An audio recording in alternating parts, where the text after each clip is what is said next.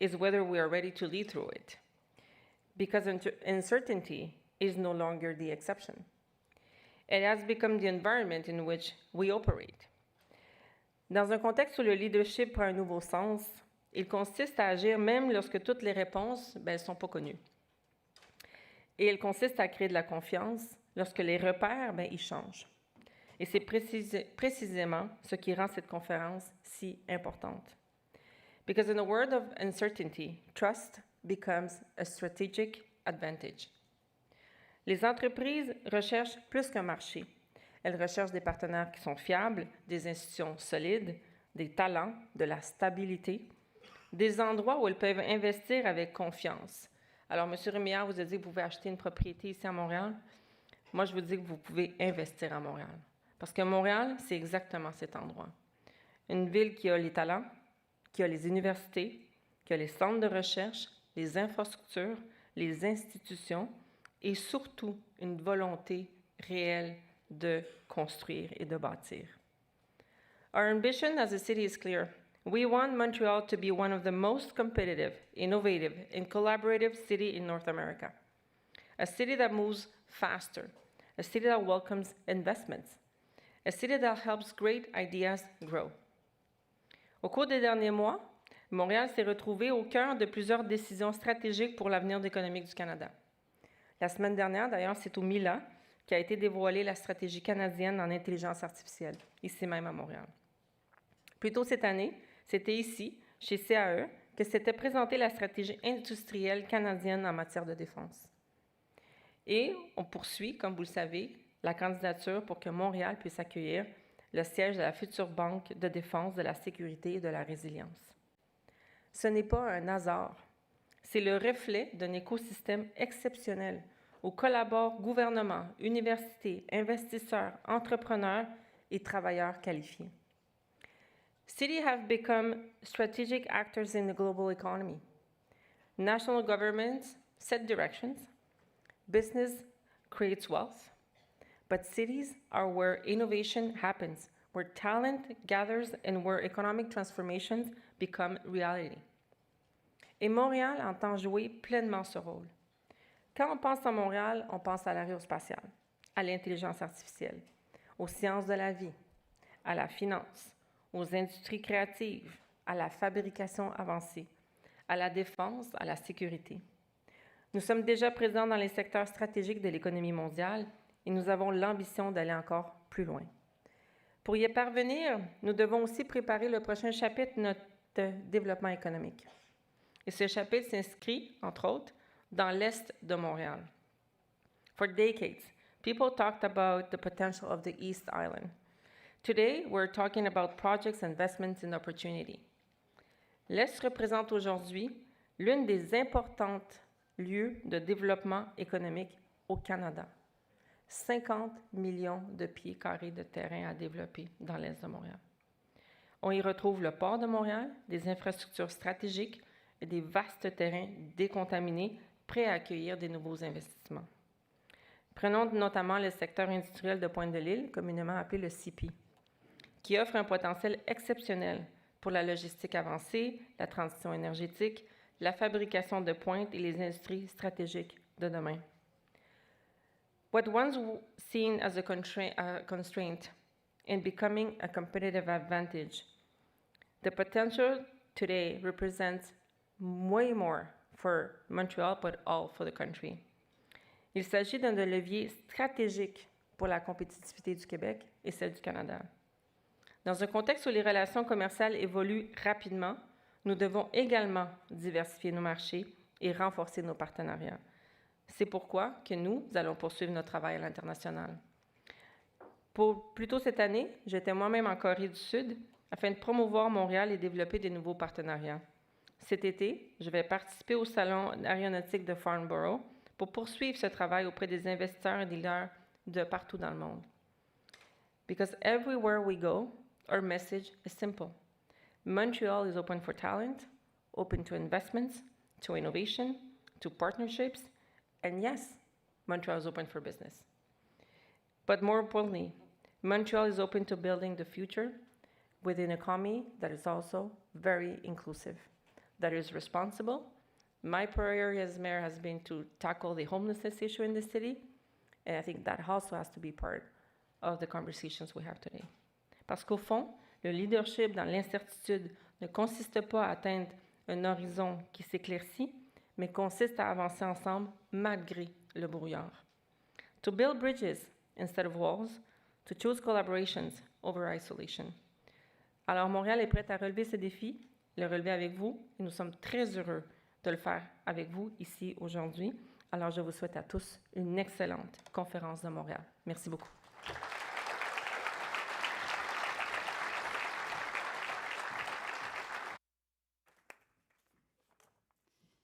Alors, merci, Madame la mairesse, pour votre présence et vos propos. Nous sommes ravis d'accueillir Madame la mairesse à la conférence de Montréal.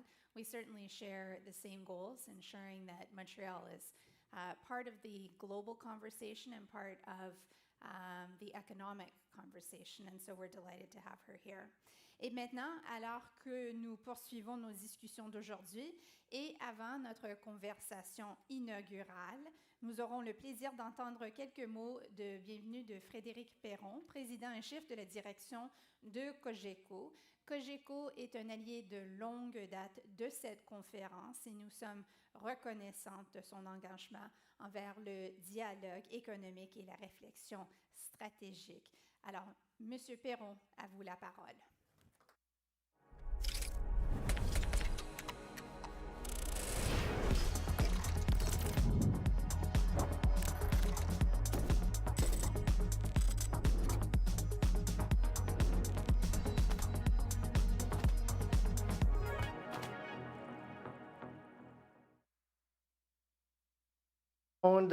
Bienvenue à toutes et à tous. J'espère que vous allez bien ce matin.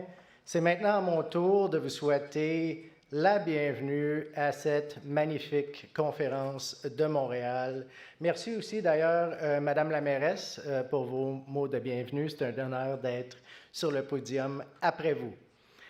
Dear friends, if you're not from Montreal and you're visiting today, we're delighted to have you with us. We hope that the next 2-3 days are going to be fruitful and enjoyable for you. So thanks for being here with us. Vous savez, Cogeco comprend l'importance de Montréal dans notre économie. On a beau être présent à travers le Québec, l'Ontario et 13 États américains. On demeure ancré ici, dans notre métropole. Notre siège social est ici et on comprend très bien que la santé économique du Québec, du Canada, passe par la santé économique de Montréal. Et c'est pour ça qu'on est fiers d'être partenaire de cet événement depuis tant d'années. Le thème de l'événement vous a été mentionné, c'est « Mener à travers l'incertitude » et pour nous, dans notre entreprise, ce que ça représente, c'est faire preuve d'agilité, faire preuve d'innovation, mais aussi donner la confiance à nos équipes, à nos collègues, qu'on peut passer à travers n'importe quoi, peu importe l'incertitude. Et c'est donc un immense plaisir d'introduire la personne qui porte précisément ce même mandat de mener à travers l'incertitude au sein de notre gouvernement canadien. Évidemment, je parle de notre ministre de l'Industrie et ministre responsable du Développement économique Canada pour les régions du Québec, l'honorable Mélanie Joly. La ministre n'a pas vraiment besoin de présentation, mais je vais la présenter quand même. Fière montréalaise, avocate de formation et détentrice d'une maîtrise d'Oxford, la ministre Joly est au cœur des décisions gouvernementales depuis 2015 déjà. Elle a dirigé successivement plusieurs ministères clés du développement économique régional, aux affaires étrangères et bien sûr maintenant l'industrie. Pour l'avoir côtoyé dans les dernières années, je peux témoigner personnellement de son leadership, de son courage et de sa compréhension des grands enjeux économiques de notre temps. La ministre a invité son homologue européen Stéphane Séjourné, vice-président exécutif de la Commission européenne, à se joindre à elle aujourd'hui. Ancien ministre et figure centrale des politiques économiques européennes, il se trouve lui aussi au cœur de grands chantiers. Nous avons le plaisir, la chance, chers amis, ce matin, d'entendre deux leaders qui ne font pas que parler de l'incertitude. Ils l'affrontent et la naviguent pour nous au quotidien. Donc, sans plus tarder, si vous pouvez vous joindre à moi afin d'accueillir chaleureusement la ministre de l'Industrie et ministre responsable du Développement économique Canada pour les régions du Québec, l'honorable Mélanie Joly.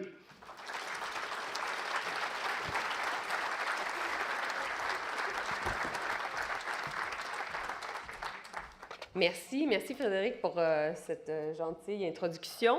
Bon matin à tous, ça me fait plaisir de vous voir. Cher Stéphane aussi, bienvenue à Montréal, contente de te voir ici à nouveau au Canada.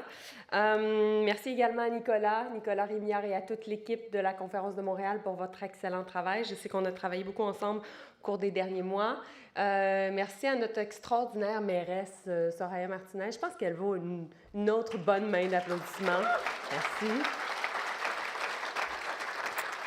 Je sais également qu'Hélène Desmarais est ici. Merci également, Hélène, pour ton travail qui est si important, particulièrement, oui, avec la Conférence de Montréal, mais aussi avec toute notre grappe industrielle en matière d'intelligence artificielle. Bref, ça me fait plaisir de participer à un événement incontournable du paysage montréalais et également un événement phare des relations internationales pour le Québec et pour le Canada, qui est la Conférence de Montréal. Et puisqu'il y a plusieurs d'entre vous qui provenaient d'un peu partout à travers le monde et aussi plusieurs d'entre vous qui provenaient des États-Unis, je vais me permettre de parler dans nos deux langues officielles. Alors, vous savez, comme plusieurs pays à travers le monde, le Canada doit composer avec une géopolitique qui est beaucoup plus complexe et beaucoup plus dangereuse. And so Canada, like many countries around the world, has been living through a defining geopolitical moment. And over the past year, we have seen the rising protectionism, growing economic fragmentation, and increasing instability among many of our closest allies and trading partners. And the decisions coming out of Washington last winter made one thing unmistakably clear, which is Canada cannot afford to be passive in a world that is changing so quickly. But last winter also marked an important shift in our own approach. In Davos, the Prime Minister called on middle powers to step up and develop a third way, providing hope and option to billions of people around the world. Un discours historique pour un moment historique. And today, that vision is becoming a reality. And nowhere is that more evident than in our relationship with Europe. Il y a tout juste un an, nous annoncions un nouveau partenariat stratégique entre le Canada et l'Union européenne pour l'avenir. Une reconnaissance que, dans un monde de plus en plus complexe, les partenaires qui partagent les mêmes valeurs, qui sont fondées sur, bien entendu, la coopération, mais non seulement en matière de sécurité, mais aussi de résilience économique et de capacité industrielle, sont nécessaires. Et donc, depuis, nous sommes passés de l'ambition à l'action. Ensemble, nous avons lancé des négociations sur le commerce et la sécurité économique, la coopération numérique, les chaînes de valeur stratégiques et la compétitivité industrielle. Et avec le vice-président exécutif de la Commission européenne, Stéphane Séjourné, nous avons aussi annoncé en juillet dernier la mise en place d'un nouveau dialogue sur nos politiques industrielles visant à renforcer nos chaînes d'approvisionnement, l'innovation et les investissements dans des secteurs stratégiques. Notre vision est claire. Le Canada et l'Union européenne veulent poursuivre leur intégration au-delà de l'accord de libre-échange et de celui sur l'approvisionnement en matière de défense. On veut aller encore plus loin. On veut s'intégrer davantage, donc nous voulons intégrer de plus en plus nos politiques industrielles. Et nous voulons également aligner nos mesures de protection face aux tarifs et au dumping. Et cette évolution nous offre une leçon importante. Les puissances industrielles moyennes n'ont pas à attendre que d'autres façonnent l'économie mondiale. Nous pouvons la façonner nous-mêmes. Because what we're witnessing today is not only geopolitical transition, it is a transformation of the global economic order. The industries that will define the 21st century, like critical minerals, advanced manufacturing, or defense production, require scale, capital, and more importantly, trusted partnerships. No countries can build these ecosystems alone. This is why industrial middle powers must convene, not simply to discuss the risk of economic fragmentation, but to build practical frameworks for industrial cooperation. We should be asking ourselves how we can better connect our industrial strengths. How can we create more resilient and integrated supply chains? And how we can align investments in strategic sectors? And how we can also ensure that innovation developed in our countries can scale across trusted markets. The Canada-EU partnership demonstrates what is possible when countries move beyond dialogue and focus on delivery. By working together, we are creating new opportunities for businesses, new markets for innovators, and greater certainty for investors. And we're strengthening economic security while remaining committed to openness, which is really important. And we're proving that cooperation among middle powers can really generate economic outcomes.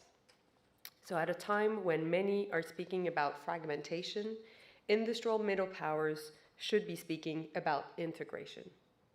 At a time when uncertainty is slowing investment, we should be creating confidence. And at a time when others are turning inwards, we should be building stronger partnerships. The future will not belong only to the largest economies. It will belong to those that build the strongest networks of trusted cooperation. And so Canada is ready to do that work, and Canada is ready to convene others to do it together. Alors, ça me fait plaisir maintenant de passer en mode discussion avec un de mes très bons amis, Stéphane Séjourné, et répondre aux questions. Merci. Merci.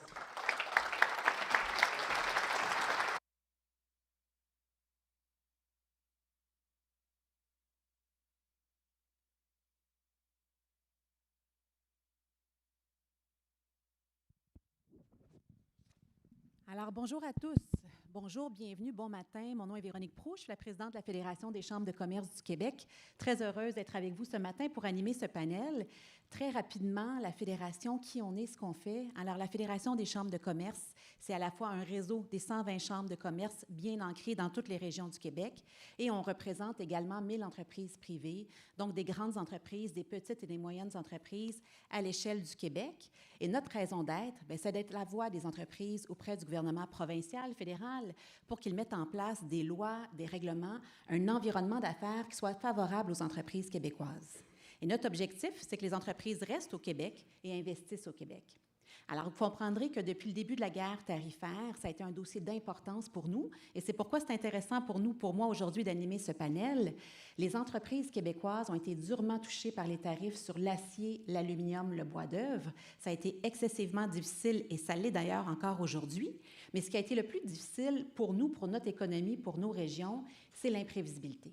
Parce que l'imprévisibilité amène nos entreprises à mettre sur pause leurs projets d'investissement, que ce soit en automatisation, en robotisation, en développement de nouveaux marchés. Et c'est cette incertitude-là qui nous nuit énormément. Alors, je trouvais ça fort intéressant de pouvoir échanger avec vous aujourd'hui pour parler d'une meilleure collaboration Canada-Europe, de plus de prévisibilité et de meilleures opportunités pour nos entreprises et pour nos économies. Alors, merci beaucoup de prendre le temps d'échanger avec nous ce matin. On va faire le panel à la fois en français et en anglais. Alors, je vais commencer avec une première question en anglais.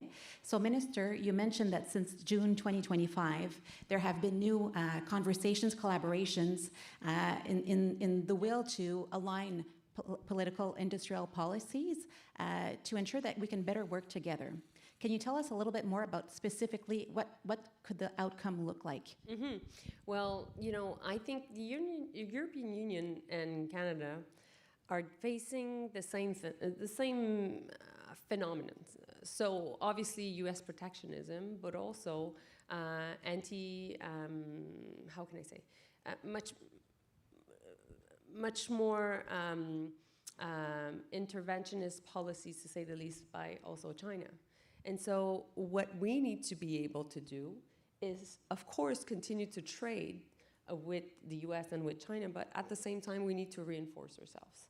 And it is one thing to do free trade, and we have a fantastic agreement, free trade agreement with Europe, but we want to align our industrial policies. So concretely speaking, is in certain sectors, particularly those affected by the tariffs, how can we have common markets? How can we work together on, for example, the aluminum sector? How can also we be able to understand how we will react to certain measures that can be put forward by largest economies? So how can we align our protectionist reaction without harming each other? And so that's the goal. We're really very much aligned following the last year also on critical minerals, on also we want to do more on advanced manufacturing. We're working very much, very well together on AI, on defense production also, because we're part of the SAFE agreement, which is now the very important defense procurement mechanism with the EU. So that's the idea. And so Stéphane was in town, well, actually, we met in Ottawa, 2 hours from here, not far, back in July, and our goal was really to continue that, as also Prime Minister Carney and Ursula von der Leyen, so the President of the European Commission, have been also meeting and trying to further that cooperation, that greater integration. Alors, M. Séjourné, peut-être du point de vue de la perspective de l'Union européenne, quel est l'intérêt, comment vous voyez la suite des choses? Bon, d'abord, merci beaucoup de me permettre d'intervenir ici. Merci particulièrement à Mélanie. Et je pense qu'on est dans un moment très particulier de notre relation entre l'Union européenne et le Canada. Et peut-être commencer par vous dire qu'au fond, nous n'avons pas beaucoup changé, c'est le monde qui change. Mm-hmm. Et c'est peut-être le point de départ de cette discussion sur l'industrie, sur notre construction commune dans la perspective justement de renforcer ces liens qu'évoquait Mélanie. Et avec un objectif très concret pour nous, c'est de faire face aux deux éléments que tu évoquais très justement, à la fois les surcapacités venues de l'Asie, les tarifs américains, notre problème de compétitivité également européen et canadien.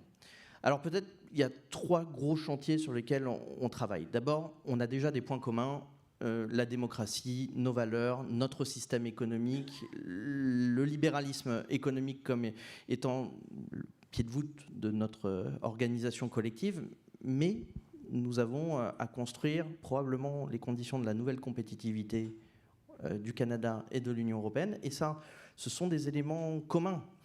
La simplification, l'organisation du marché intérieur européen, marché intérieur qui est fragmenté, 27 pays, il faut pouvoir le lisser. Vous aussi, vous avez des enjeux fédéraux sur ce sujet-là.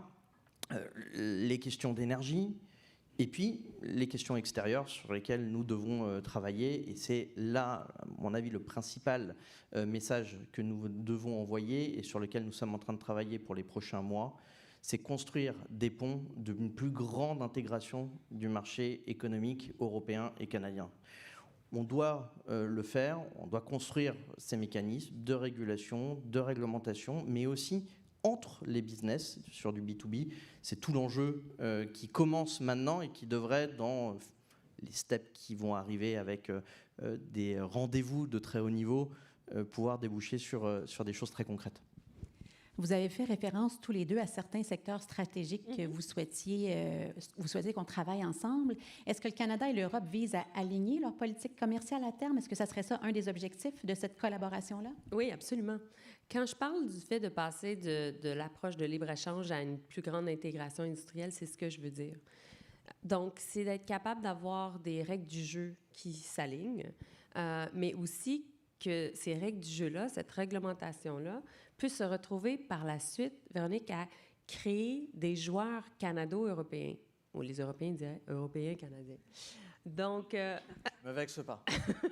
Donc, c'est ça l'idée, qu'on puisse avoir des grands joueurs qui puissent être dans le secteur de l'intelligence artificielle. Puis on le voit présentement, Cohere, qui est une compagnie canadienne qui travaille de plus en plus avec l'Allemagne. Que ce soit aussi certainement dans le secteur de l'aluminium, mais aussi dans le secteur de tout ce qui est advanced manufacturing, donc secteur manufacturier qui est beaucoup plus de pointe. Il y a eu des investissements de Siemens au Canada dans le domaine des batteries, Volkswagen aussi, également dans le secteur des batteries. Le Canada, nous, on a commencé aussi à exporter de l'énergie vers l'Allemagne. On a, Stéphane, la dernière fois qu'il est venu, quand tu étais, juste avant d'aller à Ottawa, tu es allé chez Nouveau Monde Graphite, à l'époque, à Saint-Michel-des-Saints. On vient de faire la première pelletée de terre pour relancer, en fait, Nouveau Monde Graphite il y a à peine un mois, qui fait partie de notre approche en matière de grands projets pour être capable d'exporter du graphite, donc un minéral critique, un minerai critique, pardon, vers l'Europe. Alors que les Européens sont même dans une vision de faire comme on dirait en anglais, du stockpiling, donc d'être capable d'avoir davantage de minéraux critiques à leur disposition facilement en Europe. Puis nous, on peut travailler avec eux là-dessus. Donc, on voit que les politiques industrielles sont importantes. Nous, on veut continuer notre intégration plus que jamais, mais aussi, il faut que le milieu des affaires représenté ici puisse saisir ces opportunités-là. Oui, on a des économies qui sont en réalité assez complémentaires. Oui, absolument. Et c'est tout peut-être l'enjeu pour nous, c'est de rendre encore plus complémentaires ces économies, qu'elles ne s'opposent pas d'abord sur les mesures de protection que nous mettons en place à juste titre. Nous sommes tous les deux d'obédience plutôt libérale, on croit au marché. Néanmoins, comme je l'ai dit, le monde est en train de changer et nous sommes dans l'obligation, y compris de prendre des mesures, à la fois au Canada et à la fois dans l'Union européenne, de protection d'un certain nombre de secteurs, si on veut que ces secteurs puissent continuer à vivre, tout simplement, avec des règles du jeu qui ne sont pas tenues par nos partenaires et des tarifs américains qui nous ont perturbé toutes nos chaînes de valeur en Europe et au Canada. Pour ces raisons-là, on doit déjà coordonner notre approche. Et je pense que c'est peut-être le message qu'on doit donner à nos administrations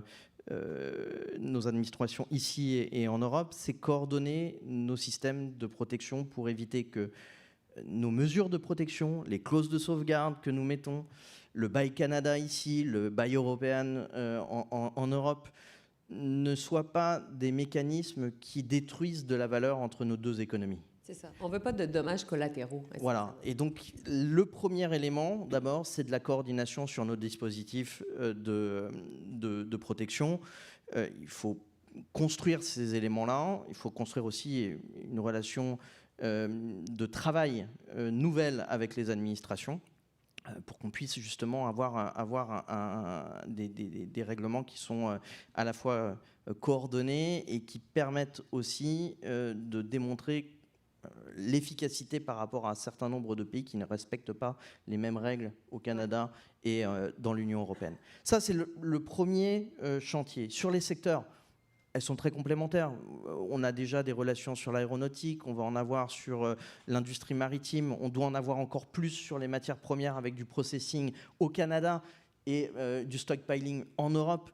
On doit avoir également sur un certain nombre de sujets comme l'aluminium, comme l'acier, de la coordination pour pouvoir sauvegarder nos industries. Bref, un gros travail doit être entrepris, mais c'est le début d'une nouvelle ère économique entre nos deux entités, les deux qui en réalité ont probablement des similitudes d'organisation et de gouvernance qui sont très similaires quand je regarde les enjeux internes que nous avons collectivement dans l'Union européenne et au Canada. Donc pour ces raisons-là, je crois qu'on a à la fois une responsabilité, une obligation, et il faut aller vite. Puis, Véronique, je rajouterais ce que Stéphane vient de dire, c'est que quand vous êtes un gouvernement, ou dans le fond à l'Union européenne, puis il y a des tarifs sur l'acier qui passent de 25 à 50 %. La pression politique qui monte, c'est essentiellement de fermer le marché. Et donc, parce qu'on veut protéger les emplois. Mais comment on est capable de le faire, mais pour contrer toute forme de dumping?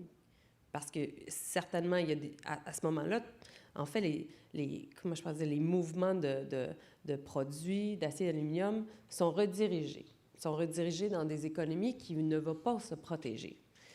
Et c'est pour ça que nous, on met en place des mesures de protection en matière d'acier et d'aluminium, mais en même temps, comment on ne se retrouve pas à faire en sorte de se bloquer du marché. C'est un équilibre qui n'est pas facile. Mais non, c'est ça. Et on ne peut pas juste être en mode réaction tout le temps. On doit être en mode proactivité. Donc, c'est pour ça qu'on parle d'une plus grande intégration de nos politiques industrielles. Concrètement, c'est pouvoir créer des marchés communs dans des secteurs qui sont victimes des tarifs. On commence par là, mais aussi dans des secteurs porteurs, comme certainement l'IA, mais aussi il y en a plein d'autres. L'aéronautique, c'est un exemple parfait. Mais là, comme par exemple, on voit Airbus qui va construire à Mirabel 150 nouveaux avions du A220. Comment on est capable d'avoir Airbus qui investit davantage ici au Canada? Et comment on est capable d'avoir Bombardier, par exemple, qui gagne aussi des contrats de l'autre côté de l'Atlantique? So from a business perspective, there are two main barriers for Canadian companies who want to go to Europe, protectionism and regulation. And it's been a huge challenge since the beginning of CETA for Quebec and Canadian companies to access the European market. And when we're talking about market integration, I mean, these are the two main things that will be top of head for companies. So how can both Canada and the EU work together, but with businesses, large companies, SMEs as well, to make sure that we're able to pinpoint what are the main barriers and how we can remove them to make sure that this conversation does end up to specific results? Well, listen, if you're in a sector impacted by the tariffs, you're watching television or you're on social media, finding out what the government is doing to protect your business, your market, provide liquidity support, and help you pivot, either to new markets or just to develop new products. So more than ever, you need to rely on government interventionism. That's just the reality. So what we're trying to do and what we're working on right now is to make sure that, of course, we're reducing red tape. We are a government that is going extremely fast. My job when it comes to supporting businesses is basically to say yes to what they are asking for. And at the same time, we want to align our approach with the EU, to open new markets and to basically have a flow of capital going both sides of the Atlantic. And we know that the EU is 450 million people, consumers, and that's a huge market that we can, benefit from, and vice versa. We're very much dependent on the U.S., but we said we would be doubling our non-U.S. trade in the next 2-3 years, and that's our goal. And so that's why going towards the EU is important. And I think for businesses, that's my last point. What is important is certainty, and aligning with the EU will really help us provide certainty for these businesses. For sure. With not too much red tape, please. Exactly. De la perspective de l'Union européenne, c'est plutôt positif puisque, j'ai envie de dire, on est en train de finaliser les mêmes devoirs domestiques au Canada que dans l'Union européenne. C'est-à-dire on a un agenda de simplification que tu évoquais, y compris en Europe, qui est important. On en est à une dizaine d'omnibus de simplification envoyés au Parlement européen pour pouvoir simplifier nos règles et retirer du red tape et de la bureaucratie dans nos procédures. On est en train de construire les conditions d'un marché intérieur plus important, avec une vraie perspective de lisser les réglementations européennes sur le business, avec la création d'un 28e régime européen, de construire, y compris le marché intérieur, et donc de favoriser les 450 millions de consommateurs que nous avons, y compris pour les investissements étrangers en Europe. Et donc, ce travail, il est en train d'être réalisé de manière parallèle entre le Canada et l'Union européenne, d'abord sur le volet domestique. Et je pense que c'est là-dessus qu'on doit échanger un certain nombre de bonnes pratiques pour le faire de manière démocratique, et c'est notre culture ici comme là-bas, de le faire de manière efficace pour les business et construire les réglementations qui sont similaires. Le deuxième chantier, ça sera un chantier, c'est ici que ça se passe, j'ai envie de dire. C'est entre les business, c'est sur les joint ventures qu'on doit pouvoir faciliter, c'est sur les investissements européens au Canada et vice-versa, c'est sur les grands géants de demain qui seront capables de faire face à la concurrence mondiale sur un certain nombre de secteurs spécifiques qu'on doit pouvoir aller. C'est pour ça qu'on a une réflexion sur les lois antitrust, on va justement permettre plus de fusion, plus de stratégie, y compris vers l'international de nos entreprises européennes, plus de compétitivité aussi pour ces entreprises sur le volet réglementaire. Mais ça commence par là, et donc j'ai envie de dire, à la fois les devoirs domestiques doivent être réalisés, nous sommes sur la bonne voie, et en même temps le travail de coordination de nos deux économies est quelque chose qui prendra probablement du temps, mais nous n'en avons pas beaucoup du temps dans cette période. Et c'est peut-être ça le changement réel aujourd'hui, c'est qu'on doit aller vite. Et c'est une question d'années pour pouvoir intégrer nos deux marchés, quelques mois, quelques années maximum dans lesquelles on doit travailler à cette construction. Cette construction, elle est importante sur le volet réglementaire, elle est importante dans la salle, chez les CEO, dans leur capacité à pouvoir aussi aller sur le marché européen et nous aller sur le marché canadien. Et donc, c'est les deux qu'il faut faire en même temps. Vous avez fait référence à l'importance d'aller vite, donc pour nos gouvernements d'avoir de l'ambition. Clairement, à Ottawa, on a un gouvernement très ambitieux qui va de l'avant avec plusieurs mesures pour aider l'économie canadienne à se restructurer, à se transformer, et un élan très clair à vouloir diversifier nos marchés d'exportation. Vous avez mentionné, M. Séjourné, l'importance de la productivité et de la compétitivité.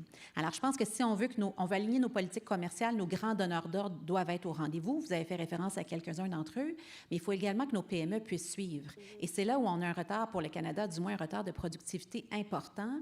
Si on veut que nos grands donneurs d'ordre canadiens et européens se retournent vers leur chaîne d'approvisionnement locale, il faut travailler sur cet enjeu-là. Comment est-ce que vous voyez ça? Bien, il y a différentes façons. C'est sûr que les PME sont plus affectées présentement par cette incertitude, surtout dans les domaines affectés par les tarifs, par cette spirale de dette.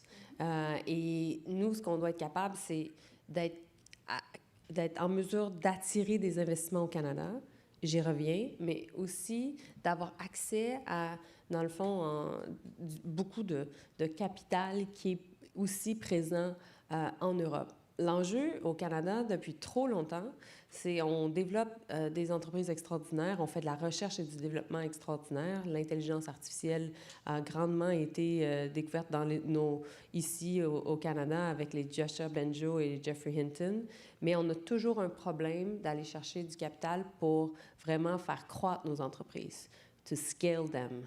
Et on a notre comment je peux dire, réflexe, c'est beaucoup d'aller aux États-Unis, d'aller chercher ce capital-là, et éventuellement, nos entreprises sont achetées. Et c'est un gros phénomène qu'on doit renverser. C'est vraiment un enjeu. Et donc, en se tournant vers l'Europe, on pense qu'on peut faire des partenariats. L'exemple de Cohere, qui est quand même un exemple important, dans la mesure où c'est une compagnie canadienne qui a dans le fond, son Large Language Model. Donc, c'est une capacité d'avoir la base même d'un LLM.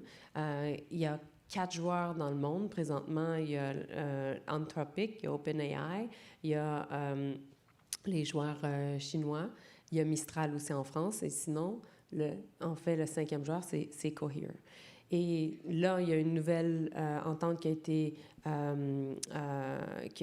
effectuée entre Cohere et aussi des joueurs en Allemagne. Mais l'idée, c'est de continuer à aller vers l'Europe pour s'intégrer davantage et éventuellement maintenir la compagnie canadienne. L'autre chose que je voulais dire en matière d'investissement étranger, le Canada et l'Union européenne, on essaie de s'aligner sur les critères pour autoriser des investissements étrangers au sein soit de l'Union européenne ou du Canada. En tant que ministre de l'Industrie, je suis en charge de la loi sur les investissements étrangers. Et je dois être capable d'établir quelles vont être les conditions pour autoriser ces investissements-là. Tantôt basés sur des critères liés à la sécurité nationale, tantôt basés sur la sécurité économique. Et ça, c'est un nouveau phénomène qu'on a mis en place. Il y a environ un nouveau critère qu'on a mis en place depuis 2 ans, ce qui est essentiellement pour contrecarrer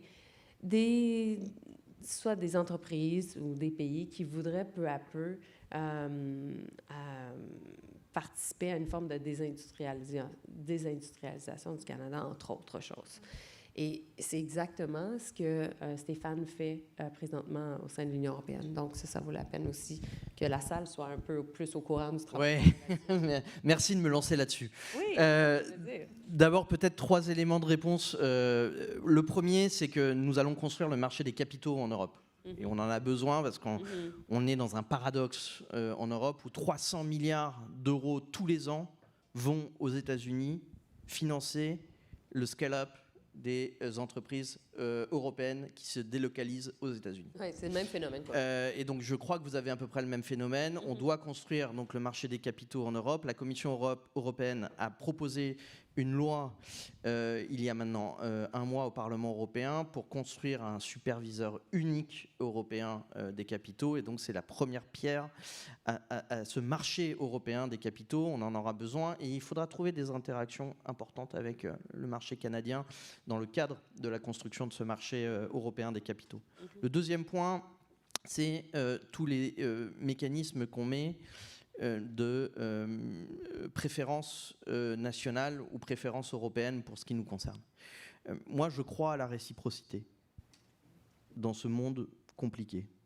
Je crois que nous devons réfléchir aux éléments de réciprocité, c'est-à-dire qu'à partir du moment où on considère le Canada comme un partenaire de confiance et qu'il est intégré dans le Made in Europe, on devrait avoir les entreprises européennes considérées aussi comme canadiennes dans les marchés publics. Et donc, c'est peut-être un des éléments que nous devons construire de réciprocité qui est bénéfique pour le Canada et qui sera bénéfique pour l'Union européenne. Et dans ce moment troublé où plus personne respecte les règles internationales, je crois que ça fait du bien que certains montrent l'exemple et respectent ces règles en toute réciprocité sur nos marchés. Et le troisième élément, ce sont les FDI conditionality, les investissements directs étrangers en Europe. Et là, nous avons proposé très clairement de les renforcer pour se mettre un peu au niveau international sur ce volet-là. Ça veut dire, pour ce qui nous concerne, d'obliger un certain nombre de productions en Europe et puis les conditionner à du transfert de technologie pour un certain nombre de secteurs d'activité, à de l'emploi européen, à de la recherche et développement aussi sur le territoire européen, à conditionner ces investissements pour faire fonctionner les chaînes de valeur en Europe. On voit trop aujourd'hui en Europe d'entreprises qui se montent et qui sont seulement des usines d'assemblage de pièces 100% importées, qui créent zéro de croissance, et qui en réalité le tampon Made in Europe alors qu'ils n'ont rien d'européen. Donc nous sommes en train de construire les conditions à la fois d'accès au marché européen conditionné à la réciprocité, et donc ceux qui joueront le jeu de la réciprocité pourront venir investir en Europe sans aucun problème et sans contrainte réglementaire. Et puis, pour ceux qui ne jouent pas le rôle, il y aura des conditions d'investissement en Europe. Et je pense que c'est peut-être là-dessus qu'avec le Canada, avec le Japon, avec l'Australie, avec la Corée du Sud, bref, un certain nombre de pays qui, eux, ont construit leur économie de marché sur la base de règles internationales, qui aujourd'hui sont les plus handicapés par ces mêmes règles internationales, qui ne sont plus respectées, devraient se mettre d'accord. C'est un chantier énorme qui nécessite probablement beaucoup de courage politique, parce que ça veut dire aussi escalader commercialement pour pouvoir désescalader avec un certain nombre de partenaires qui ne veulent plus respecter ces règles, des voisins de chez vous par exemple. Mais je crois qu'à 450 millions de consommateurs, plus le Canada, plus un certain nombre de pays que j'ai évoqués, on fait à peu près, à nous, presque 50% du PIB mondial. Et Je crois que c'est pas totalement déconnant, comme on dit en France, que nous nous mettions d'accord pour respecter ces règles-là et pour les imposer aussi au reste du monde. Mais c'est cette vision, dans le fond, des puissances moyennes qui s'unissent. C'est ça l'idée. C'est la vision que le premier ministre a présentée à Davos. Mais quand je parlais de désindustrialisation, c'est ça le danger pour le Canada aussi. C'est qu'on se retrouve à attirer des investissements qui, par la suite, vont participer à des pertes d'emplois.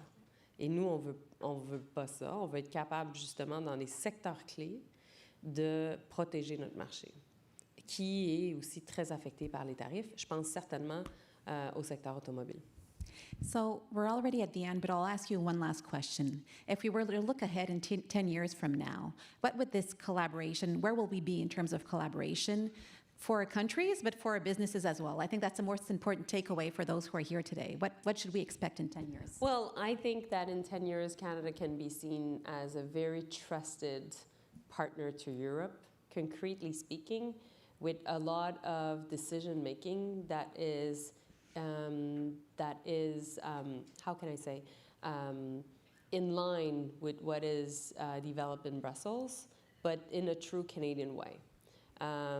Because obviously we will always be there in our own geography, trading with the Americans and also trading with China, but we will be much more integrated to the European Union and its countries, and obviously the UK is part of that, and Norway and other countries that are not necessarily part of the European Union, but that have a lot of mechanisms to be much more integrated. And I'm thinking of Norway particularly.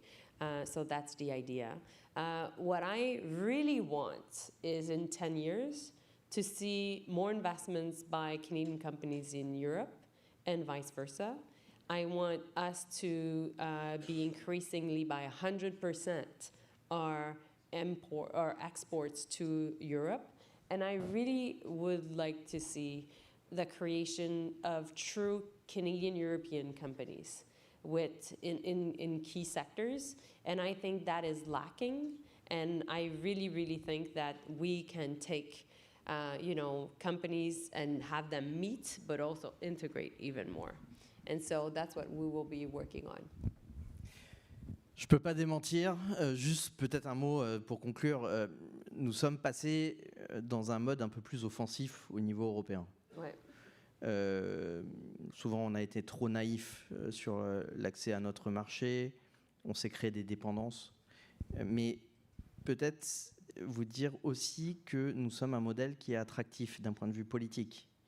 Et à la différence où certains, avec l'expansionnisme par la force, essayent de conquérir d'autres territoires, je pense notamment en Europe à la Russie, l'Union européenne aujourd'hui a de nombreux pays qui attendent l'adhésion et qui attendent concrètement de venir en Europe. Ce modèle est devenu y compris attractif parce qu'il est prévisible, parce qu'il donne accès à un marché de 450 millions de consommateurs, parce qu'il respecte les valeurs et il respecte aussi la volonté des peuples d'y adhérer. Et donc il faut adhérer à l'Union européenne avec des référendums, avec la volonté des peuples de pouvoir y adhérer. Dans ce moment où il y a deux visions qui s'affrontent, l'expansionnisme par la force ou le modèle européen qui est probablement un des modèles uniques dans le monde, je comprends pourquoi un certain nombre de Canadiens regardent de l'autre côté et regardent le modèle européen. Néanmoins, on l'a dit, pour qu'il y ait plus d'intégration, il faut des preuves d'amour, toujours en amour, et les preuves d'amour, elles se créent également par ce que nous allons faire avec Mélanie dans les prochains mois. et ce que nous allons faire avec les business dans les prochains mois, puisque les choses doivent être probablement naturelles. Et donc, on ne peut pas forcer les choses. C'est des enseignements qu'on a tirés depuis quelques mois avec les déclarations des uns et des autres sur l'annexion de tel type de territoire, la guerre en Ukraine. Bref, tout ça nous démontre que la coopération, la démocratie, la volonté des peuples a encore de l'avenir. Voilà. Et je crois que c'est ce que nous essayons de créer dans les prochains mois avec des preuves concrètes. Et ça commence par l'économie, puisque l'économie, c'est la prospérité.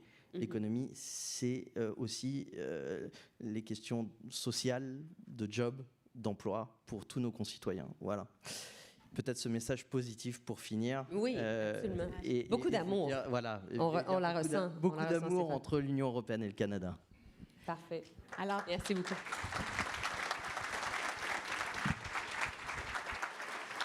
merci à vous tous d'avoir été avec nous et je vous remercie tous les deux pour ce panel fort intéressant. C'est très clair que les entreprises québécoises vont suivre de près ce que vous allez faire ensemble parce qu'on a besoin de prévisibilité.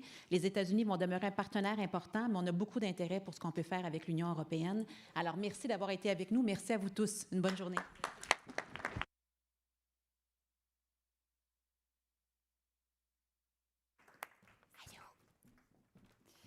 Alors, merci à nos distingués invités. There's no better way to start a conference on a Monday morning than with a little bit of love and optimism. So a very interesting conversation. And I just want to note for all of you here in the audience that simultaneous translation is available here at the Conference of Montreal. If you need a translation device, it is available in the foyer. Alors, la traduction simultanée est disponible. Si vous avez besoin des écouteurs, elles sont disponibles dans le foyer. Alors, les discussions de ce matin mettent déjà en lumière un thème central, la nécessité de prendre des décisions stratégiques dans un environnement marqué par l'incertitude. Et la prochaine séance abordera justement le rôle du capital dans ce nouveau contexte. This session will look at investing in a strategic decade. Et la session est présentée en collaboration avec Fiera Capital. Pour animer la discussion, veuillez accueillir Sonia Volpe, directrice générale de BNP Paribas Canada, qui présentera ses panélistes. Mais auparavant, nous vous invitons à regarder une courte vidéo.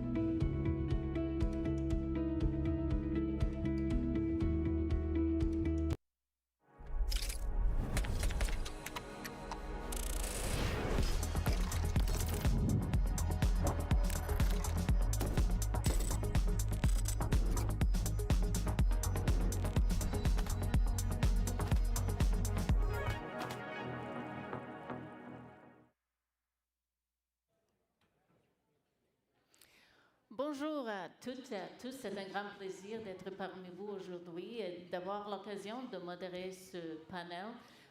Good morning, everyone. It's great to be with you and a warm welcome to my panelists for the discussion on capital with conviction, investing in a strategic decade. Morning. Should be very interesting. Good morning.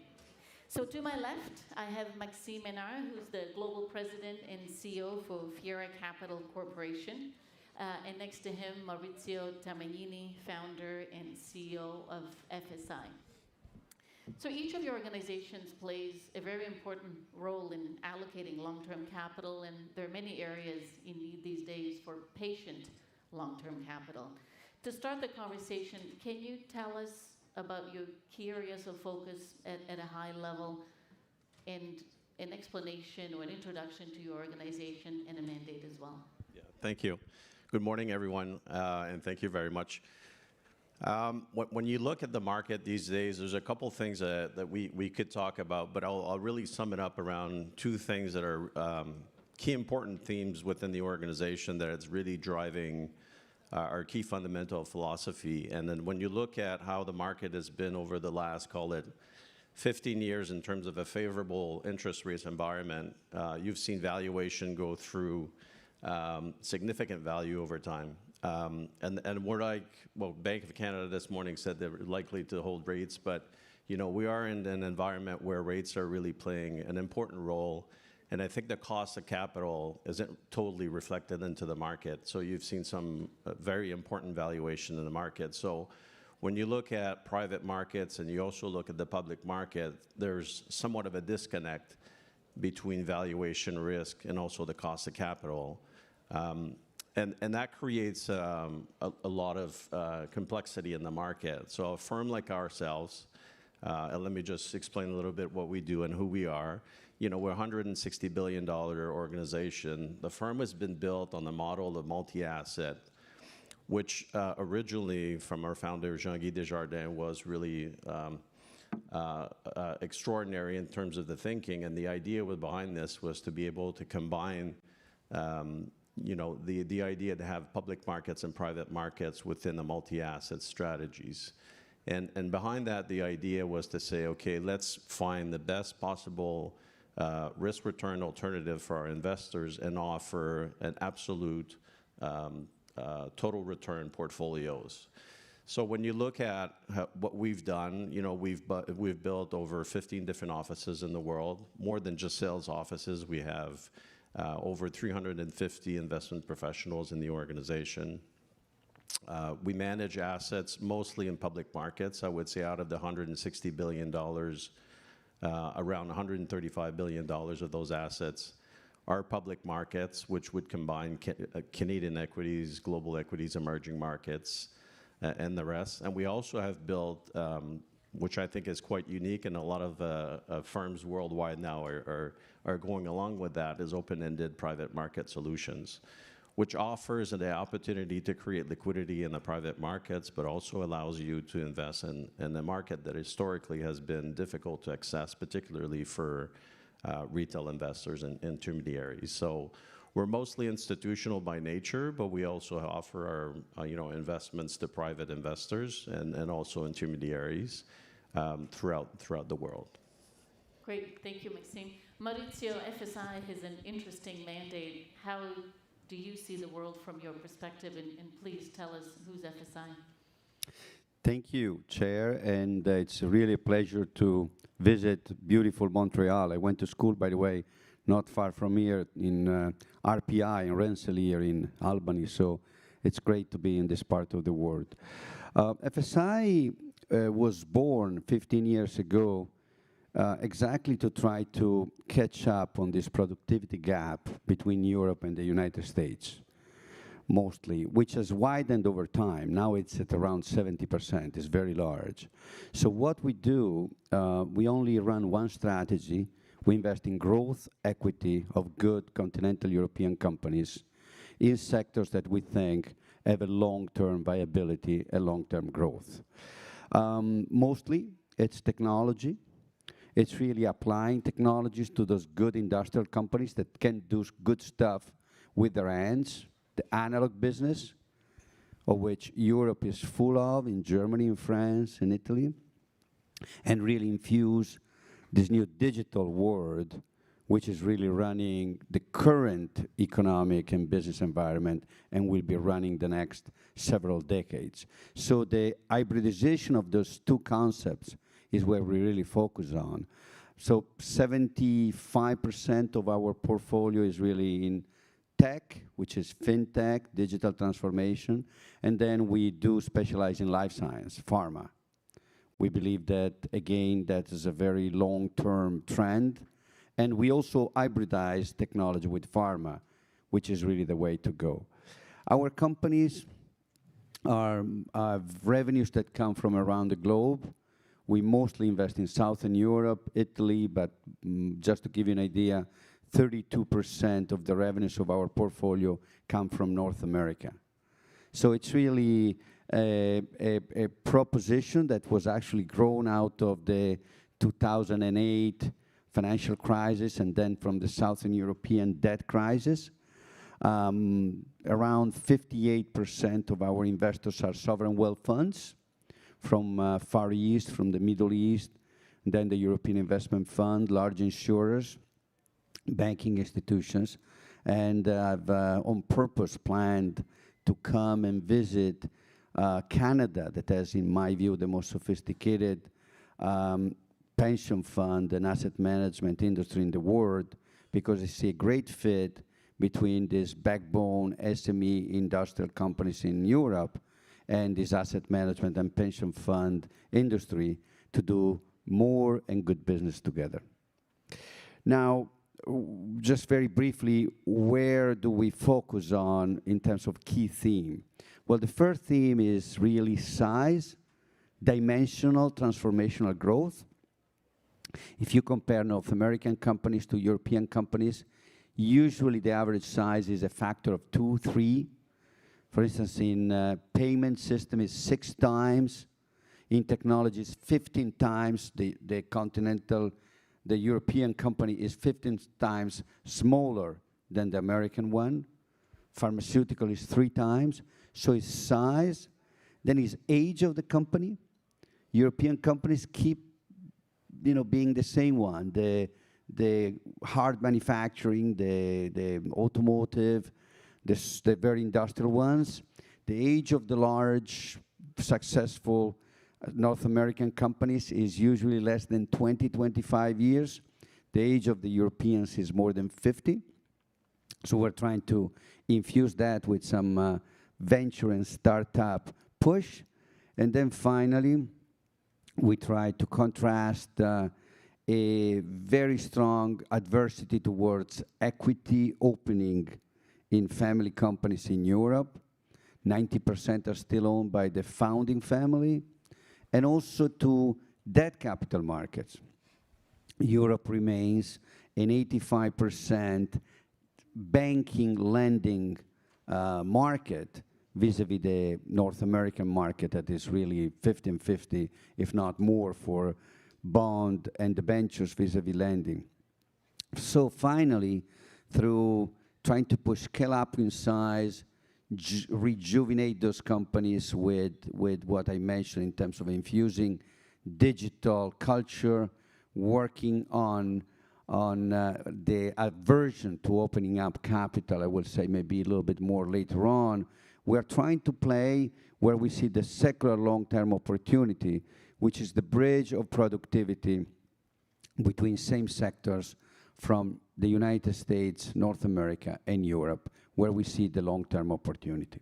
Well, thank you very much for those introductory comments as they set up well for the following discussion that we're going to have.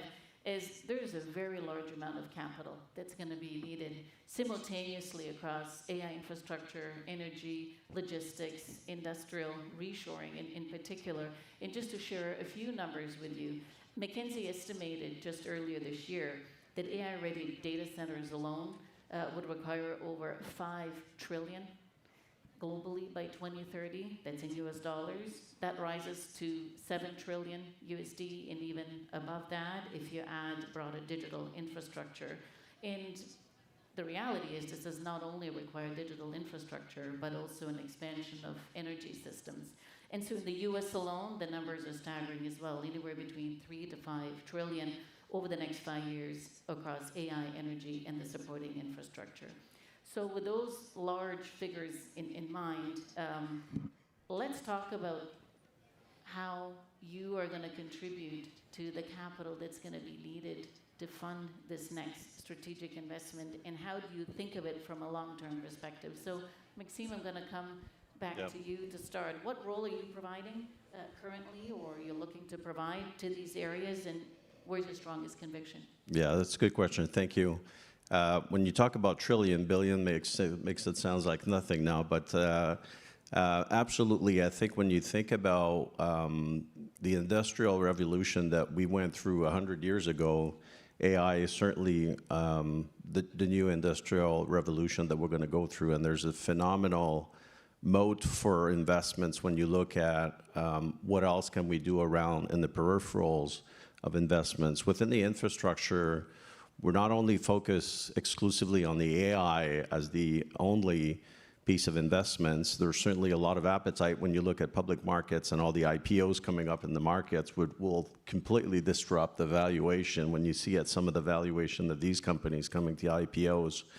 But there's the opportunity of supporting the infrastructure around AI, particularly around power grids, renewable energy, and other opportunities where we are investing in those different markets. So what we do to support this growth is we're looking for companies that are within more the mid-market, which are supporting, whether it's cooling, which is data centers, which is, again, power grids, which are the different opportunities that we have to be able to support the AI and invest in the business. In itself, AI for us is a tool, particularly within the research. We are slowly embedding. Some people have huge budget to invest into AI. As a research organization, obviously, we're looking at it not just as a cost savings in terms of jobs, because that's becoming a big topic in the market, but it's also becoming a lot more efficient about how we're able to create research, be more efficient, and create and accelerate the research process. So some people used to say you have to ignore it, but I think AI is definitely here to stay. Some companies are creating phenomenal value. There's still to be proven in terms of how much value this is. And it's funny because I was listening to an interview from Jeff Bezos for 20 years ago when he was saying, you know, you lose $12 billion a year and then you're a phenomenal organization. And that's about reinvesting in the business. And I think AI over time will be a phenomenal growth of this business. And we'll look back on AI as being probably one of the biggest revolutions that we've gone through from a scientific standpoint, and particularly within our industry. It's going to change a lot of things, how we do it.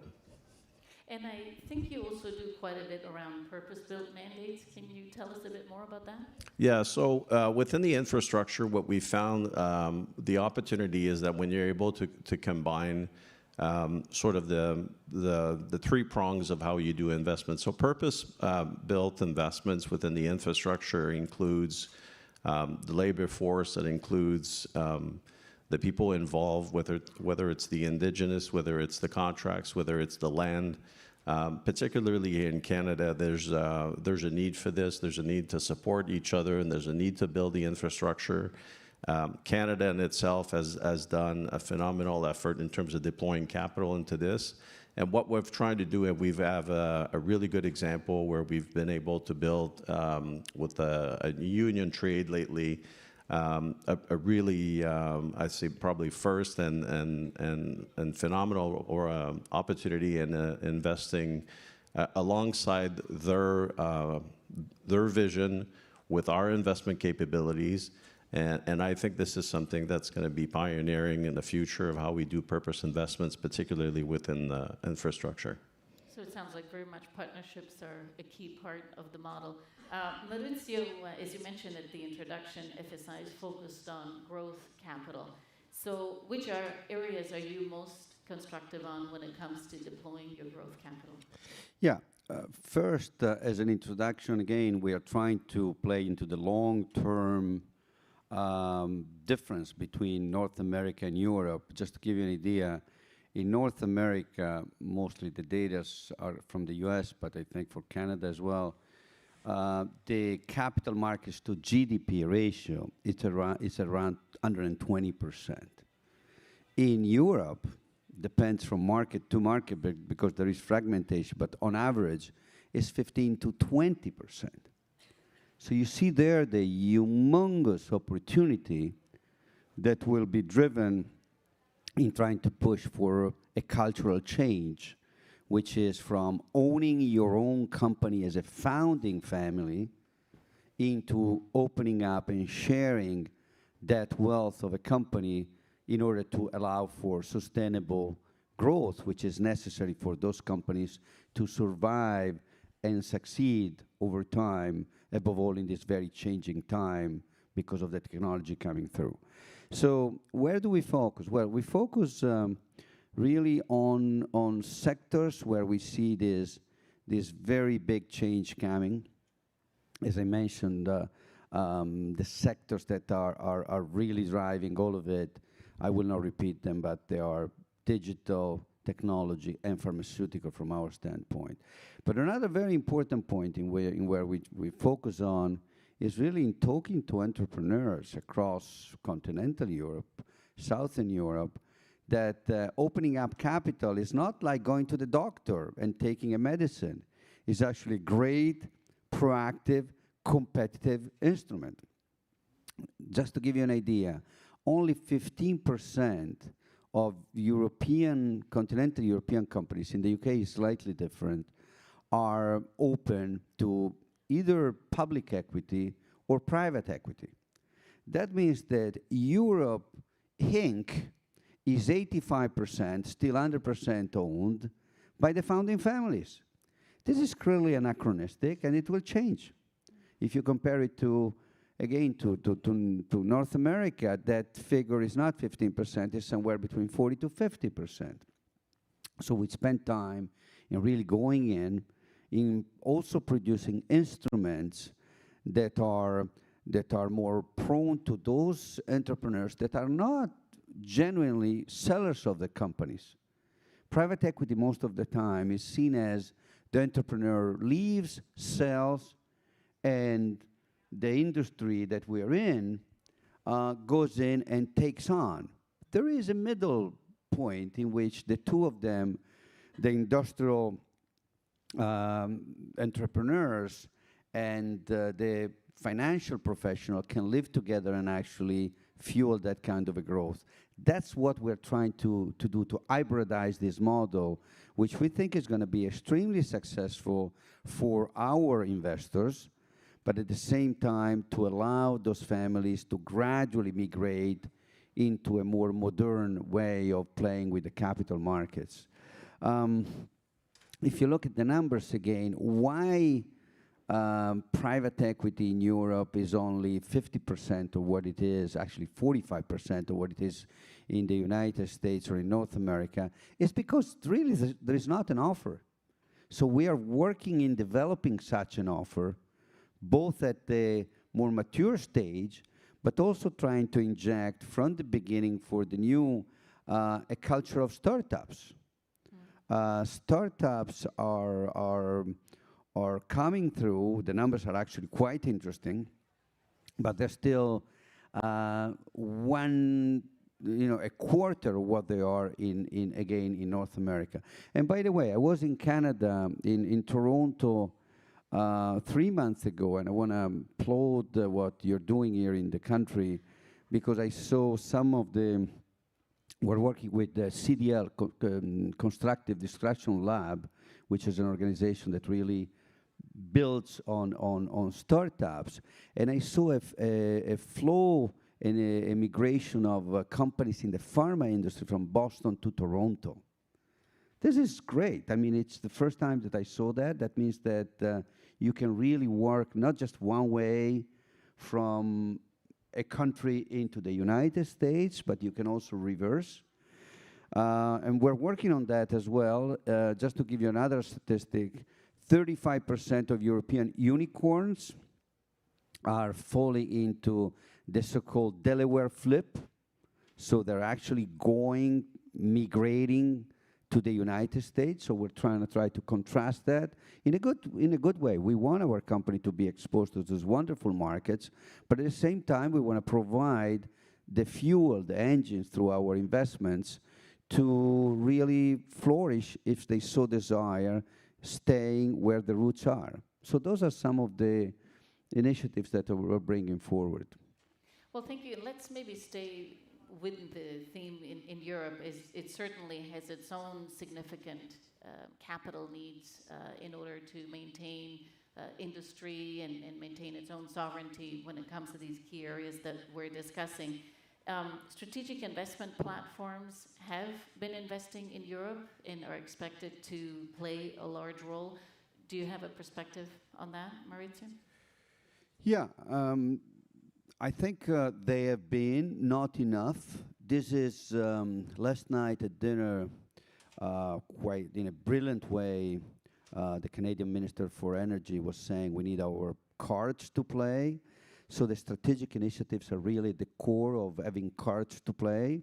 And again, that's why I'm here with great enthusiasm in meeting the Canadian industry in terms of asset management and pension funds. We think that there is quite a bit to be done. Few examples in terms of what we could do in terms of strategic platform. First and foremost, we need to work on large startup deep tech ecosystems. This new revolution is deep tech, is aerospace, is deep energy, is nuclear. This is not anymore the time of apps, of light tech. So, for instance, just to give an idea, we have promoted in Milan a startup ecosystem called TEF, Tech European Foundation. They're working very well with France, with something that is in Paris. They're working with in Munich with the TUM Unternehmer, with the University of Munich. That is a major intangible infrastructure that Europe needs to build. And again, you have wonderful universities here, McGill, Toronto. There is no reason, there is something going on in terms of getting stuff together, but we should get our kids really flowing through the Atlantic, and then they can go wherever they like, but they should really build for the long-term future. Another idea, the numbers on AI and the numbers on building the new infrastructure for the future are really humongous. So I look at initiatives such as at CERN, which for the one that don't know is a large basic physics consortium that is participated by mostly of the key leading nations. A CERN, which is based in Switzerland, a CERN of AI could be something that we should consider. Somebody has put it out there, and there is no reason again why Canada and Europe and maybe other countries cannot work together. We do need some of those great initiatives. Recently, France has announced a large project with Masai Sun for data centers in the billions. But when you look at some of the numbers that are coming through the big tech coming from south of Canada, I think that we really need to unify and build consortia around those key projects in order to stay, compete, and not just to acquire and use. Yeah, no, I definitely hear you around the mobility, the global mobility of talent, and how important it is to facilitate the movement of capital as well. Quick follow-up question for you, Maxime, around EMEA and your growth strategy there, and then we'll bring it home to Canada as we have our own large capital need. What are you focused on from a long-term perspective in your EMEA strategy? Yeah, we don't have an office in Italy, but you make me feel like we should. Maybe we do it together. It's the first time I hear the expression south of Canada, but I really like what you said. EMEA is, so EMEA for us is an absolute pillar in terms of our growth. We have multiple offices. Our EMEA headquartered is based in London, and I think when we think about the model, we underestimate what Canada has been able to build around the Maple 8 in terms of owning the assets, building multi-asset portfolios, and what we've been able to do within the EMEA market is really to export this knowledge. So we have, again, multiple offices. We also have offices in the Middle East and the Gulf. And I think some of the opportunity about bringing multi-assets portfolio, we take it for granted here in Canada or even in North America. we're building multi-assets portfolio as part of our culture. But when you go there, and if you go to Asia, it's typically single assets portfolios. And some of the times it is through syndication. So it's not necessarily owning directly the assets or even owning the majority of the assets. So EMEA for us has been an absolute growth opportunity. It's been successful. I would say there's really three key areas of growth that we're focusing on right now. Credit is certainly one of them within real estate debt as the number one. Infrastructure is number two. And the last one is agriculture and timber, which we have the largest open-ended agriculture fund. And when I talk about credit, again, we're not taking this opportunistically because the traditional lenders are pulling out of the credit market. But I think you've seen over time, even here in North America, but more particularly in Europe, some of the traditional lenders have been pulling out slowly. And we're taking the opportunity to get into this and obviously increase yields from an investment perspective, but also increase our market share. So in the credit side of things, and we have a great real estate debt team in our London office, we've seen some phenomenal opportunity. From an infrastructure standpoint, we've talked about this. We also have a great team in infrastructure there, and we've seen some deployment, CDPQ, PSP. Lots of the Maple 8 firms here in Canada have deployed multiple billion dollars into the infrastructure within the European market. And again, we play what we play in terms of our segment. We're not going after the marquee assets because these are, in our view and in the view of the market, there's so much capital in that business that some of them could be valued at a pretty high premium. So what we try to do is to get into the mid-market business where we add value, where we have an opportunity to also have majority ownership. And lastly, as I said, the agriculture fund that we have has huge appetite. Particularly the Gulf regions has lots of appetite for investing into the agriculture. And quickly I'll explain. We don't just buy lands. We don't necessarily just buy out owners. What we look for is to have leaders within the industry, leaders within their own agriculture expertise. They're willing to consolidate the market, and we support that consolidation with keeping the ownership within the business. So it's worked really well for us. We're growing assets in that perspective. And lately, we've also launched a timber fund, which has seen a lot of appetite. But these asset classes historically have not been considered a single asset class. They've been part of an infrastructure sort of consolidation. And as we see pension funds appreciating the value of it, the return of it, and also the sustainability from an underlying perspective, agriculture and timber are really growing fast, and then we've seen lots of success, particularly within the EMEA market. Oh, that's great. Sounds like some very good opportunities in Europe for both of you. Definitely some challenges. May I add something to what Maxime said? 30 seconds. Very brief. Because I want to bring it back to Canada. In terms of new products and in terms of interesting strategic platforms, for instance, in playing on each other's strengths between, across the ocean, agriculture is a wonderful way to play it. I mean, Canada has phenomenal lands, but countries such as France and Italy, for instance, have a lot of the so-called DOP, GIP, the sort of quality specialty that we can hybridize to the benefit of both trades. Why not building an instrument, a platform together? We recently have built a so-called Draghi fund, which Draghi doesn't stand for Professor Draghi, which most of you may know, but stands for Defense, Robotic, Agri and Agriculture, Agri-Tech, Green, Circular, and H for Healthcare and Innovation. So some of those, I think that, and another very interesting point is we need to build more Airbus. We need to build more larger companies, which they should have citizenship across the Atlantic.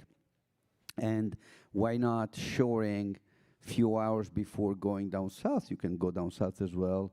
So those are the large, more breaking opportunities that I think leaders such as the industry of financial services should think for the next decade or so. And we're trying to launch some of those.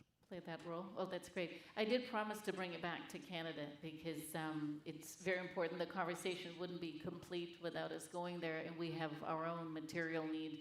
Canadian 1 trillion that is needed in the near to medium term across energy, critical minerals, and infrastructure as well. So, Maxime, this is your home market. Yeah. We need projects. What will long-term investors like you be looking for as projects come to be invested in? Yeah. Okay. So Canada is more than banks and insurance. You know, historically, you know, I've been in the business long enough. Historically, people used to look at Canada with you know, a very limited opportunity. When we look at Canada as an opportunity from a global standpoint, but also locally, you said it well. Energy, I think, is one of the key pillar in terms of the growth of, and we need to do a better job at using energy as the growth pillar for Canada. Minerals is also another one, and infrastructure. What we do here at Fiera, particularly around this from a public investment standpoint, is we don't try to play the commodity, right? So we don't try to predict the commodity. We don't try to invest in whether or not the price of commodities is going to go up or down. But what we try to do is to build the infrastructure around this, and that's really the important. With the old saying of, you know, investing in the pipeline and the infrastructure around building this. So what we look for is really a number of things. First and foremost, we look for cash flow and the predictability around cash flow and some of the investments that we do in these businesses. And this could come from, you know, quality balance sheets, companies that are investing in the long term. And we're not trying to be opportunistic to be in and out of companies, but we're really trying to be long-term capital for these businesses. And those businesses are supporting the ability to do the exploration. So, you know, it's subtle, but it's important to know that we're not trying to bid on or make a bet on the ability to do the exploration, but we're trying to invest in long-term capital to do the exploration over the long-term period. That's the same thing also for minerals and infrastructure at the same time. The other point that's really important is the time frame of investments and returns on that perspective, because once you start to get into the, you know, 8, 9, 10 years of return on investments, really the whole thesis falls apart. So there's a need for, you know, good business plans, good returns, and again, good predictability around the time frame of this. And lastly, and I know there's a lot of government officials around here, but I think it's important that the government is supporting this. And then we've seen some of the funding around infrastructure and some of the very, you know, funds that have been built and people that are getting around this. But for public and institutional investors like ourselves to get into these different projects, we need the government, and we need the government-sponsored organization to be the first one to go in, to take the risk, to be investors, to be supporting what Canada has to offer in terms of natural resources and infrastructure. And from there, we're able to build funds and capabilities around investing in these projects. So I think it's fundamental. Canada is rich in terms of natural resources. We have to, you know, realize the importance of it for our economy. And certainly from a public investment perspective, for us, it's a huge opportunity to build the infrastructure around it. Well, that's great. Sounds like there'll be lots of opportunities to deploy your capital and make it available to others. Well, we are almost out of time. Maybe a quick 30-second answer from each of you. We spend most of the discussion on the long term. It's not like that the short term has been particularly easy to navigate. What keeps you up at night, Maurizio, from a short-term or long-term perspective? I will use 10 seconds to say something about Canada and one of the countries of Europe, which is where I come from Milan, Italy. My analyst in preparing the notes just told me that Italy is actually the second trading partner from Europe with Canada. It's not big, it's around 10 billion. There is no reason why we couldn't double that through our, you know, SME system. So for the ones that are in charge here, definitely I would be very happy to strengthen through Nicolas the relationship and and build that kind of potential longer-term opportunity. What keeps me up in the night, apart from my soccer team, which is not doing great, it is AC Milan, for whoever is interested. It's the combination of this geopolitics and the disrupting technology. I just give you a very quick statistics. If you look at the way our companies are buying globally now, in 2025, the ones that are buying are infrequent buyers, more than 50%. They're buying for scope and not size, more than 50%. And they're buying for transformational deals, more than 45%. Unprecedented. What does that mean? That means two things. You either are in a situation in which you cannot predict what's going on, so you shelter yourself, and you isolate, which we don't want to, our companies, or you're trying to catch up your delays. And therefore, you transform in a company that just doesn't need to be any more bigger. It has to become, through the transformation, better. So this is what doesn't get me to sleep unless I get a couple of good glasses of red wine at night. And Maxime? Well, not my soccer team for sure. I would say the risk returns and the valuation of the market is somewhat disconnected. And when you look at the valuation of some of the businesses out there and the disconnect in valuating quality companies, because anyone that here who has investments and investment in quality companies has realized that for some reason it's no longer has the same value that it should. So I don't think we've entered a new dynamic. I don't think the market has secularly changed in terms of the valuation. What keeps me up at night is how long this is going to last in terms of the risk associated to the market, and what is the reaction to the market, associated to the fact that the cost of capital has increased. Some of the businesses have not realized this, particularly within the private credit, private equity business. Some of the businesses are high on valuation. They're creating secondary funds. God knows if the value of the business is really what it is. So I think when you look at the market, our approach to be defensive from a standpoint is the right mechanism in terms of protecting capital. But, in the short term, I think there's been excessive valuation in the market, and we have to be careful. Well, thank you both very much for your perspectives today. I took a few notes as the conversation went along, and it's pretty clear that success will depend on not only the availability of capital, but also on matching the right kind of capital with the right opportunity, the right time horizon, and the right partners. Scale, partnership, and discipline will be essential. And the capital really is required is too large for any one player alone, which means we will need governments, private equity, private capital, institutional investors to work together, each playing their own and complementary role. So once again, thank you both very much for joining us today, and please join me in a round of applause for my panelists. Thank you. Thank you.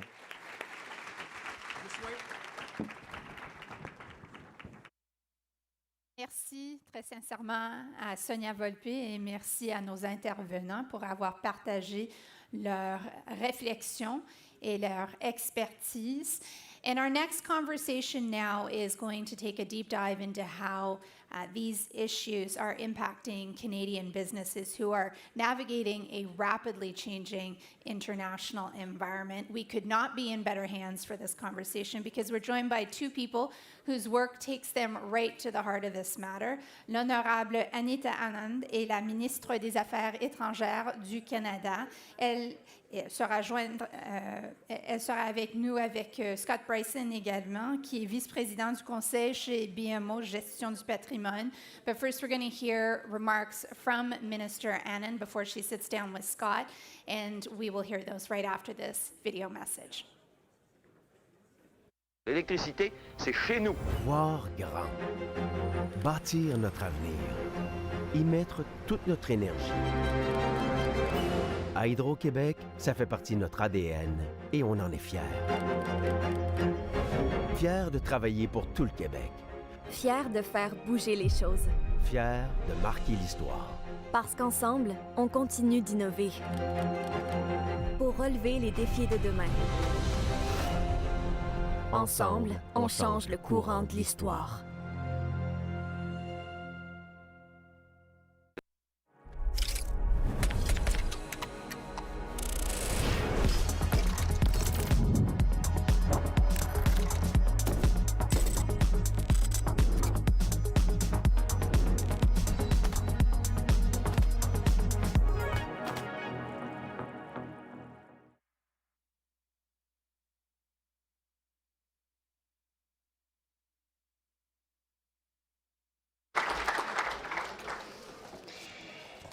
Bonjour tout le monde.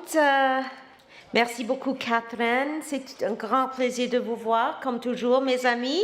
Ce matin, je tiens également à remercier la Conférence de Montréal de réunir des leaders du monde des affaires, des gouvernements, de la société civile aussi, et à un moment aussi important.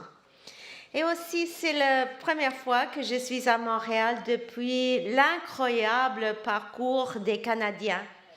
Félicitations aux Canadiens de Montréal. Vous avez fait la fierté de Montréal et tout le Canada. Et je dois applaudir aussi. Merci pour les Canadiens de Montréal. C'est incroyable. Donc, comme vous savez, mes amis, nous vivons dans une période de transformation profonde. Nous traversons dans une rupture dans l'ordre commercial mondial.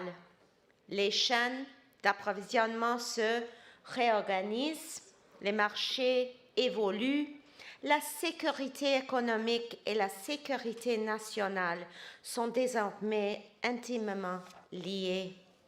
Pour certains, cette période peut sembler incertaine. Mais les Canadiens n'ont jamais été définis par la facilité des circonstances. Les Canadiens donnent le meilleur de même lorsque le défi est grand, lorsque la voie à suivre est moins évidente, lorsque les enjeux sont élevés et lorsque la réussite exige que nous avancions tous dans la même direction et la direction maintenant est claire. Bâtir notre autonomie stratégique, notre souveraineté et nos chaînes d'approvisionnement.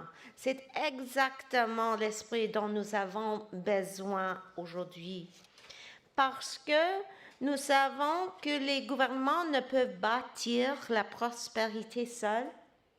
Les entreprises ne peuvent saisir les nouvelles occasions seules. Les travailleurs ne peuvent pas stimuler la croissance seuls. Aux dirigeants d'entreprises canadiens présents dans cette salle ce matin, je tiens à vous remercier aussi. Chaque jour, vous bâtissez, vous embauchez, vous innovez, vous exportez et vous prenez des risques. Vous n'êtes pas seulement des acteurs de l'économie canadienne, vous êtes le moteur. À ceux qui nous visitent de l'étranger, je souligne, le Canada est ouvert aux affaires. La question qui se pose aujourd'hui est simple. Comment répondons-nous à cette rupture? Pas en hésitant, pas en regardant vers le passé, mais en ouvrant de nouveaux marchés, en attirant de nouveaux investissements et en créant de nouvelles possibilités pour les entreprises canadiennes. Et c'est exactement ce que nous faisons maintenant. As this is one of the most important business conferences in the Americas, let me set forth some concrete results that show our work to ensure Canada's strategic autonomy. Canada is urgently diversifying its economic partnerships. Over the last 12 months, for example, we have signed more than 20 trade, economic, defense, and security partnerships across 5 continents and secured nearly $100 billion in foreign direct investments. Les relations commerciales du Canada avec l'Amérique latine et les Caraïbes continuent de croître. Au cours de la dernière année, le commerce bilatéral de marchandises a augmenté de 14%. Dans l'ensemble, les exportations canadiennes vers les marchés autres que les États-Unis ont augmenté de près de 16%. Donc, malgré l'incertitude mondiale, le Canada devrait enregistrer l'une des croissances économiques les plus fortes du G7 cette année et l'an prochain. Nous avons également signé 56 ententes sur les minéraux critiques avec plus de 10 pays, débloquant plus de 18 milliards de dollars en projets et créant de bons emplois pour les Canadiens. Pour faire simple, le Canada possède ce que le monde recherche. Des sources d'énergie, des minéraux critiques, des produits agroalimentaires, une expertise reconnue en intelligence artificielle, en aérospatiale, en technologie quantique et en infrastructure durable. Mais surtout, nous offrons quelque chose qui devient de plus en plus rare dans le monde, la confiance. La réputation du Canada comme partenaire fiable, prévisible et guidé par des principes n'a jamais eu autant de valeur. Permettez-moi de souligner quelques réussites québécoises qui démontrent concrètement cette approche. Pendant juste la dernière année, la mine Matawini de Nouveau Monde Graphite, une fois terminée, elle deviendra la plus grande mine du graphite du G7. In Québec, exact, c'est vrai. Et aussi, in Quebec's aerospace sector, a signature of Montreal, we see tremendous momentum. From new defense partnerships supporting Bombardier's Global 6500 to the Airbus AirAsia agreement for 150 A220 aircraft built right here in Quebec. Ces projets créent des emplois, attirent des investissements et positionnent le Québec et le Canada au cœur des chaînes d'approvisionnement mondiales. Ce n'est pas un hasard si, lorsque l'astronaute canadien Jeremy Hansen s'est adressé aux Canadiens depuis l'espace, la liaison a été établie à partir de Longueuil.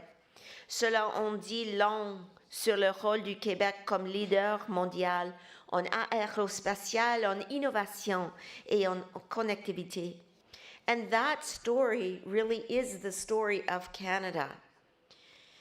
This is a period of profound transformation, and our greatest advantage is not just our natural resources, it's not only our technology, it's not only our access to supply chains and new markets.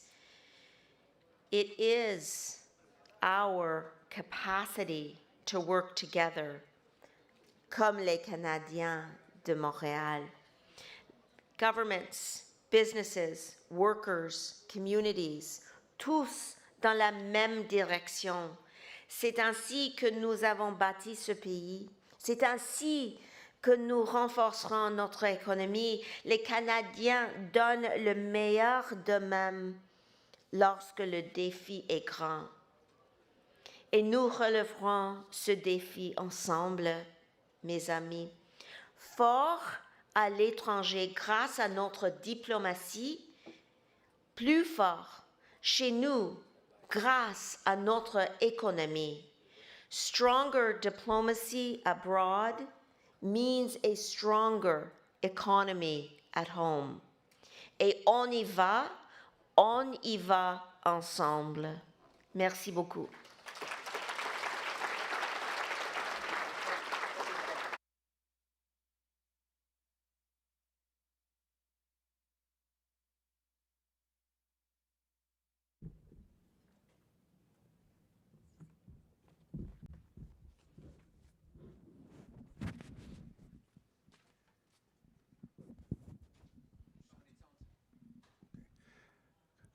Hello, everybody, and it's my delight here today, an honor to have some time with my friend Anita Anand.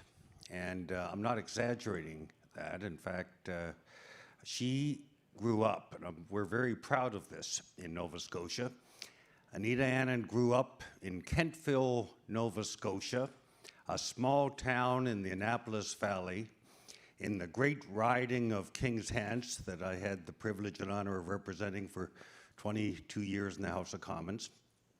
And your family arrived in 1965, your parents arrived, and you were born in 1967. A lot of great, don't be shy about that. There's some other great Canadians I can think of who were born in 1967 as well. What was it? Growing up in a small town in rural Nova Scotia, going forward, studying at Queen's and Oxford, and ultimately getting into Dalhousie University, one of the finest institutions anywhere. I used to be chancellor and alum. But how did growing up in a little town in rural Nova Scotia, the Annapolis Valley, prepare you uniquely for the global leadership role that you're playing today on behalf of Canadians? Well, thank you for revealing my age to the entire room. Let me start with that. They have Wikipedia. But in all seriousness, the love I have for Nova Scotia and Kentville, Nova Scotia in particular, knows no bounds. And I will say that the experience that I had growing up in Nova Scotia, a town of 5,000, was Kentville. I think it remains that where I grew up was Cheverie, which was around 200 people. Today it's grown to about 180. Same. So Kentville was like New York City to me. Exactly, and I'll say that the neighborhood, the town, the businesses, we all knew each other.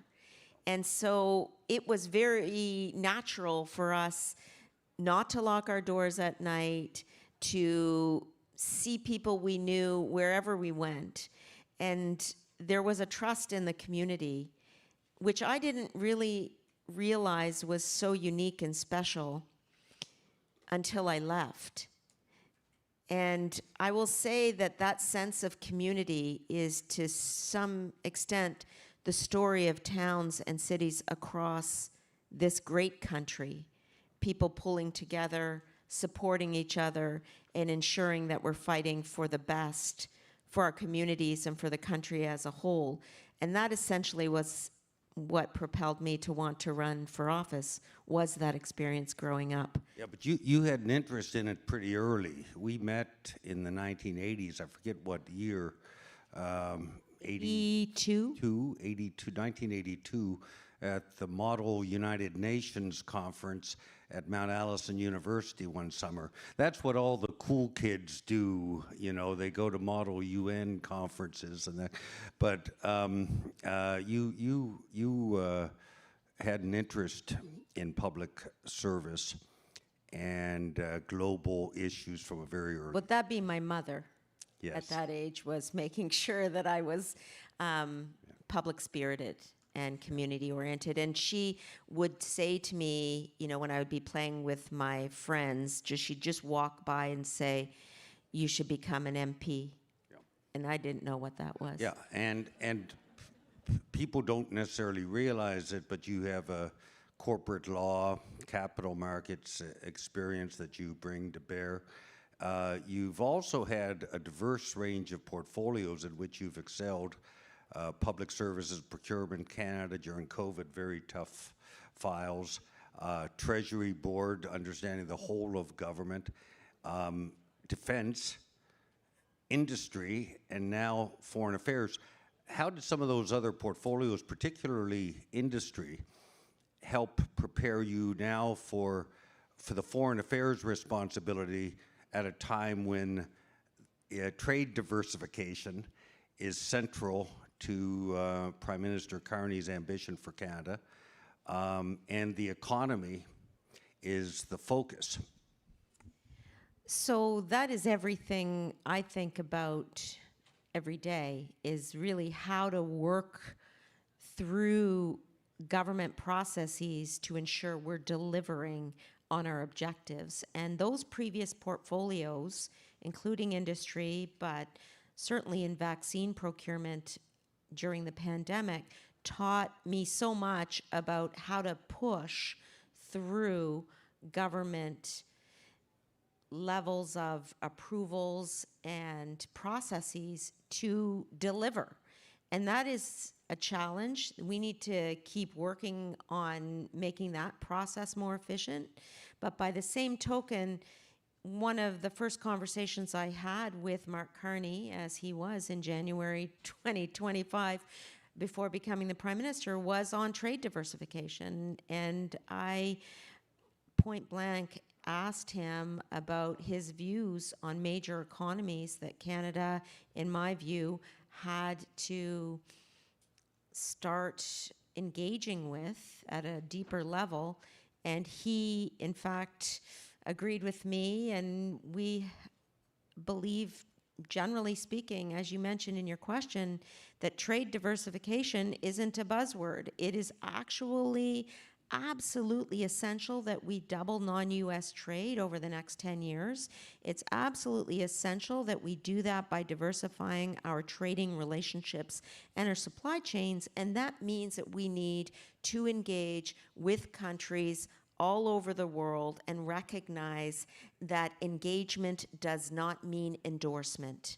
We can have conversations with countries with whom we would disagree on a number of items, raise those items at the table, and in addition, push our pragmatic necessities in terms of growing the Canadian economy.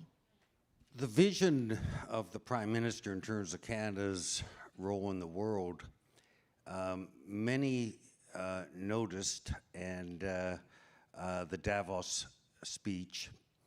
I have, since that speech, been in the Mideast, in the Gulf region. I've also been in Asia and China and Europe, and everywhere I've gone, people are talking about that. So how do you go from that big sort of vision of a global hinge moment to Canada's walk with destiny today in actually fulfilling that promise? How can Canada lead when some would see a bit of a vacuum created by the decline in the role of the Bretton Woods institutions and a lot of the multilateral leadership? We're fortunate to have here with today Matthias Cormann, who is Secretary General of the OECD, and the OECD continues to play an extremely important role. But how do you see Canada's role and operationalizing the Davos speech? So you're not alone. I imagine every person in this room has had a conversation with their counterparts, their office workers, the people within and outside Canada on the post-Davos world. How do we ensure that we're activating, implementing the principles that were laid out there? And so on the way home from Davos, I actually said to the Prime Minister, great speech, and now we need to move on implementation. And that's exactly the key question. And so let me put forward kind of the three principles that are fundamentally driving our foreign policy right now. The first is the principle pragmatism, this idea that we're not ceding our principles, our views on the importance of l'intégrité territoriale, la souveraineté des États, la nécessité d'être unis là-dessus. At the same time as upholding our principles, we need to be pragmatic to meet the moment and also to serve the domestic economy in an era where the United States has made a decision to fundamentally reorder its trading relationships. And so the rational response is to pragmatically diversify trade. And as I said, the 20 agreements that I mentioned in my speech, and there are numerous other examples of that pragmatism. We're looking to an FTA with ASEAN in 2026. We're negotiating a CETA with India to be concluded in 2026. That's the pragmatism. That's the first principle pragmatism. So I have two other, but do you want to jump in? We could always go back and talk about Nova Scotia. I'm a little homesick, but the Atlantic Ocean,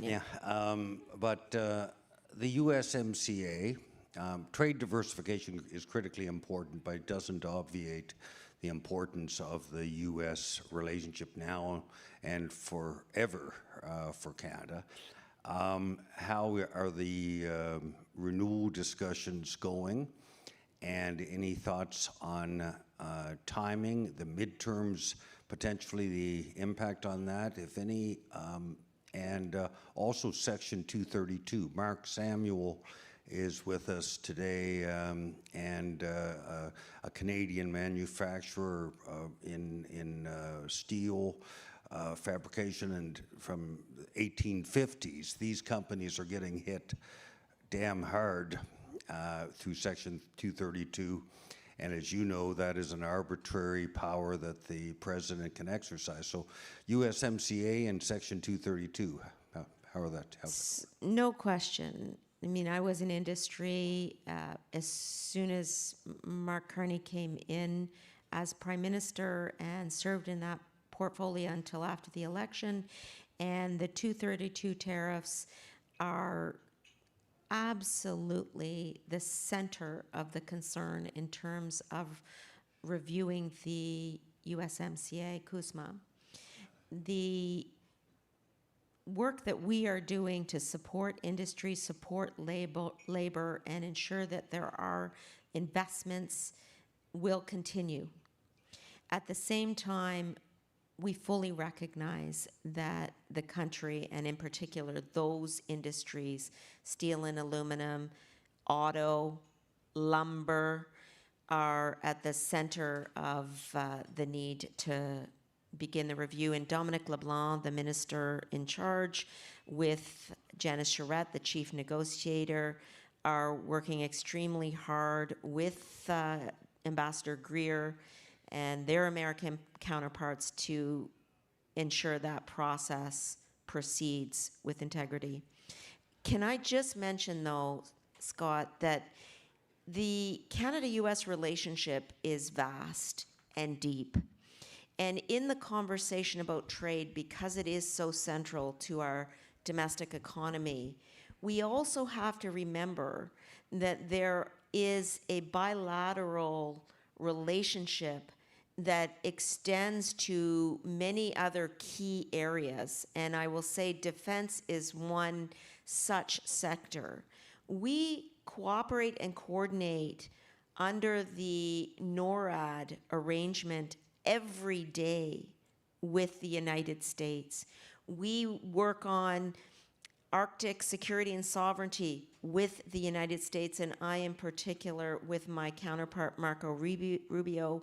We were just in Sweden together, participated in an Arctic 7 meeting, issued a joint statement with all countries to continue to ensure that Arctic threats to the security have to be addressed, and we must address them together. And Canada will be opening a consulate in Anchorage, Alaska this year.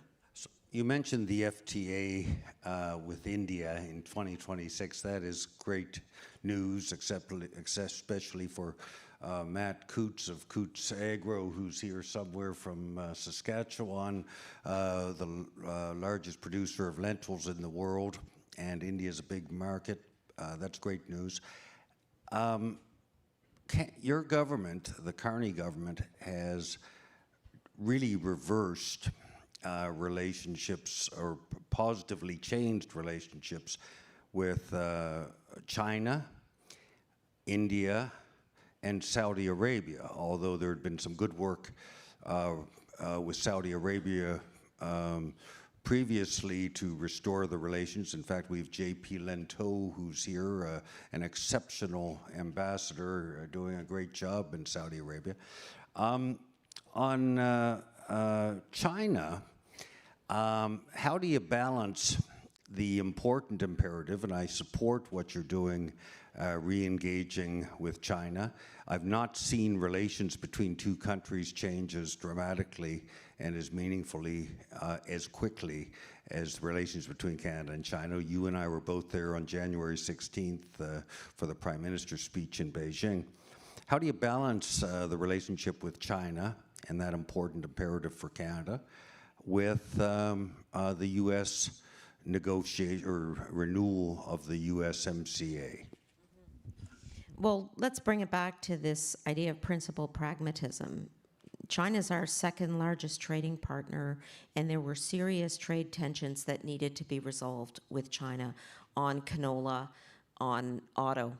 And what we decided, and indeed, when I first came in May 2025, I said I have to get to India and China, recognizing that we are in an era of trade diversification and pragmatism. And so I went in October 2025 to both of those jurisdictions and started to lay the foundation for the leader-level visits that came in early 2026 to both jurisdictions. Now, to your point, the relationship with China is pragmatic in the sense that we do need to address some of those trade tensions I mentioned. But we are also ensuring that there is a strategic partnership that we are building with them. And I have a list of the number of items that we have under the umbrella of that strategic partnership. National security and rule of law dialogue, ensuring that we have the framework to have a conversation about transnational repression, about forced labor, about human rights, and we will do that in the framework of that national security and rule of law dialogue. Economic and Trade Cooperation Roadmap, Canada-China Joint Committee on Culture. Those are three examples of items that will be brought under this new strategic partnership with China. And indeed, my counterpart, Minister Wang Yi, was here just over a week ago, where we set forth the cooperative work that we will do together. And that foreign minister dialogue that we had is the first annual foreign minister dialogue that we will have with China. Again, not ceding our principles, but ensuring that we are pragmatically responding to the global trading environment. You've used the term pragmatic around 8 times so far today. The Prime Minister, Mark Carney, used the word pragmatic to describe himself and his government. A lot of politicians don't describe themselves as pragmatic. It's not exactly a source of excitement. I don't think Justin Trudeau ever referred to himself as pragmatic or aspired to be called pragmatic, and I don't think he has to worry a lot about that. But is there a shift to, for instance, on foreign policy in the countries we work with, to an interests-based foreign policy? What are our interests? and not exclusively a values-based foreign policy with a good balance. It's, with the idea being that when we're at the table economically, we have the opportunity to diplomatically assert our values. Without question, we need to respond to the constantly shifting geopolitical environment.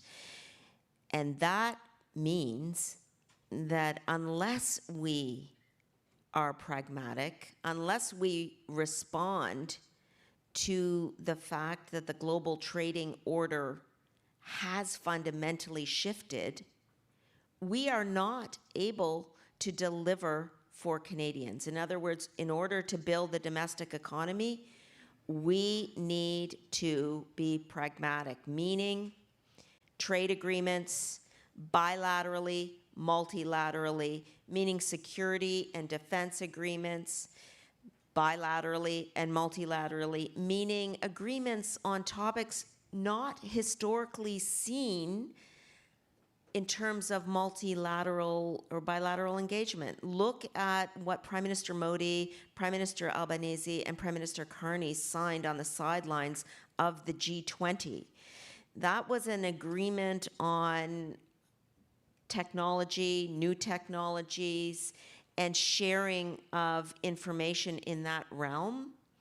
That wasn't diplomacy as historically done, where the agreement comes up through various levels of your ministry and then you present it to the Prime Minister after the minister's review. That was 3 leaders of major economies sitting on the sidelines of the G20 deciding that they were going to work together on those issues.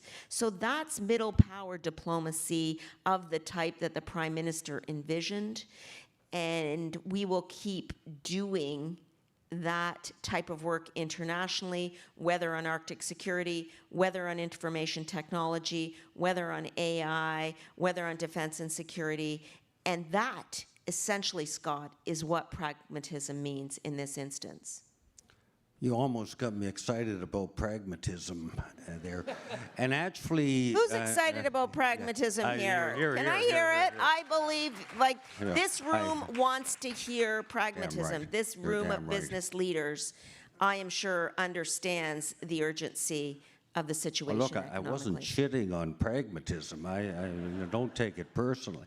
To the contrary, I have not seen one Prime Minister replace another Prime Minister in a government as different as the one that replaced as after between Justin Trudeau and Mark Carney. I have not seen as much of a shift between governments, I think, in my lifetime in Canada. You weren't going to run in the last election. Mark Carney, I think, played a pivotal role in convincing you to stay in public life. And you have an energy in what you're doing right now that is palpable, is inspiring, and is important to Canada right now.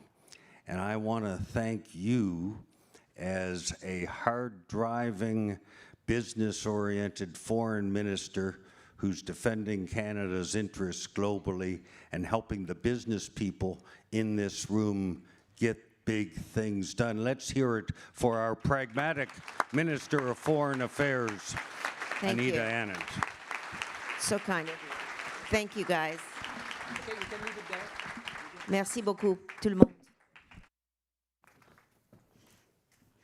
Alors, merci à l'honorable Anita Anand et l'honorable Scott Bryson pour avoir partagé leurs commentaires. Thank you. Hello. Good to see you. Thank you very much. Only Scott Bryson can get away with revealing a woman's age on stage and live to tell the tale. But other than that, it was a remarkable conversation, which really helps to put into focus the work that needs to be done, but the work that is being done, and great to focus on the idea of pragmatism. They really have set the stage for the evolution of our discussions today as we move into our next conversation on trade, food security, and resilience, examining Canada's path forward in a volatile global environment. Cette session est présentée en collaboration avec Financement Agricole Canada et nous sommes ravis d'accueillir Justine Hendricks, présidente directrice générale de Financement Agricole Canada, et notre animatrice Stephanie Hughes de BNN Bloomberg. Alors, à eux la parole.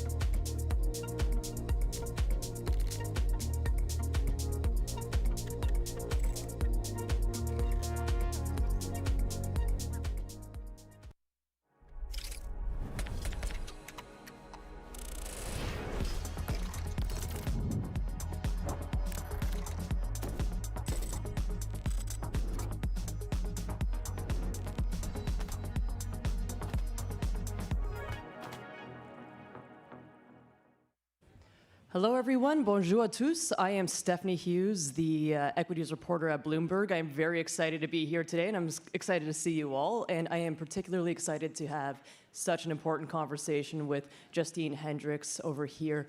Justine is the president and CEO at Farm Credit Canada. She has years of financial services experience, expertise even, spanning across Export Development Canada and RBC before she took the helm at FCC back in 2023.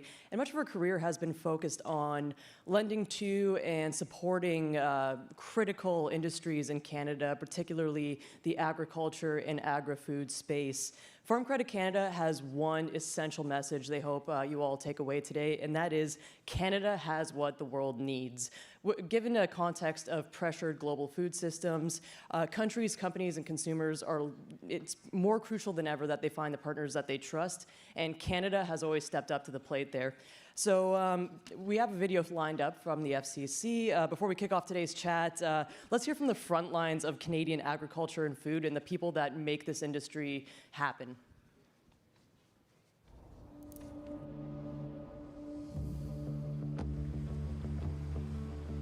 Food security is a basic building block of civil society in the world. And I think that that's the importance of Canada. The world needs a little more Canada, and agriculture is kind of the driver of that.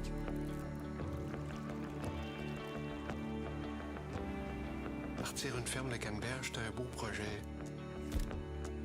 Les gens ont besoin d'être confortés, rassurés sur ce qu'ils mangent, ce qu'ils consomment.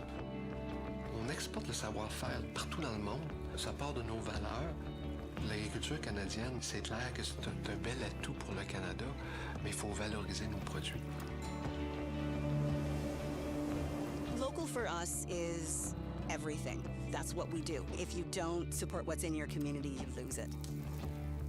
We go above and beyond to try and support our local farmers, our local fisher peoples, pretty much anything that we can do here in town that, keeps us together as a community and supports the people in it. One of the things that I like about the lobster industry is that it's a super highly regulated industry, meaning it's really respectful to the environment and to the ocean in terms of sustainability. Because I don't think it is good to be super efficient at catching things. You need to leave some behind, It's about respect for the ocean. It's about respect for Mother Nature. When it comes to land and agriculture, First Nation, Métis, and Inuit have so much to share and teach. We're very animate in what we do. We're very emotional in our connection when it comes to things. And one of the things that we teach is it's about food sovereignty. It's about not wanting too much of something. Because when you do that, you nurture something for 7 generations ahead. Canada has the abundance of land and water. Those are the 2 scarcest resources in the world. And if we look at climate change, Canada is globally important to food security. we've played so humble for so long, we've done ourselves a massive disservice. Like, I got to go out in the street right now and be like, what's Canadian food? And watch people stare up and look for an answer. They don't have one. We have incredible food. We are the envy of literally every other country on the planet. From our ability to source from our oceans, to grow, like, we're it. Restons ensemble, parce qu'ensemble, on va être beaucoup plus forts pour faire face à ce qu'on a. On a plein de belles cartes à jouer au Canada, puis ces cartes-là, on va les jouer si on reste unis. We have to coexist in this. We need each other. And we walk through this kitchen, there's 17 countries represented here. Every one of those people is Canadian. 17 countries. Being one of the most welcoming places on the planet has really big benefits. It's our ability to have the best products in the world, to have a really good place and operate to do safe business. Is a massive opportunity for Canada, an opportunity to serve a customer of the future that we don't serve today, an opportunity to value add to our agriculture and create wealth in communities across this country in a new, strong global Canadian economy.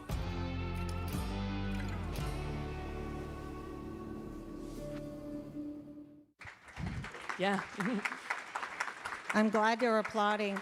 Yeah, getting hungry just watching that. But yeah, it's the Canadian advantage. That's what we're all really excited about. So before we get into the thick of the questions I want to ask, there's a lot of topics today. Can you just walk us through what Farm Credit Canada is, what it does, what are some of the exciting things you're working on lately? Yeah, what's going on in the agri-food space, Justine? Merci Stéphanie. Puis premièrement, c'est un vrai plaisir d'être capable de participer à la Conférence de Montréal. So FCC's history, it's a financial crown corporation, so our shareholders, the Government of Canada. We were created in 1959, and as I love to tell people, we live, eat, and breathe Canadian ag and food every day. So from 1959 to today, we've just surpassed a book of assets over $63.5 billion, which places us in the top 10 banks in Canada. And our real value add is that we're solely dedicated to ag and food. And hopefully, Stephanie, from the video, folks can see the quantum and the sheer size of ag and food as an industry in Canada. You know, it represents about 1 in 9 jobs. It's 7% of our GDP. It's the largest manufacturing sector, and which is why we're really pleased to be here today to talk about the potential. For sure, yeah. And how does that Let's Grow Canada initiative really work to address some of these crucial issues like global food insecurity? It's something we've been talking about for a while. So what are some of the tangible initiatives that you have in place? So to start, when you actually take a look at ag and food as a whole, right? If we take a step back, and other than everybody in this room needs to eat every day to survive, right? But we based ourselves on a study that came out from a think tank and looked at ag and food broadly and said, you know, ag and food is the sector that has the potential to solve 4 major global problems. So food security, health, climate, and also be a huge economic driver. But there's more to it than that. As it attempts to solve for any one of those problems, it can actually solve all 4 simultaneously. So that's the real strength of it. And then when you take a look at the Canadian and the ag and food story, it's grounded in Canada's history. It is such a large sector. There's about 400 associations, and I love to tell people, you know, the mustard and Dijon mustard, well, believe it or not, the mustard seeds come from Canada. If anybody's going to Italy this summer, the durum that goes into that pasta comes from Canada. So there's a lot of variety, and what the sector has struggled with over the years is to actually come together and tell a story. So Let's Go Canada is one of the several initiatives we have, but the idea with that is to have one place where people can go in order to be able to see what the sector has to offer. And the platform's given itself 4 real objectives. So one of them is to increase momentum and pride across the country, because we think so much of what we do every day is related to food, right? It's part of our experience. Another one is in terms of the opportunity to attract investment into the sector. Third is about increasing demand for the sector abroad, so from a trade point of view. And last but not least is to invite and intrigue all the best talent we can get, because this sector is in a growth phase. For sure, you mentioned trade, and that's a key topic that everybody's thinking about right now. It's I think it's very prominently featured in every session today. So, from an agriculture perspective, from what you see with who you talk to with clients every day, what do you think is Canada's best path forward, navigating these trade tensions, global volatility that's been hitting commodities pretty hard? How do you just kind of go about navigating all this, and what are you hearing from people that you work with in the space? Yeah, so let's be honest. I mean, things are hard these days, right? And it's not just in the ag and food sector, it's across. And if you actually take a look at the landscape in Canada, and, we can talk about the Strait of Hormuz and what's going on, fertilizer is a key ingredient to having a successful crop. So those farmers and ranchers or farmers that have been able to stock up some of their fertilizer are in a better advantageous position right now than those that have not. What's really fascinating when you look at folks that work in this sector, they have an incredible resilience to them. And I say this with confidence because as we've seen some of the geopolitical events take place, an organization like FCC can really come to enable the sector and support them as they have to navigate that. So if there's an extreme weather event, if there's issues around trade, we can come with some programs and work hand in hand with and customize what a solution might be to allow those folks to weather that storm. It's been really interesting to see that, the last time many of us in the Crown space had programs like that was around COVID. So we kind of went about it the same way. And interestingly enough, we don't see as much utilization in the program this time around than last, which doesn't mean that it isn't hard. But to us, it's definitely an indication that there's a resilience there, and the sector keeps on leaning into that. For sure, and I get the sense that, comparing this to COVID times, that maybe there was some lessons learned, especially on a supply chain basis or a supply chain front. So maybe it's encouraging to hear that there's resilience and maybe their financing needs are more to get them to the next level of where they want to go, not necessarily that they're just trying to put out fires right now. So how have these trade and commodity volatility issues that we're talking about really changed the financing needs? It doesn't sound like they're not trying to put out fires or anything, but with these companies in the agriculture space, is it more of expanding capacity? Is it maybe plugging a few issues here and there? How have the financing needs changed over the course of a couple of weeks? Well, your question gives me a chance to talk about the role of technology, right? So I think certainly I've been in this role for 3 years and I've learned lots, and I think many of us come to the table with a bit of a bias, or we assume we know. But the reality is that if you look at farming or the agri-food sector, between now and 2030, with investments in technology, it has the potential to reduce or to gain efficiency incredibly, right? Or to reduce the manpower incredibly. So when you go on a farm today, and it can be 10,000 acres, 15,000 acres, I love to ask the question, so how many people work here, right? Sometimes it's 10, but it's getting often to be below that because of the advent of technology and innovation that's come into the sector. So that to me is a huge potential. And when we look at what the sector has to offer, right? Safe, secure, predictability, know-how, and the right practices that have really helped Canada from this point of view in terms of setting a standard that the rest of the world is looking for. Yeah.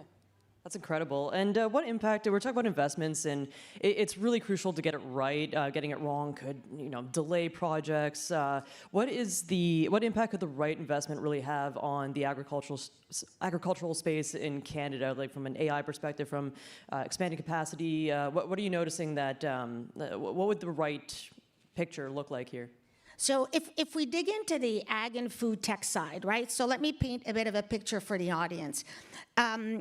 When we compare ourselves to our neighbors down south in terms of a ratio of how they invest in ag and food tech compared to Canada, brace yourselves, but the ratio is about 23-1.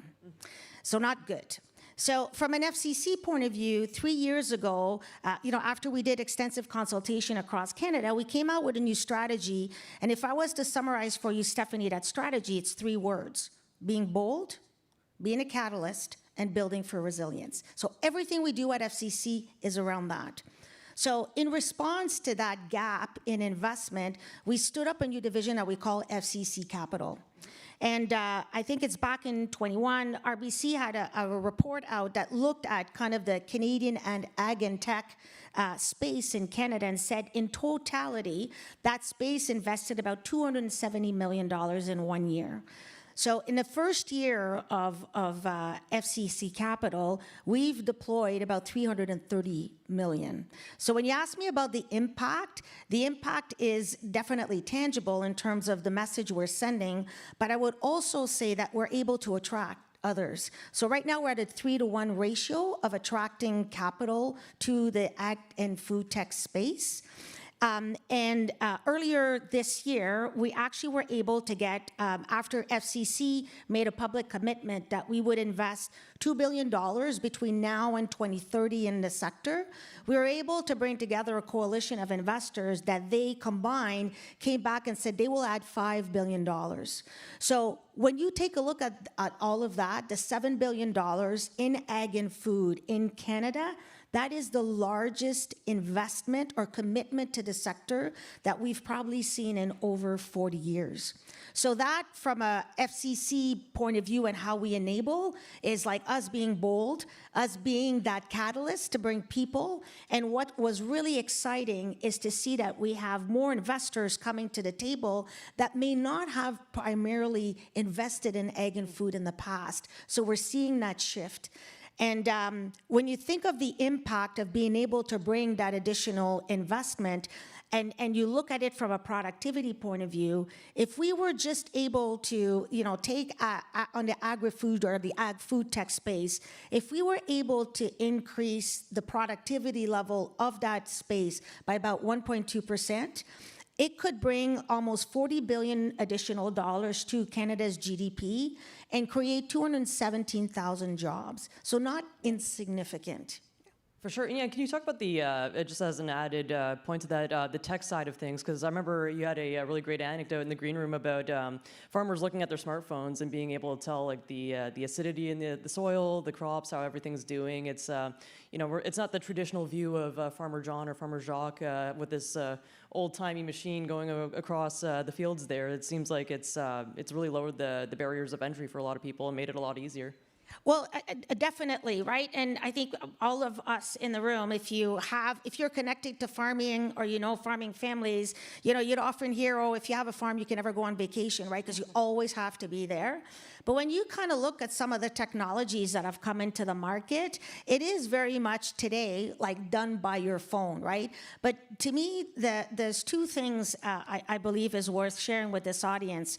When I started this job, somebody pointed out to me, they said, Justine, do you realize when you farm, you have one chance per year with your crop to make it? Many of us in this room, you wake up, you have good days, you have bad days.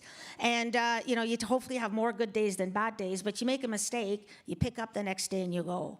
But when you're in this space, so much is riding on what you can accomplish in 1 year. So if you look at the career of folks in ag and food, or particularly the closer you get to primary agriculture, if your career is going to span 40 years, you've got 40 chances.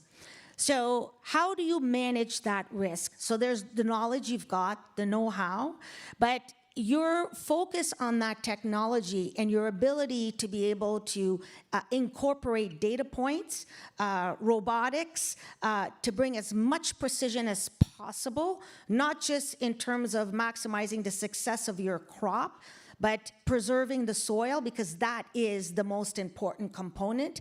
And how can you make those decisions each and every day? That's where technology can really come into play. So it can source climate data. It can analyze some of your soil. It can combine all of those things. So you, as the entrepreneur, are able to see where you need to put focus. And let's be honest, Stephanie, right? What's one of the biggest costs? Input, right? So there is not, I would say, a farmer out there that wants to blow their money on fertilizer if they don't need to. So the ability to make the right decision and have the right data to combine that so you can have confidence in what you're doing, plan ahead if you can, and adjust along the way is just as important, if not more, because remember, you've got 40 chances. Yeah, and that helps boost your chances of success, right? And productivity, and then it just makes it all around easier to do, right? So I'm sure this there's a lot of different threads for this next question, but what will it take for the sector to really reach its full potential? And what would that success mean for the world? What kind of role does Canada play in all that? I'm sure there's a bunch of different threads you could pull on there, but are there like a top 2 or 3 that you could really point to and say, if we get this right, we've got it? Yeah, no, there's definitely lots of ways we can go with this question. So, we love to say when we redid the strategy and we looked at what the sector has accomplished and the potential, funny enough, like 10 years ago, Dominic Barton was leading a working group to look at Canada's future. And it was the first time that ag and food was actually identified as being a sector with lots of potential for growth, right? So keep that at the back of your mind. And then when you think about what the sector has to offer, the problems that it can solve, you can really take a look to see if we can invest in those technologies, make sure that we match the right capital to the right opportunities, the extent to which the sector can scale. And I think you and I were talking at the back, people ask me all the time, like, Justine, why is it that we don't talk as much about ag and food, right?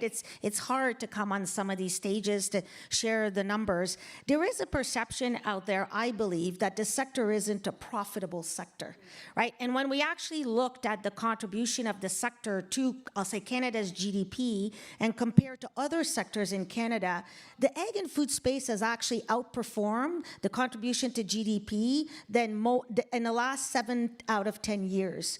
So it is definitely a profitable sector, but it's this ability to be able to scale, to respond to what the world needs, where we really have to put emphasis. And that's when we see that we really want to bring more of that ag tech focus to be able to scale and respond to the growing need for food, as many of us know is going to grow by something like 60% between now and in 2050.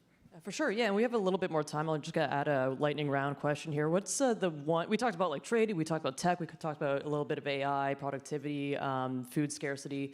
What's the number one thing you want people to take away from this conversation? What's the most crucial point that people need to know about the agri-food space? Yeah, so I heard the earlier panel, right? Like this opportunity that Canada has, I want you to think about this. Think about how the Canadian calorie can actually lead the Canadian economy.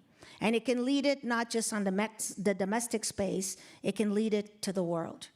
And the opportunity for Canada, as it pertains to ag and food, is we can rise to be a hero, and it's a hero that the world is needing. Anita and Anne was talking about this desire, right?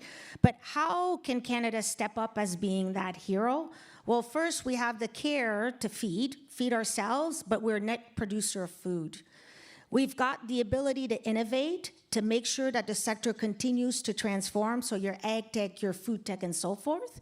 And the sector has the creativity to navigate the markets. And we know that these days, you need that more than ever. So that would really be the message. And in order to achieve that, it's not just an FCC that is required to do it. We need those investments from the private sector. Think of the talent that exists in the sector and how much Canada has been a pioneer in that sector, and it can bring that to the world. For sure. Okay, we're coming to time here. I want to leave a little bit of a space for the other video that FCC has queued up for us. And so I want to thank you all for being here. Justine, I want to thank you for your expertise here. This was a fascinating conversation. And I want to thank the Conference of Montreal for having us. And yeah, this was a great chat. Fun time. Thank you so much. Merci. Thank you.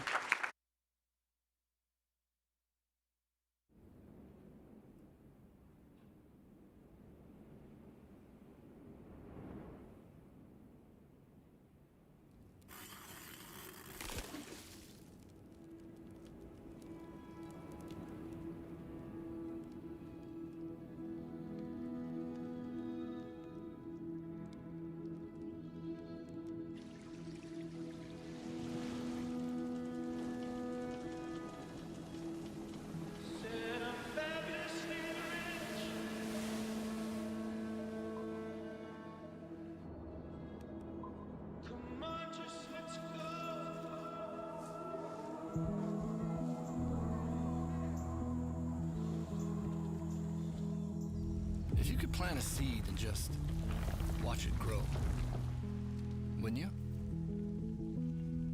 If you could plant a field, you could plant for acres. If you had the room, the land, the resources, the grit, the stamina, the nerve. If you had the know-how, the wisdom to give to the land as much as you took, you could raise chickens, hogs, you could raise cattle.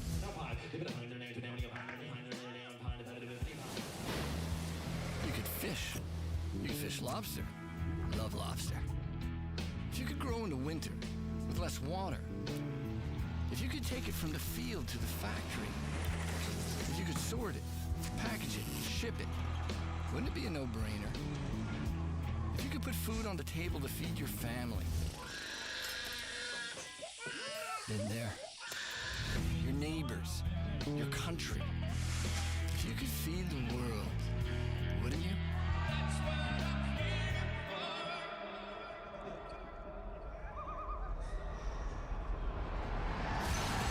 Let's grow, Canada.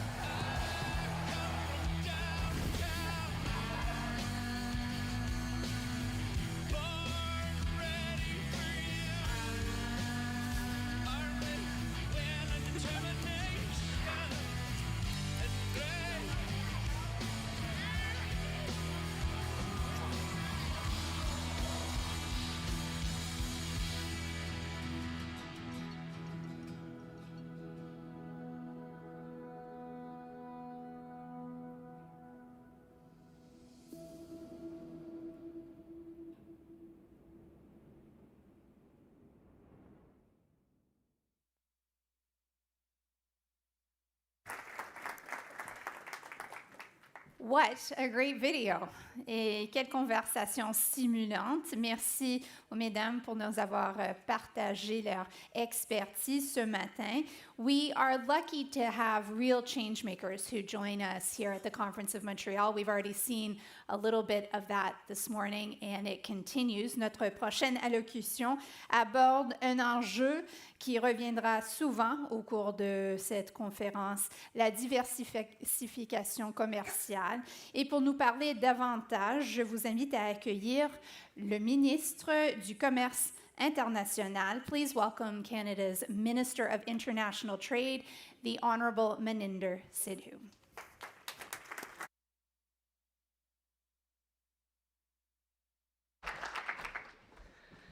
Well, good morning, everyone. Bonjour à tous. Thank you, Catherine, for that warm introduction. I want to take a quick moment to thank Nicholas and the incredible team here at the Conference de Montreal. From my understanding, this is the largest conference in history, and the 32nd conference, over 2,600 participants from over 50 countries. A big round of applause for the team here.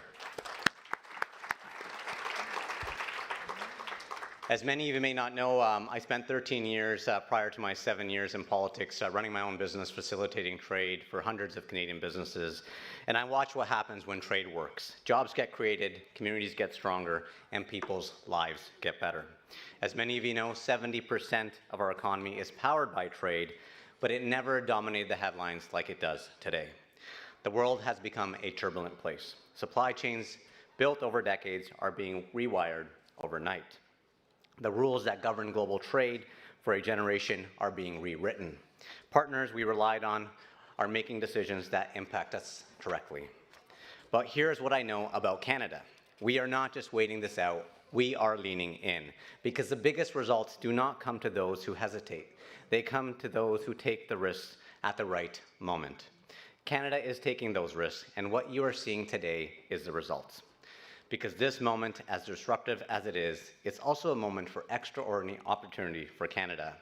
Et le Québec en est cœur, our government has set a clear target, double Canada's exports to non-US markets to the tune of $300 billion.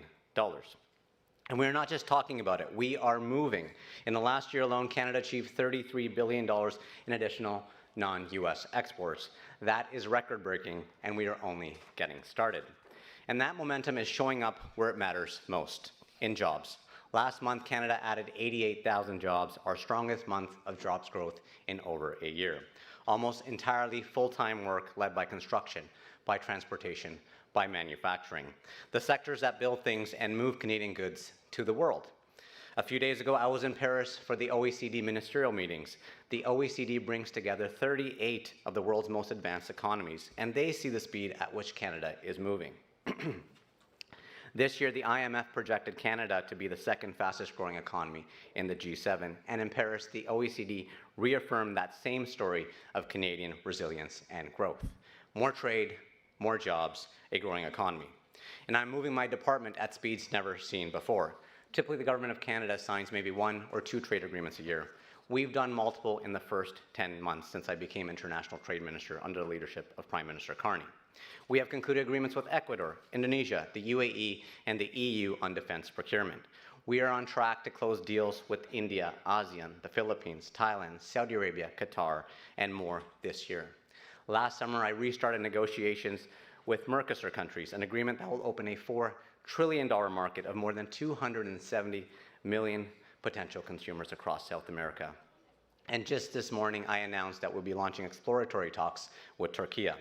In the first few months of this year alone, I led trade missions to the Gulf, Singapore, Vietnam, and South Korea. A few weeks ago, we welcomed the largest delegation of businesses from India sent anywhere in the world outside. And soon, I will lead Canada's largest ever trade delegation to the Indo-Pacific, to Japan, and a Team Canada trade mission to India later this fall. Each visit opens a door. Each agreement locks in gains. And this year alone, I have landed over $10 billion in commercial deals for Canadian businesses on these very trips. And we are attracting investments at speeds never seen before. Last year alone, Canada brought in $97 billion in investments, with additional commitments of $70 billion from the UAE, $10 billion from Australia, and more from others. That did not happen by accident. Prime Minister Carney and I, alongside our team, have made investment attraction a national mission. We are convening an investment summit this September in Toronto to bring the world's largest asset managers directly to Canada's table. And I know my good friend and colleague, Minister Champagne, Francois Philippe, will be talking more about this here on stage. You can see Canadian excellence right here in Quebec. MDA Space is building the largest space program in our country's history, nearly 200 next-generation satellites, designed, built, and tested in Montreal, supporting roughly 2,000 highly skilled jobs. That is Quebec putting Canada at the front of global stage. But I want to bring this home, because these are not just abstract numbers. These are real deals, real jobs, and real commitments. It looks like AirAsia's order of 150 Airbus A220 aircrafts. And I was with the Prime Minister in Malaysia, where we sat down with Tony Fernandez, the CEO of AirAsia, to make the pitch for Canadian aerospace. That conversation led to a historic deal. Thousands of jobs in Mirabel, 30,000 in communities across Canada, with more than 800 suppliers. And I visited the plant a few months ago with Guillaume to meet the workers who will help build these 150 planes, valued at more than $15 billion. I witnessed the passion, dedication, and commitment of those workers firsthand right here in Quebec. And these workers are proud that 90% of what they produce is exported. That is Canadian diplomacy and trade diversification, delivering for workers here in Quebec and across Canada. It looks like the groundbreaking at Nouveau Monde Graphite. When I led a trade mission to Italy last October, I sat down with Eni, one of Europe's largest energy companies. We made the case for Quebec's critical minerals, its strategic value, and its role in clean energy transition. They listened, and now they're investing in a Canadian mine. Congratulations to Eric, I know many of you heard from him today, to him and his entire team for landing this. More than 1,000 new jobs from engineering to the skilled trades, nearly $2 billion investments flowing into our economy. Quebec's natural wealth is becoming our strategic advantage and the world's clean future. It looks like the expansion of the Contrecoeur container terminal at the Port of Montreal that Prime Minister Carney announced in April. A 60% increase in capacity, approximately $750 million in annual economic benefits. And it's not just here. Last year, the Port of Vancouver moved a record 170 million metric tons. International trade at that port is up by 11%. That's more shipments to China, to Korea, Japan, and beyond. On the Atlantic, the Port of St. John's grew its container volumes by nearly 30% in a single year, opening new direct links to Europe. And when Canadian goods need to reach the world, they will move through here. Take India, one of the fastest growing economies on earth, a country that will need more than 2,000 new aircrafts over the next decade alone. In March, I joined Prime Minister Carney in India, where we announced a landmark $2.6 billion uranium supply agreement between Cameco and India's Department of Atomic Energy. Canadian uranium powering India's clean energy future, a country hungry for critical minerals, infrastructure expertise, and trusted partners. When a market of that size asks who they want to do business with, they are looking to Canada because we have the aerospace, we have the resources, and we have the technology as well as the talent. And we have shown up. None of this happens by accident. It takes a strategy, and ours is moving on multiple fronts. We are investing in the infrastructure that moves our goods, including the $5 billion Trade Diversification Corridors Fund, building the corridors that connect Canada to the world. With our defense industrial strategy, we are growing defense exports by 50% and creating 125,000 additional good-paying jobs. When the world looks for defense partners, they will look to Bombardier, to CAE, to Quebec. And behind every deal is a team working for you. We are expanding that team. I will soon launch Canada's new strategic export office, which will bring together dozens of professionals with business, diplomatic, and financing skills to break down government silos, unlock trade barriers, and secure commercial deals across Canada's strategic sectors. And that's not all. We are deploying more defense attachés in Europe to support new defense export opportunities. New Export Development Canada offices are opening in Paris, Stockholm, and Warsaw, because where Canada shows up, Canada wins. Early on in my mandate, I gave EDC strategic direction to lean in on defense, on energy, on mining, and here are the results. EDC facilitated $135 billion in trade and supported 24,000 businesses last year. Our exports to Europe jumped by 20% in a single year. More support than ever, delivering results. So let me close with this. There is a window of opportunity now, a real window to build new partnerships, to deepen the ones we already have, to lock in gains that will define Canada's economy for generations. And we are not going to let that window close. The world wants what Canada has, and much of what Canada has, the aerospace, the critical minerals, the innovation, the talent, it starts right here in Quebec. Parce que quand le Québec gagne, le Canada gagne. Et quand le Canada gagne, le Québec gagne. I will keep telling that story on the world stage, whether it's in China, India, across the Indo-Pacific, Europe, and more. The moment is building, and we are just getting started. Thank you very much. Merci beaucoup.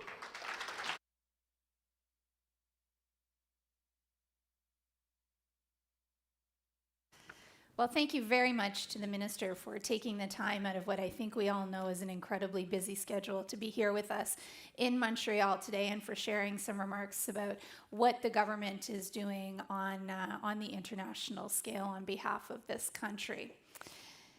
Juste avant de passer à notre prochaine discussion, nous aurons le plaisir d'entendre quelques mots de Louis Audet, président du conseil de Cogeco, qui soutient cette conférence depuis longtemps, qui présentera également nos prochains invités de marque. And I hope you will warmly welcome Monsieur Audet right after this video message. Notre façon de voyager évolue. Les attentes sont plus élevées que jamais. Les déplacements doivent être fluides, intuitifs et pensés pour les gens. Pour le Grand Montréal, le besoin d'un aéroport plus accessible, plus rapide et plus connecté n'a jamais été aussi grand. La croissance de la région métropolitaine exige un nouveau modèle d'aéroport, un qui soit à la hauteur de notre plein potentiel.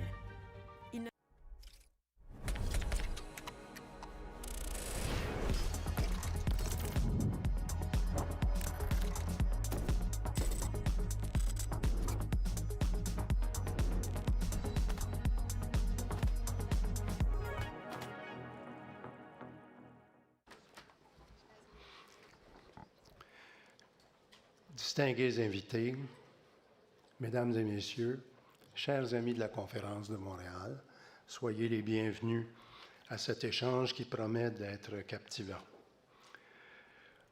Cogeco est associé de longue date avec la Conférence de Montréal et nous considérons que c'est un privilège et un plaisir d'être associé à la conférence. Comme vous le savez, Cogeco dessert 1,6 million de clients de télécommunications au Québec, en Ontario et dans 13 États de la côte est américaine. Nous exploitons également 21 stations de radio au Québec. It is now my distinct privilege to introduce the minister. Let me tell you about him a little bit. Mr. Champagne has the rare distinction of having earned 3 law degrees. The first one from Université de Montréal, then from l'Académie de droit international de La Haye, and a master's degree from Case Law, Western University in Cleveland. Having had a distinguished career as a business lawyer during many years, he's now devoting his life to public service. Alors, M. Champagne a été successivement ministre du Commerce international, ministre de l'Infrastructure et des Communautés, ministre des Affaires extérieures, ministre de l'Industrie, de la Science et du Développement économique, avant de devenir ministre des Finances et du Revenu national. Notre ministre des Finances et du Revenu national a présenté son premier budget le 4 novembre et il a été très bien reçu. C'est un budget qui est terre à terre, qui se fait fort d'exploiter toutes les forces de notre pays pour nous ramener à une ère de croissance et d'autodépendance accrue. Et il réussit à le faire sans que, comme certains le prétendent, sans que la dette ne soit exagérée compte tenu du produit intérieur brut et des statistiques des autres membres du G7. Alors, le ministre va sûrement nous entretenir en plus de détails de ce que là où son budget nous mènera. We're very fortunate to be able to count on a minister of international stature with a strong understanding of what makes business work and how to create value and prosperity for our country. Please join me in welcoming the minister, le député pour Saint-Maurice-Champlain et ministre des Finances et du Revenu national, l'honorable François-Philippe Champagne.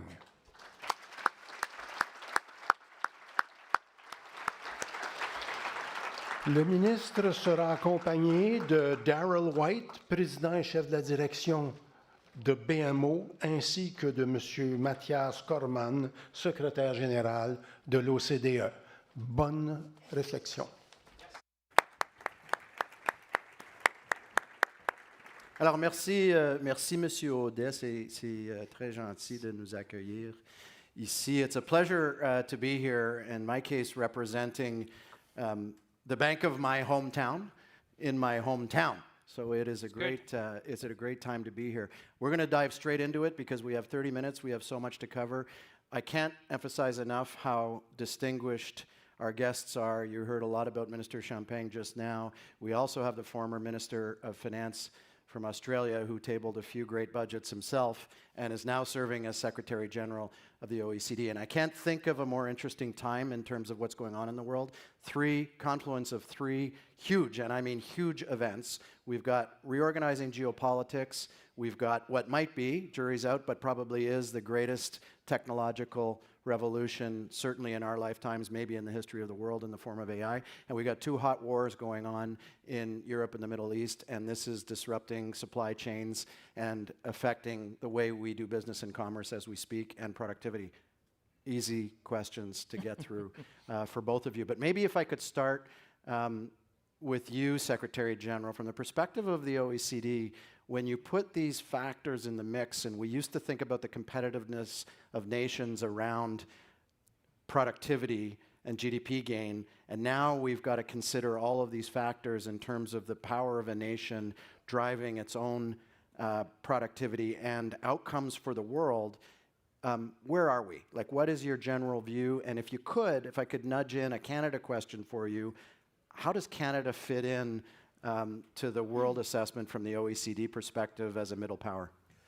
Well, I mean, I think it still is very much about productivity, and I mean, indeed, I mean, there's a very significant productivity growth challenge across OECD member economies, and that is one of the things that we need to tackle more effectively. But if you look at the way the global economy is functioning, if you look at global rules-based trading arrangement, clearly, I mean, open markets rules-based trade has delivered significant growth has delivered significant increases in incomes and living standards in countries around the world, including here in Canada as a successful, open, export-oriented economy. But the rules-based trading system is under pressure, and that doesn't mean that we should throw the baby out with the bathwater. Open markets and rules-based trade remain very much important, but we also need to be quite clear-eyed about some of the risks and challenges that have emerged in recent years and have become more obvious in recent years. I mean, the capacity of the rules-based trading system to discipline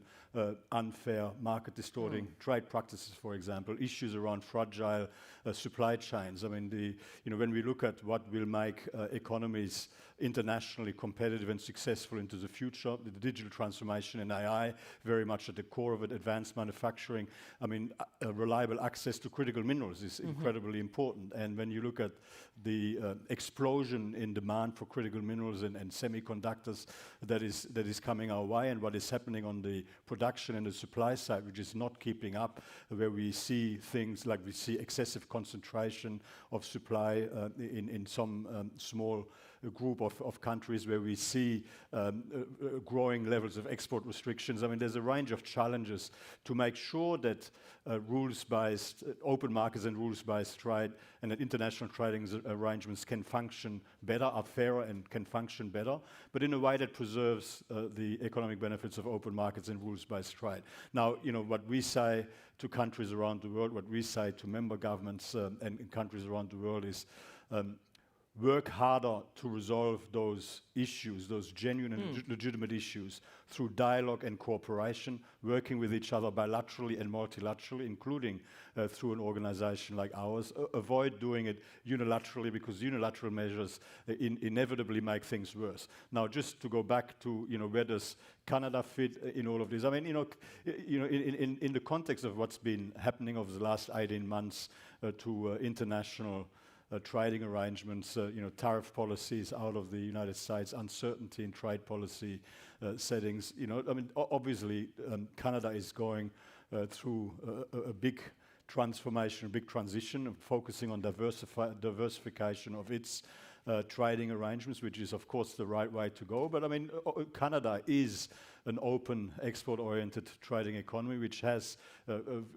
shown remarkable resilience. And when you look at the economic growth performance of Canada, we just recently released our global economic outlook, and Canada's is essentially performing, has got the second strongest growth outlook across the G7, just behind the United States. So I mean, I think Canada is looking at some of the challenges in front of us from a position of comparative strength, and of course provides very important leadership when it comes to some of the conversations around how we can reform and strengthen international trading arrangements moving forward. Keep on going, keep on going. I'm happy to wait, Daryl. This is so good. Keep on going. Yeah, I've spent a lot of time with the minister on conversations like this, and I often come away realizing he's the bragger and salesman-in-chief for Canada, for those of you who don't know him. But we could just stand back and let him go for a little while. No, but I'm not going to let you off the hook. I want to come to you. Having listened to what we just listened to, Canada is also in this hinge moment. You and the Prime Minister have talked about this a lot, transforming its economy through the hinge moment, effectively caught between the US and China. We're not going to compete on out-investing. How are we going to out-compete in that environment, and what's the agenda?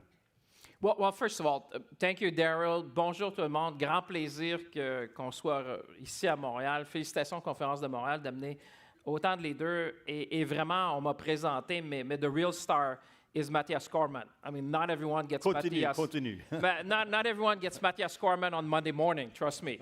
And here you have someone who not only is leading, Matthias and I were at the G7, 2 weeks ago. We spent more time together than many people would imagine, but the OECD provides thought leadership at a time where our colleague, and I'll come to your question, but Kristalina of the International Monetary Fund was saying recently, the world is wrapped in the fog of uncertainty. And I always say that we need to be the lighthouses in this fog of uncertainty to make sure that we have a path forward. And I just want to say thank you to Matthias for being in Canada, for being in Montreal. The fact that you showed up at this conference means a lot, and obviously you're the man I quoted the most last week, perhaps apart from the Prime Minister. But after you released your number and you said Canada is very resilient, second fastest growing economy in the G7. Let me just go macro and then I'll come to, I think what we're facing, Daryl, and I want to say thank you to BMO and what you're doing to bring people together, but what Matthias and I can share with you, because it's kind of Chatham House with just a few cameras rolling. But the reality of the world, it's the speed, scope, and scale of change, which is quite unprecedented. As some people would say, you go back to 1945, fall of the Berlin Wall, but it's geoeconomics, it's geopolitics, it's supply chain, it's AI, it's quantum, it's cybersecurity. And that is bringing kind of a sense of loss of control. And I would say the transmission between global events to national reality is very quick. You know, we went from an energy crisis to an affordability challenge in pretty much all the OECD countries, certainly in the G7. Cost of rent, cost of food, cost of fuel. Very quickly. Very quickly. And I think, you know, I'll come to your question very specifically because I'm often asked, what is certainty in this world? And I said, and Matthias is with us. We have the International Energy Agency, a number of colleagues with us at a number of meetings. But the nexus between food security, energy security, economic security, and national security has never been greater. And I think that's why forum like this one and the President Matthias is so important, because in a world where, you know, when I presided the G7, a finance minister and central bank governor in 2025, I said, we cannot let uncertainty become the new certainty. Now, the world of 2026, I would say, is a world of complexity and volatility, where it's the unknown. It's the combination, a number of things. So what do you do in a world where everyone is craving for certainty? I would say focus on what you can control. And that's exactly, to your point, Daryl, what have we done in Canada is to make sure that we have a growth agenda, that we do generational investments in order to grow the Canadian economy. And I'll just give you, and I'll finish with that. Matthias would know that, and Daryl, obviously, and you would know that, but the mother of all infrastructure plan in the G7 used to be the German plan. 500 billion euros, 12 years. If you look at Canada in our last budget, $450 billion on a cash basis over 5 years. So I would put to you that Canada today has the largest infrastructure plan of all the G7 nations. And in the word of both Kristalina, again, I think we were in Washington together, she said, if countries which have the fiscal capacity, and by the way, she mentioned 2 countries, not 25 countries, she mentioned Canada and Germany, 2 countries with AAA credit rating in the G7. If you invest in infrastructure and housing, productivity, innovation, and defense, you will see growth. So the numbers that you have seen last week from the OECD, I think demonstrate that, you know, Canada is on the right path. The Canadian economy, and Daryl would know obviously as one of the largest banks in the country, is probably more resilient than many people had expected because of the integration with the US economy. But no one is immune from the wind of change that you see in the world. I mean, like I said, people in the street would feel that it's kind of a loss of control and it's really windy. And in that sense, we're not immune, but I would say in the context of the world we live in, focus on what you can control is probably the best remedy to make sure you have long-term growth and at the same time tackle affordability in the current days, because a lot of people are concerned about what's happening at the end of the month and the end of the week, which is the challenge, not only in Canada, by the way, just look at the numbers south of the border and in Europe. The real challenge for all democracies and OECD country, I would say, Matthias, the issue of affordability is front and center for all countries. And that's what we need to tackle. So affordability for the people now, and at the same time having a strategy to grow the economy. And I would say trust is probably, and I'll finish really there, but trust is probably the word that Matthias would say that you heard the most at our meeting. Who can you trust? And Canada obviously become the partner of choice in a world which is divided. It's a tour de force. If I pull us up to the balcony, and maybe Secretary General, I could turn back to you. Let's double click on technology. Let's double click on AI and the pace of productivity. And I know the OECD thinks about this and does a lot of work on this that is expected. How do we balance this in terms of what will determine the countries that will succeed and those who might not succeed, including not just on productivity that you talked about earlier, but on this point about affordability and cost of living? Well, I mean, you know, when it comes to the technological innovation, when it comes to digital transformation and AI, the most important thing in a way, it's not the innovation itself, but it's the level of diffusion. I mean, you need widespread diffusion and adoption. And I mean, at the moment, when it comes to AI, the adoption is still quite concentrated, both within countries and across countries. And so, I mean, there's a issue there, of course, in terms of access, in terms of the infrastructure providing, universal access, in terms of making sure that the skills piece is right, so that, as the labor market transforms, that people have genuine opportunity to participate and benefit, in the opportunities, and it also, there's a piece around making sure that the policy and regulatory settings are right, that countries get the balance right, because if it's too restrictive, it slows down the level of diffusion, and that holds you back. But if it's too permissive, then obviously there's a risk that you lose public trust and that you expose yourself to systemic risks. And I mean, these are the sorts of conversations that at the OECD, together with experts from around the world, we're thinking about deeply. I mean, it was Canadian leadership, during a previous G7 presidency that led to the establishment of the Global Partnership on AI, and we're seeking to facilitate, some of these conversations globally. I mean, we ideally AI develops in a way that also is based on common standards and shared understandings at a global level. But fundamentally, you need to ensure that you need to look at AI and these sorts of technological innovations as general purpose technologies, facilitating universal access, making sure that all of the things that are important, like reliable and affordable access to energy, is feeding data centers, and all of the infrastructure that underpins it facilitates widespread diffusion adoption. I mean, the price is high. We do think that there is opportunity to boost productivity growth by up to 1.3% per annum, which might sound very little, but it compounds over 10 years. It compounds over a long period of time, and that adds up to what we call in finance a technical term, a shit ton. But when the opportunity, the upside opportunity is unbelievably exciting. I mean, beyond productivity, of course, across a broad range of services. I mean, improved healthcare, improved education. I mean, across the whole. I mean, the benefits, the potential benefits, and the price for humanity is very high. But it will be important to ensure really that widespread diffusion and adoption beyond just the big, large firms at the top. Do you want to come in on this before we go to another topic? Well, I would say that's why Canada, as Matthias said, we were there and I was the Minister of Industry at the time, responsible AI. Because trust brings adoption and innovation.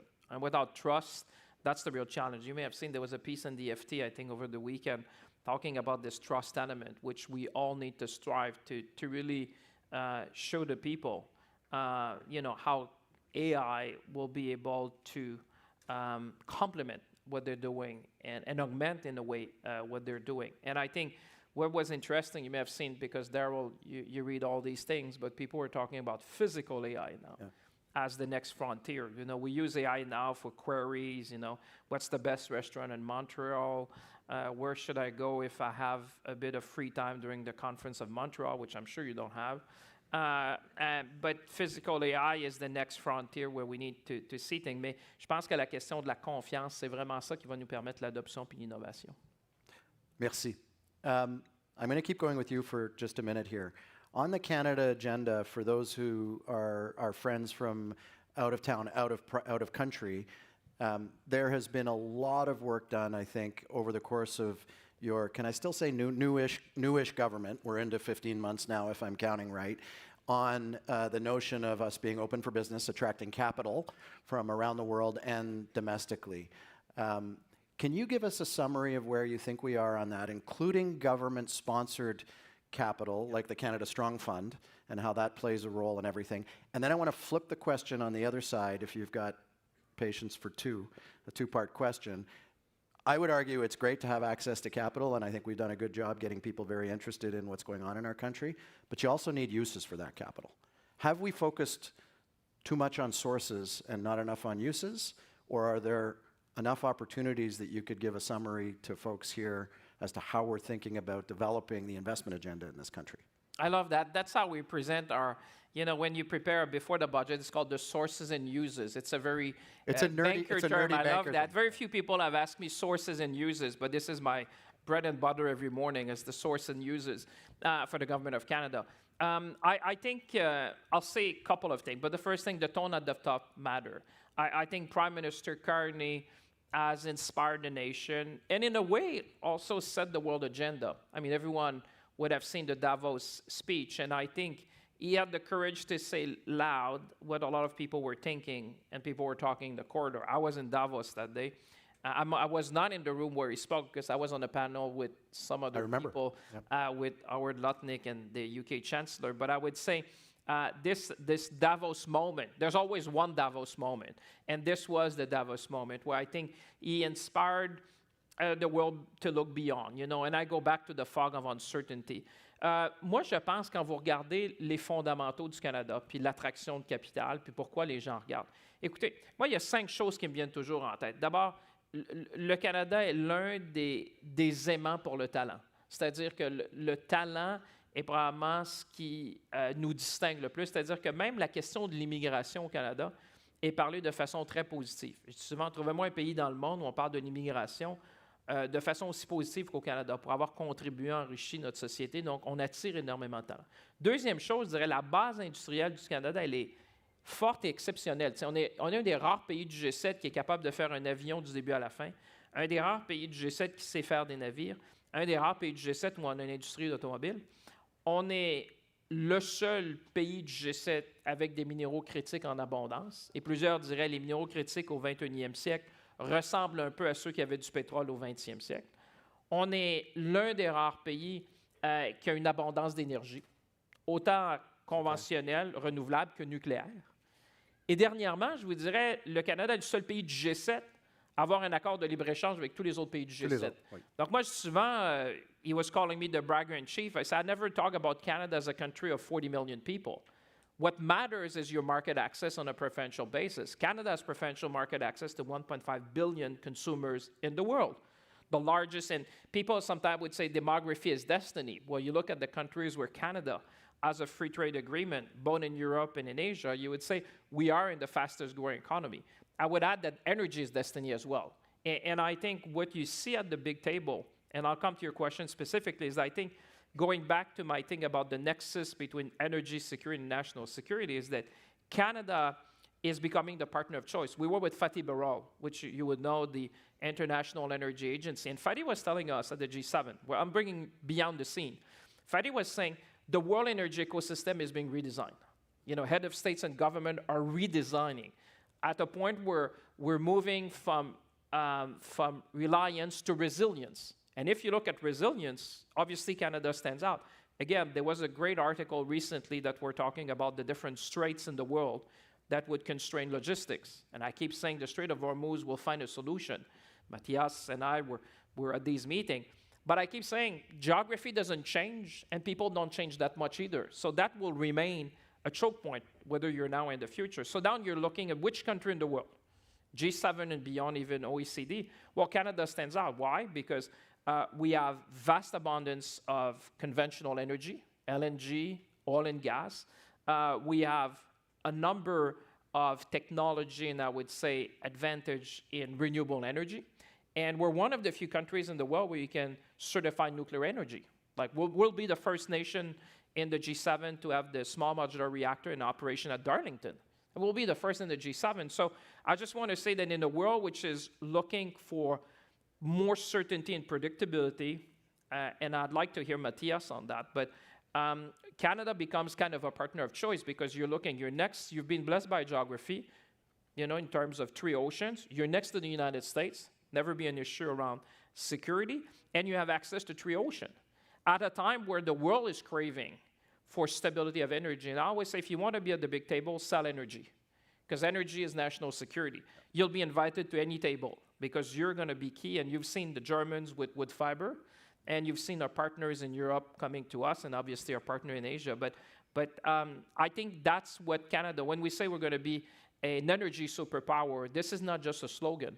It's really a need in the world where the architecture is being redesigned. And to your point about funds, is that at a time where the world is redesigning. We even have people from the Middle East calling me and say, Minister, we are producers, but you know what?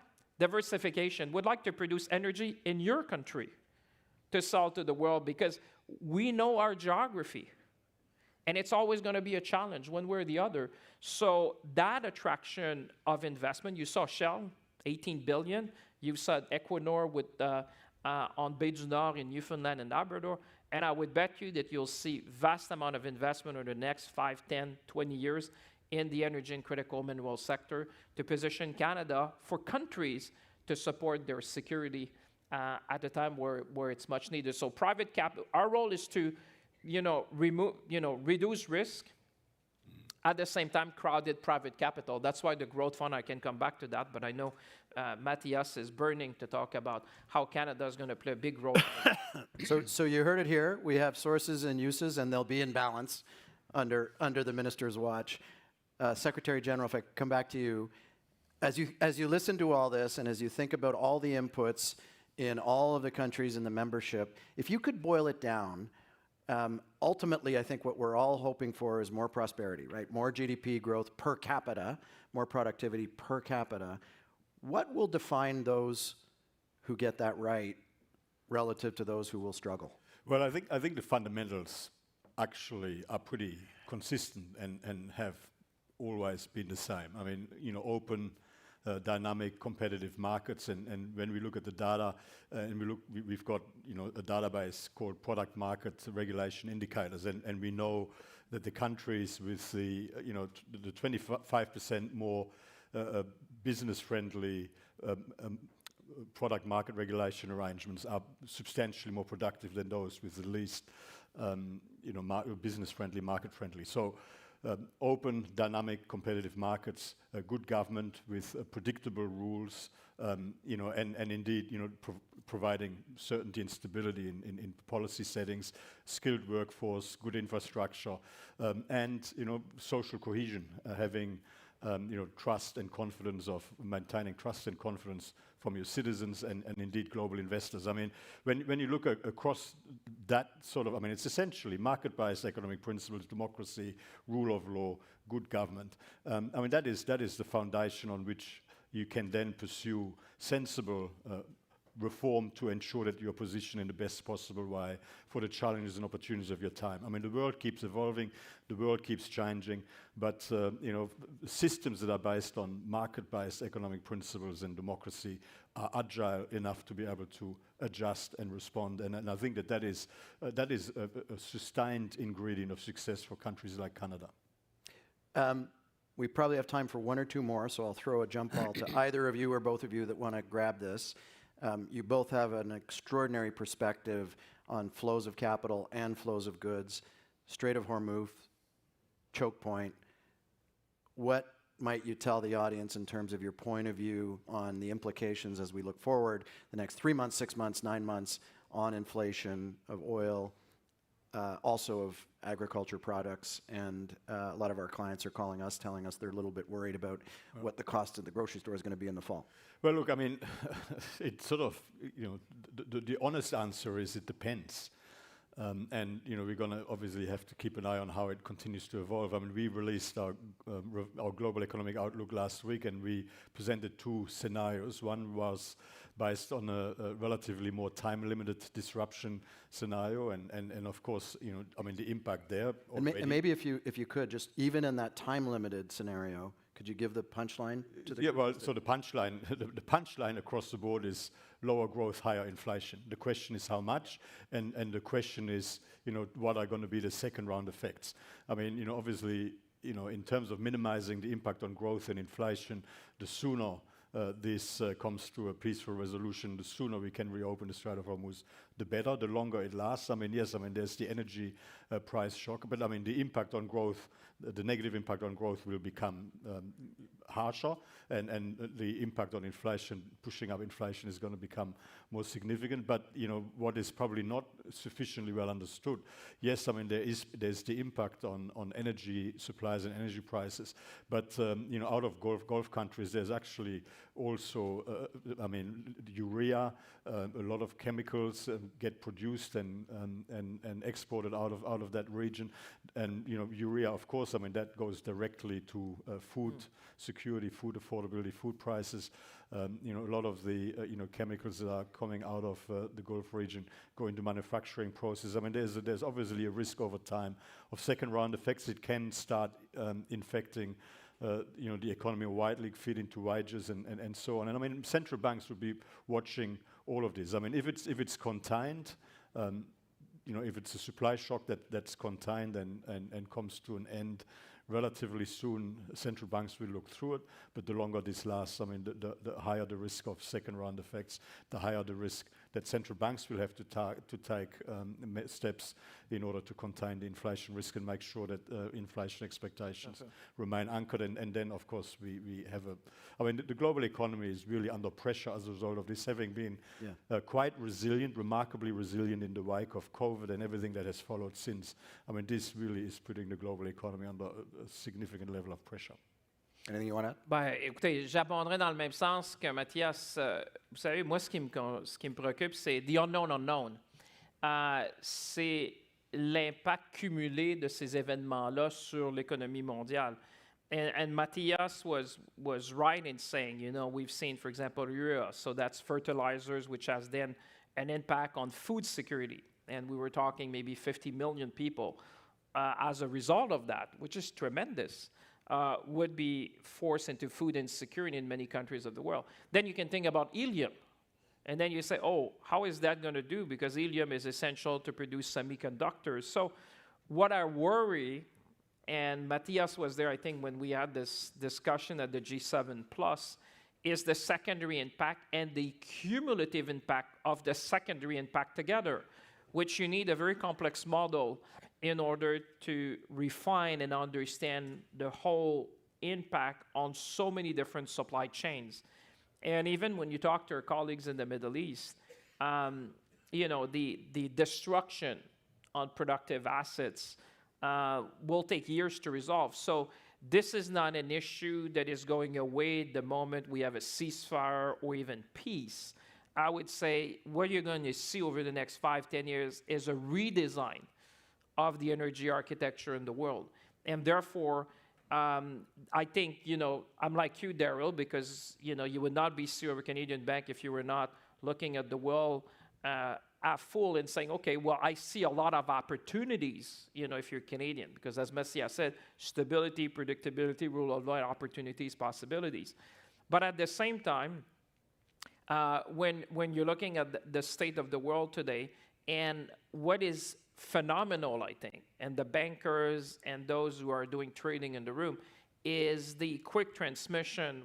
We're moving from an energy crisis to an affordability issue, and how the transmission is quick on these things. And therefore, if you ask me what worries me, obviously the wind is blowing pretty hard everywhere. And as much as in during COVID, no one is immune.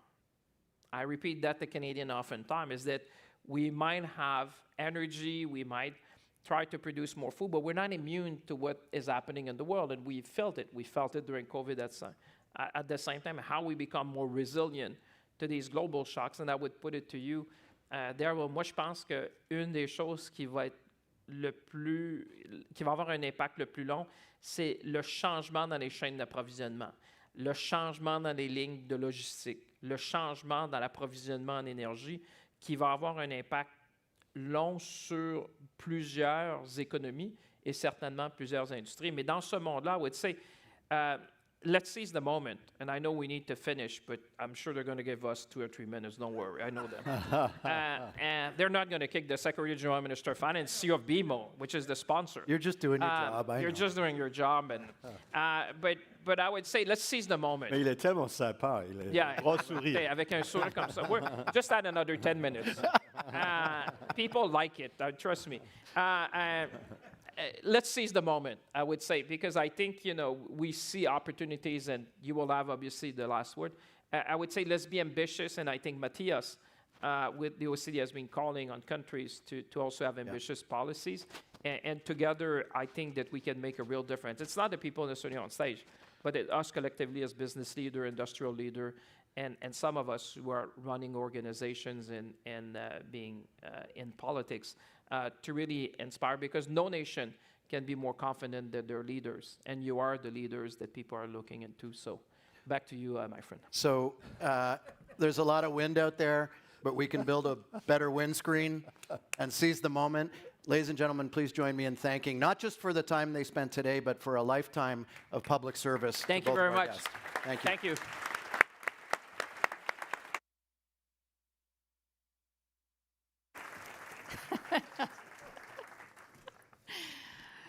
Well, what a powerhouse conversation. Thank you very much to all three gentlemen, to Mr. Corman, of course, for joining us here in Montreal. And you can always be guaranteed of a certain kind of energy whenever François-Philippe Champagne is on stage. It is always a delight, and as I say, a really impactful discussion today. I note that we also have another session taking place right now in the Cogeco studio. I am mentioning that because à ce moment, je vous invite tous et toutes à prendre une petite pause à l'extérieur de cette salle. Et je vous rappelle que le salon des participants est toujours ouvert si vous désirez continuer vos discussions dans un espace plus convivial. Et également, je vous conseille de passer voir l'exposition digitale qui se trouve dans le salon. Je vous rappelle, je tiens à vous rappeler de bien vouloir prendre tous vos effets personnels quand vous quittez cette salle, because we are turning the room over now for lunch. So let us meet back here at 12:30 for lunch. But I do encourage you, as many of you are already doing, to move expeditiously out of the room and to take all of your personal effects with you. Thank you very much. See you at lunch. Merci.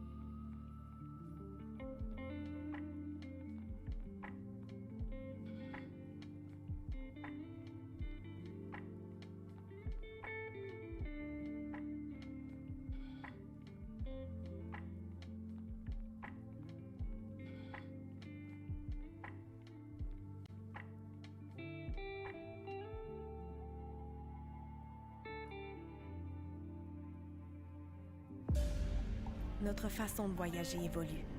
Les attentes sont plus élevées que jamais. Les déplacements doivent être fluides, intuitifs et pensés pour les gens. Pour le Grand Montréal, le besoin d'un aéroport plus accessible, plus rapide et plus connecté n'a jamais été aussi grand. La croissance de la région métropolitaine exige un nouveau modèle d'aéroport, un qui soit à la hauteur de notre plein potentiel.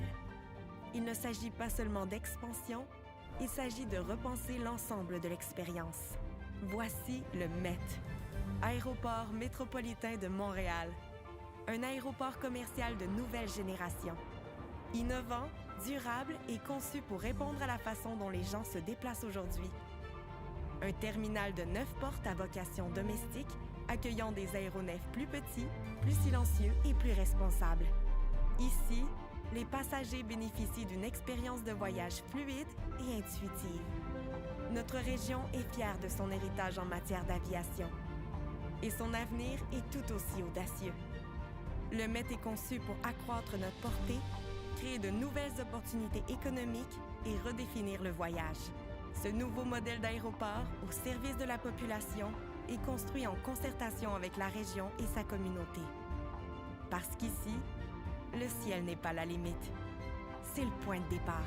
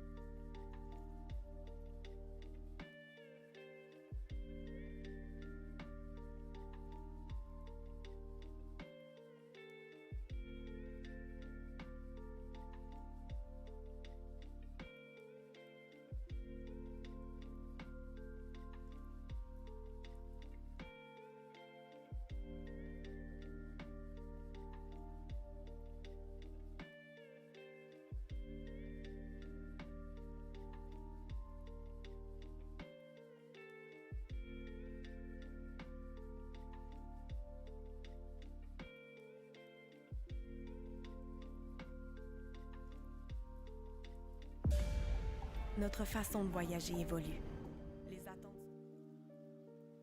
Les déplacements doivent être fluides, intuitifs et pensés pour les gens. Pour le Grand Montréal, le bus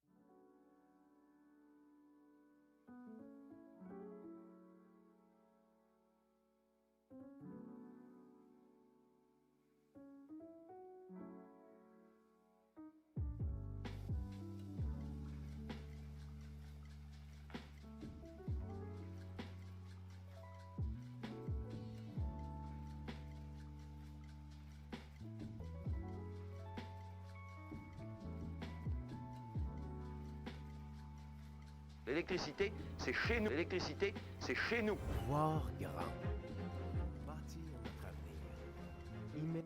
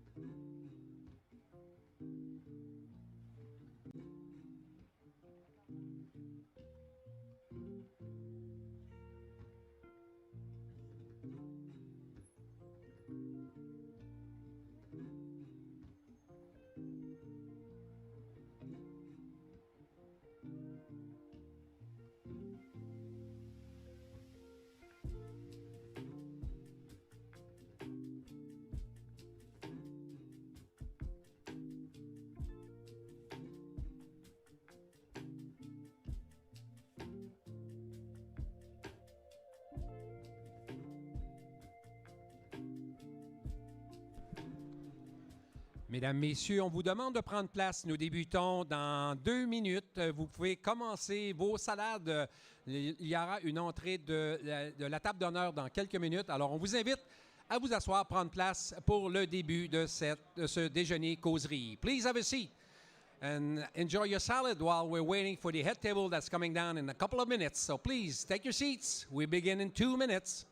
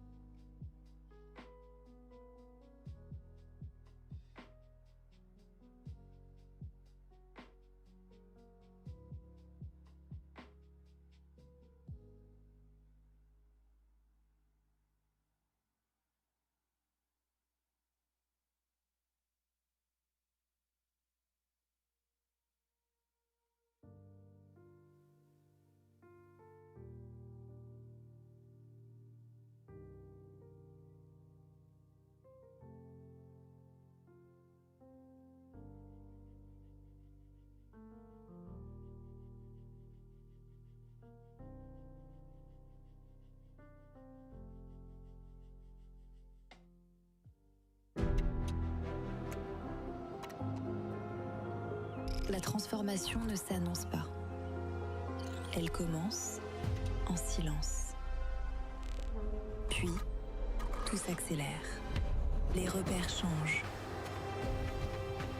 Dans ces moments, diriger, c'est avancer malgré l'incertitude. C'est s'adapter, connecter, rassembler. Ici, à Montréal, les idées convergent pour façonner la suite. En période de transformation, le leadership donne la direction. Conférence de Montréal. Menée à travers l'incertitude.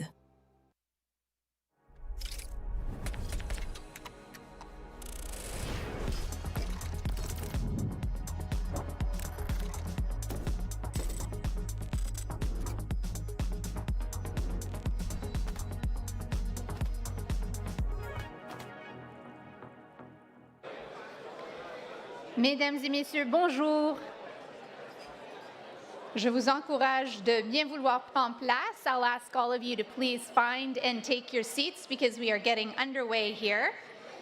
Et nous sommes ravis de vous accueillir à ce déjeuner d'ouverture de la 32e édition de la Conférence de Montréal, présentée en collaboration avec le gouvernement du Québec. J'espère que cet avant-midi a été enrichissant et qu'il vous a permis de tirer de nouvelles perspectives des discussions et échanges qui ont eu lieu jusqu'à présent.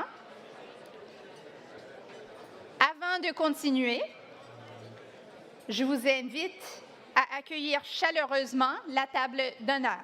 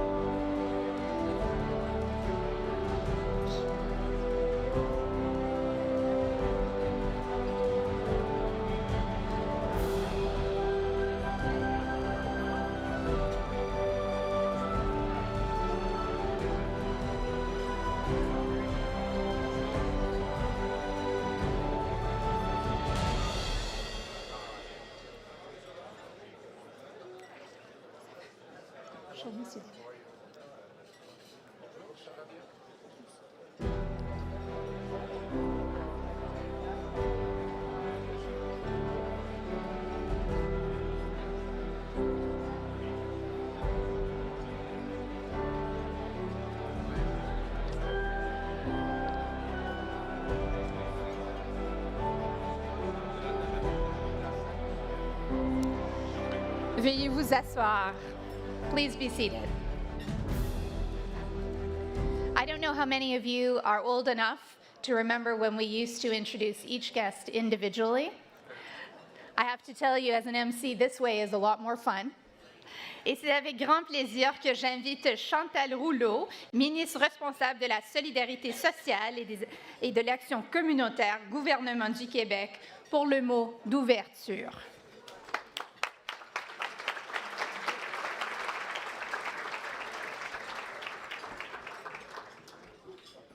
Bonjour à vous toutes, à vous tous. Un immense plaisir d'être avec vous aujourd'hui.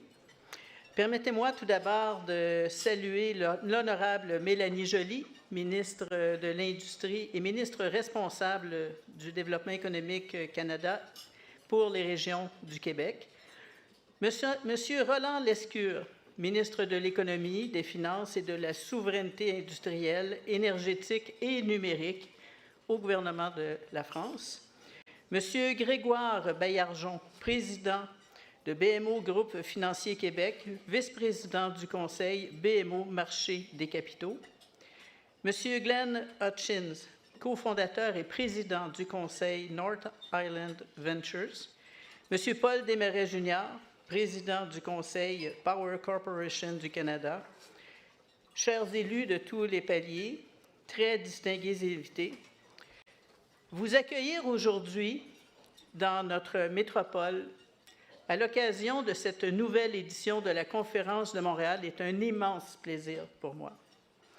Depuis plus de 30 ans, cet événement rassemble des leaders économiques, des décideurs publics, des chercheurs, des investisseurs venus de partout du monde entier pour réfléchir aux grands enjeux de notre époque.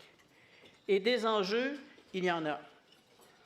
Dans un contexte marqué par l'incertitude et les transformations géopolitiques, le dialogue et la création de partenariats solides sont plus importants que jamais. C'est précisément ce qui fait la force de la Conférence de Montréal. Montréal est naturellement tournée vers le monde. Elle constitue un pont entre les marchés, les cultures et les talents. Grâce à ses universités, ses centres de recherche et son écosystème d'innovation, notre métropole figure parmi les grands pôles du savoir en Amérique du Nord. Elle joue un rôle moteur dans un Québec dont l'économie est compétitive, ouverte sur les marchés internationaux et reconnue pour son leadership en matière d'énergie propre et d'innovation. Notre nouveau gouvernement agit concrètement pour soutenir cette croissance.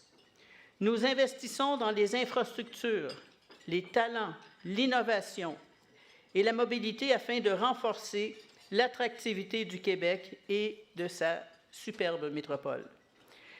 L'Est de Montréal en est un exemple frappant. Au gouvernement Fréchette, nous avons choisi d'en faire un moteur de développement économique pour les prochaines décennies. Nous avons réalisé des investissements majeurs pour soutenir la décontamination des sols, l'acquisition stratégique de terrains et leur requalification. Dans cette optique, nous avons créé la Société de mise en valeur des terrains de l'Est de Montréal, afin d'accélérer la transformation de ce territoire au potentiel exceptionnel. La pointe de l'île représente à elle seule plus de 40 millions de pieds carrés de terrain qui pourront être développés. Nous soutenons également plusieurs projets structurants qui transformeront durablement le territoire. Pensons au prolongement de la ligne bleue du métro, qui a été rendu possible grâce à un investissement historique du gouvernement du Québec et à l'entente conclue tout récemment avec le gouvernement fédéral. Pensons aussi au réseau de navettes fluviales en service depuis 2018. Pensons aux futurs projets structurants de l'Est que nous sommes en train de bâtir pour mieux connecter les communautés du Grand Montréal. Nous investissons également dans des infrastructures stratégiques qui renforcent le rayonnement de la métropole. Le stade olympique connaît actuellement une importante phase de renouvellement. Nous franchirons bientôt une nouvelle étape avec la modernisation et l'agrandissement du Palais des Congrès, un projet que nous avons réactivé afin de consolider la place de Montréal parmi les grandes destinations internationales d'affaires. Au cours des prochains jours, vous aurez l'occasion de discuter de l'économie de demain et des solutions qui permettront à nos sociétés d'être plus prospères, plus résilientes, plus durables. Le gouvernement Fréchette est fier de s'associer à la Conférence de Montréal. Et je vous souhaite, à vous toutes, à vous tous, des échanges fructueux, de nouvelles rencontres et de nombreux partenariats porteurs de l'avenir. Je vous souhaite un bon appétit et bonne conférence de Montréal. Merci.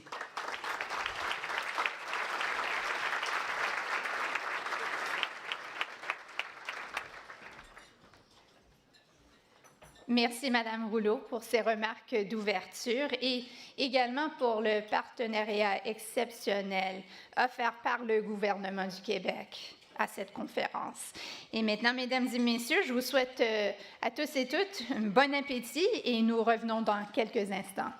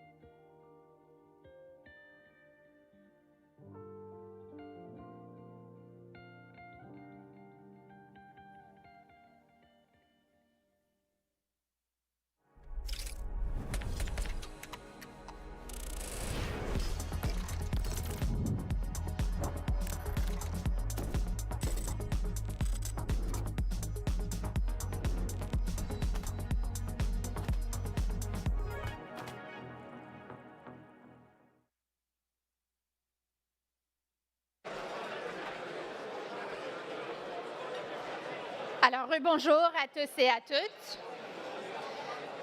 J'espère que vous avez apprécié tous vos repas ainsi que vos conversations.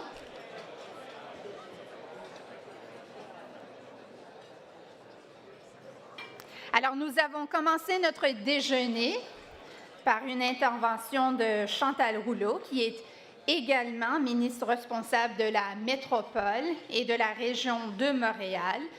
Et je suis ravie de poursuivre notre discussion qui aura lieu prochainement sur cette scène principale intitulée France-Canada, sécurité économique, innovation et compétitivité. Cette conversation nous amène au croisement de la finance, de l'énergie et de la souveraineté économique. Et avant de commencer, je tiens à remercier le gouvernement du Québec pour sa contribution à cette séance. Et je vous prie de bien vouloir accueillir chaleureusement M.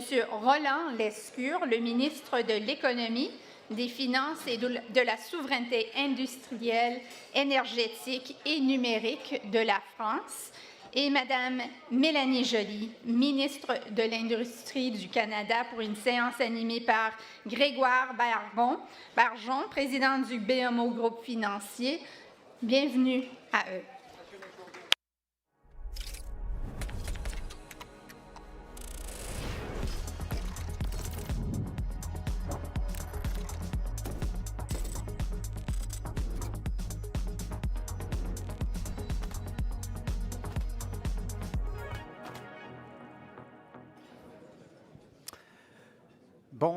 Bon midi, Madame la ministre, Monsieur le ministre. Un plaisir de vous avoir avec nous pour la Conférence de Montréal.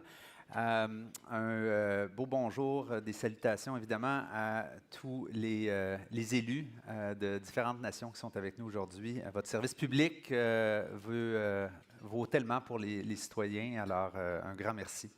On a le privilège d'avoir une conversation ce midi sur les relations Canada-France. Vous nous permettrez de faire une partie de la conversation en français, but we will switch between English and French to make sure that all our guests here today can benefit from the insights of our panelists.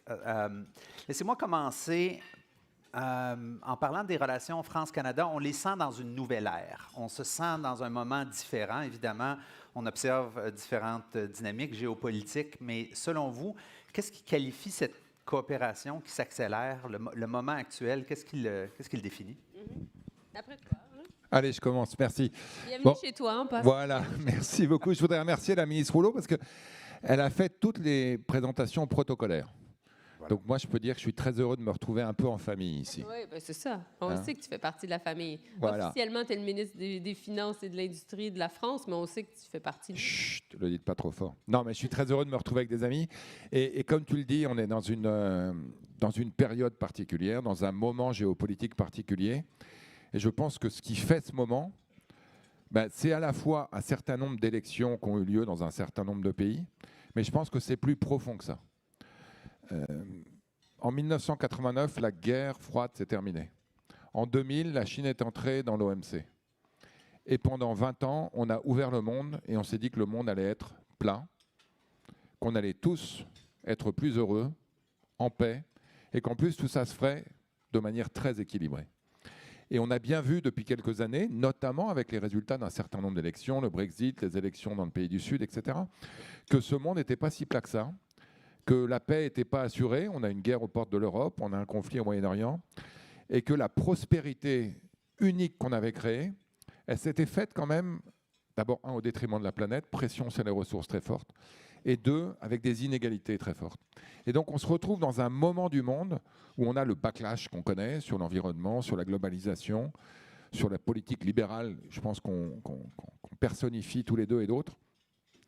Et du coup, quand on a deux pays amis qui travaillent ensemble depuis longtemps, qui partagent non pas une langue parfois, mais même deux, puisqu'il m'arrive de parler anglais aussi, je pense qu'on est capable de montrer au monde qu'on peut garder le chemin qui va nous permettre de continuer à avancer en corrigeant les excès, mais en continuant à avancer de manière aussi ouverte que possible.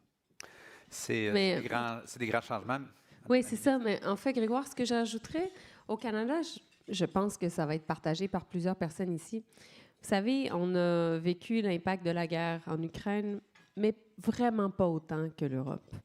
On a vécu aussi la guerre au Moyen-Orient, mais pas autant qu'ailleurs dans le monde, et certainement encore une fois en Europe, de par le fait qu'on avait cette distance géographique-là, mais aussi par le fait qu'on était, on avait quand même on était une puissance énergétique, on avait quand même beaucoup d'aspects de souveraineté industrielle. Mais on était, somme toute, réconfortés par le fait qu'on était à côté d'un géant américain qui pouvait continuer à nous permettre de prospérer parce que la sécurité était assurée. Et tout ça, toutes ces convictions-là, en plus de, la conviction, comme tu dis, que le monde était plat, c'est-à-dire que essentiellement, les relations économiques entre États étaient basées sur du libre-échange, puis que les politiques industrielles devaient être le moins d'interventionnistes possible. Tout ça a cessé le jour du début de la guerre tarifaire. Et puis ici, au Canada, pour la première fois vraiment, on ressentait cette insécurité-là, cette préoccupation-là, cette anxiété-là. Et c'est pour... Ta question, c'est essentiellement, c'est quoi ce nouveau moment-là? Mais je pense que la France et le Canada n'ont pas vraiment changé. Les autres ont changé autour de nous. Puis ça, c'est Stéphane Séjourné qui disait ça tantôt, puis je trouvais ça très pertinent. Mais là, nous, on doit pas juste être en mode réaction, on doit être en mode proactivité. On doit être capable de contrôler ce qu'on peut contrôler. Et c'est pour ça que là, je pense que plus que jamais, on doit vraiment développer des politiques industrielles, au-delà juste du libre-échange, des échanges commerciaux, mais vraiment des politiques industrielles alignées à un moment où on réagit au protectionnisme américain et aux surcapacités de l'Asie. Et donc, essentiellement, on doit s'assurer que quand on fait de l'interventionnisme étatique au niveau commercial, industriel, qu'on est aligné. Et ça, c'est pas facile parce qu'on a des pressions politiques, on a des enjeux dans certaines industries, mais c'est ça l'idée, en fait, du discours du premier ministre à Davos, donc d'avoir les puissances moyennes qui travaillent ensemble pour se renforcer. On pourra revenir à cette alliance-là de puissance intermédiaire, but let me double-click on what you're talking about in terms of collaboration and industrial policy. There's a shake-up in the value chains, in the supply chains. There are sectors where France and Canada can get closer and collaborate more. We can think critical minerals, energy, aerospace. Yep. From your perspective, maybe continuing with you, what are some of these sectors and where are you seeing that conversation elevate relative to what may have been the past few years? Well, there are many things, and of course, the relationship between Canada and Europe will deepen because we want to go further into creating common markets on certain industrial capacities. When I say that, I mean aluminum, steel, and we're doing that on defense production, etc. So concretely speaking, with France, what makes sense is first and foremost on aerospace. On a un investissement d'Airbus extrêmement important ici, au Canada, à Mirabel. On veut en avoir d'autres. Puis on veut être capable de voir qu'est-ce qu'on peut faire au niveau de défense avec Airbus. On sait que, Airbus, c'est une compagnie, un partenariat vraiment européen, là, franco-germanique, là, mais essentiellement avec des racines très, très profondes en France. On veut être... À Toulouse. À Toulouse, on sait. Donc ça, l'aérospatiale. Definitely on AI, we can do more. I think that the Prime Minister will be going to Paris and meeting with Macron on Friday, I think Thursday or Friday.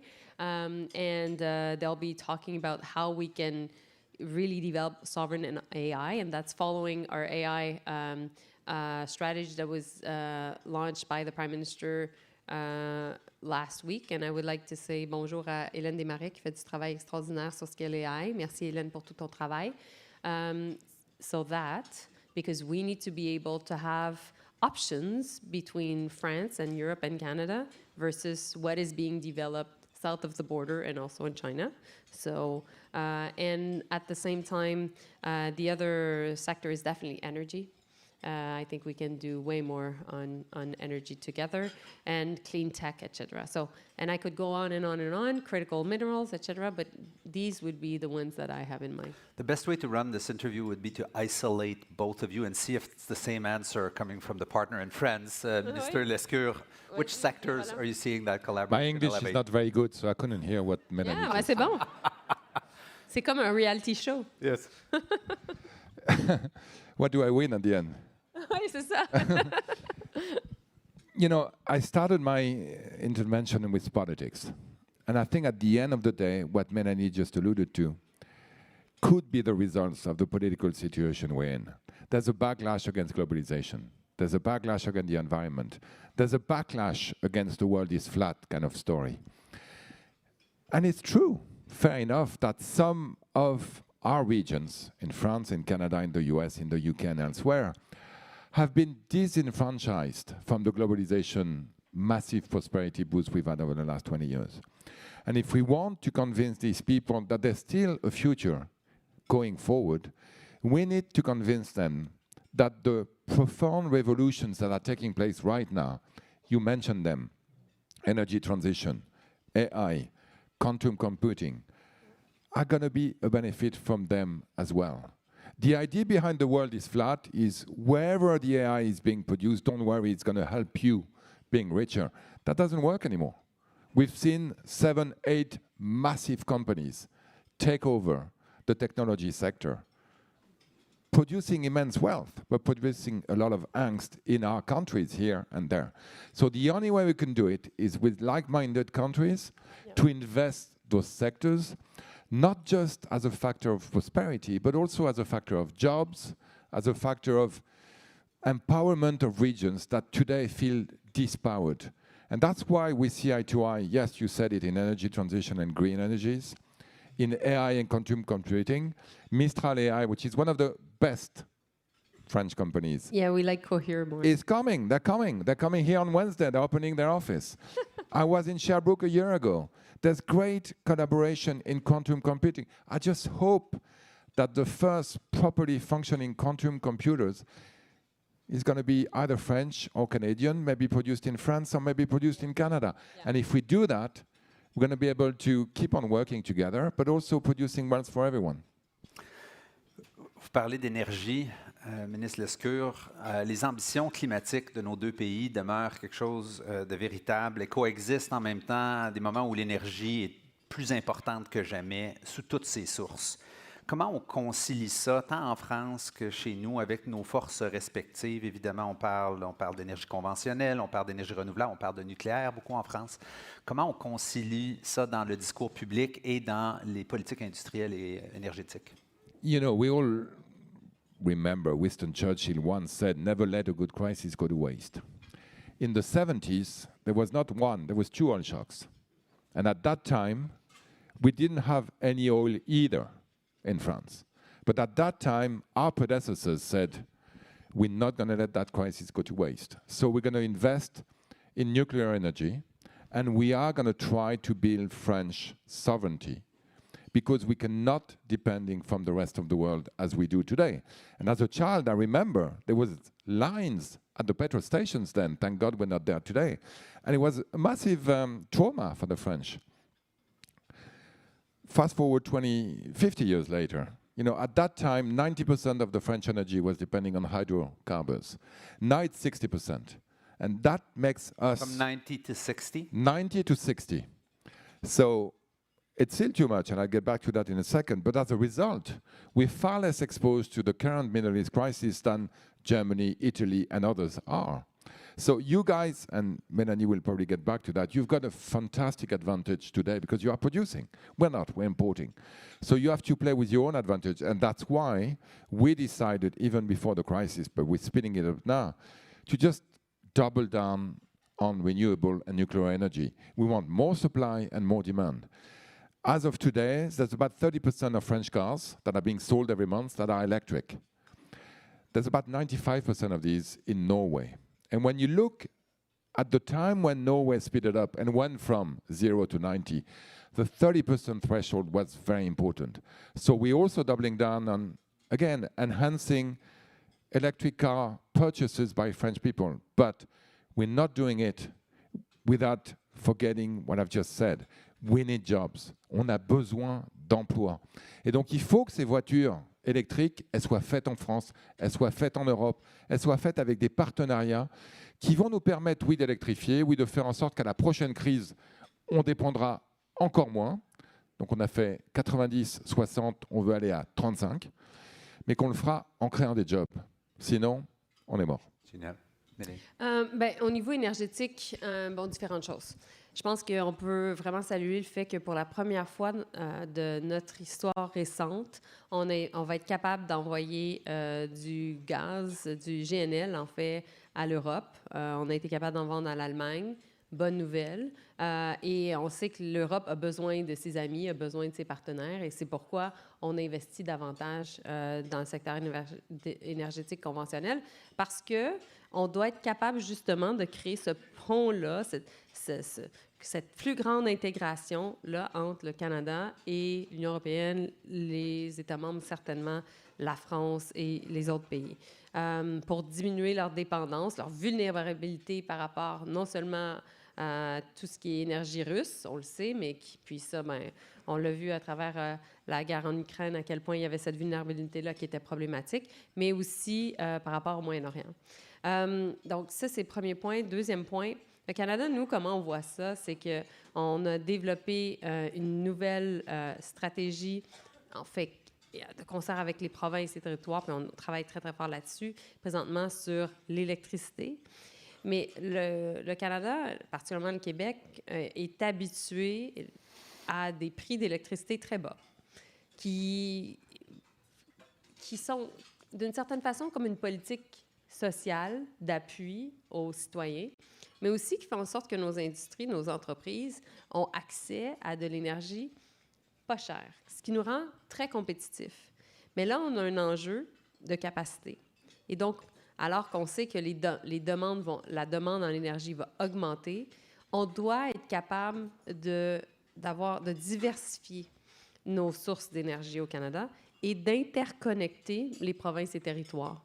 Parce que ça, on a trop de problèmes de vulnérabilité entre provinces. Et en plus, on doit être capable que, par exemple, le réseau d'électricité lié à l'hydroélectricité soit aussi connecté aux différents projets d'énergie renouvelable qui sont développés à travers le pays.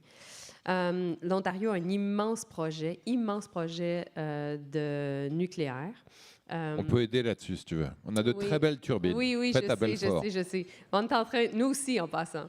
C'est là où on compétitionne avec la France, avec Candu, mais on a aussi, c'est là, en Ontario, on va développer le premier réacteur nucléaire SMR, là, dans le fond, là, ce modulaire, qui est plus petit, mais très performant. Et la turbine, elle est faite à Belfort. Ah, c'est bon. Oui, on va vous l'envoyer bientôt, elle est presque terminée. Donc, il y a ça, mais aussi, juste pour revenir pour les véhicules électriques, dernier point, Grégoire, on sait qu'au même moment où nous, on est rendu, les dernières statistiques sont sorties sur les véhicules électriques au Canada, je pense au mois de mars, on était à 16 % des nouveaux véhicules. Et ça, c'était une augmentation après le retour des subventions. Bonne nouvelle, mais on doit augmenter.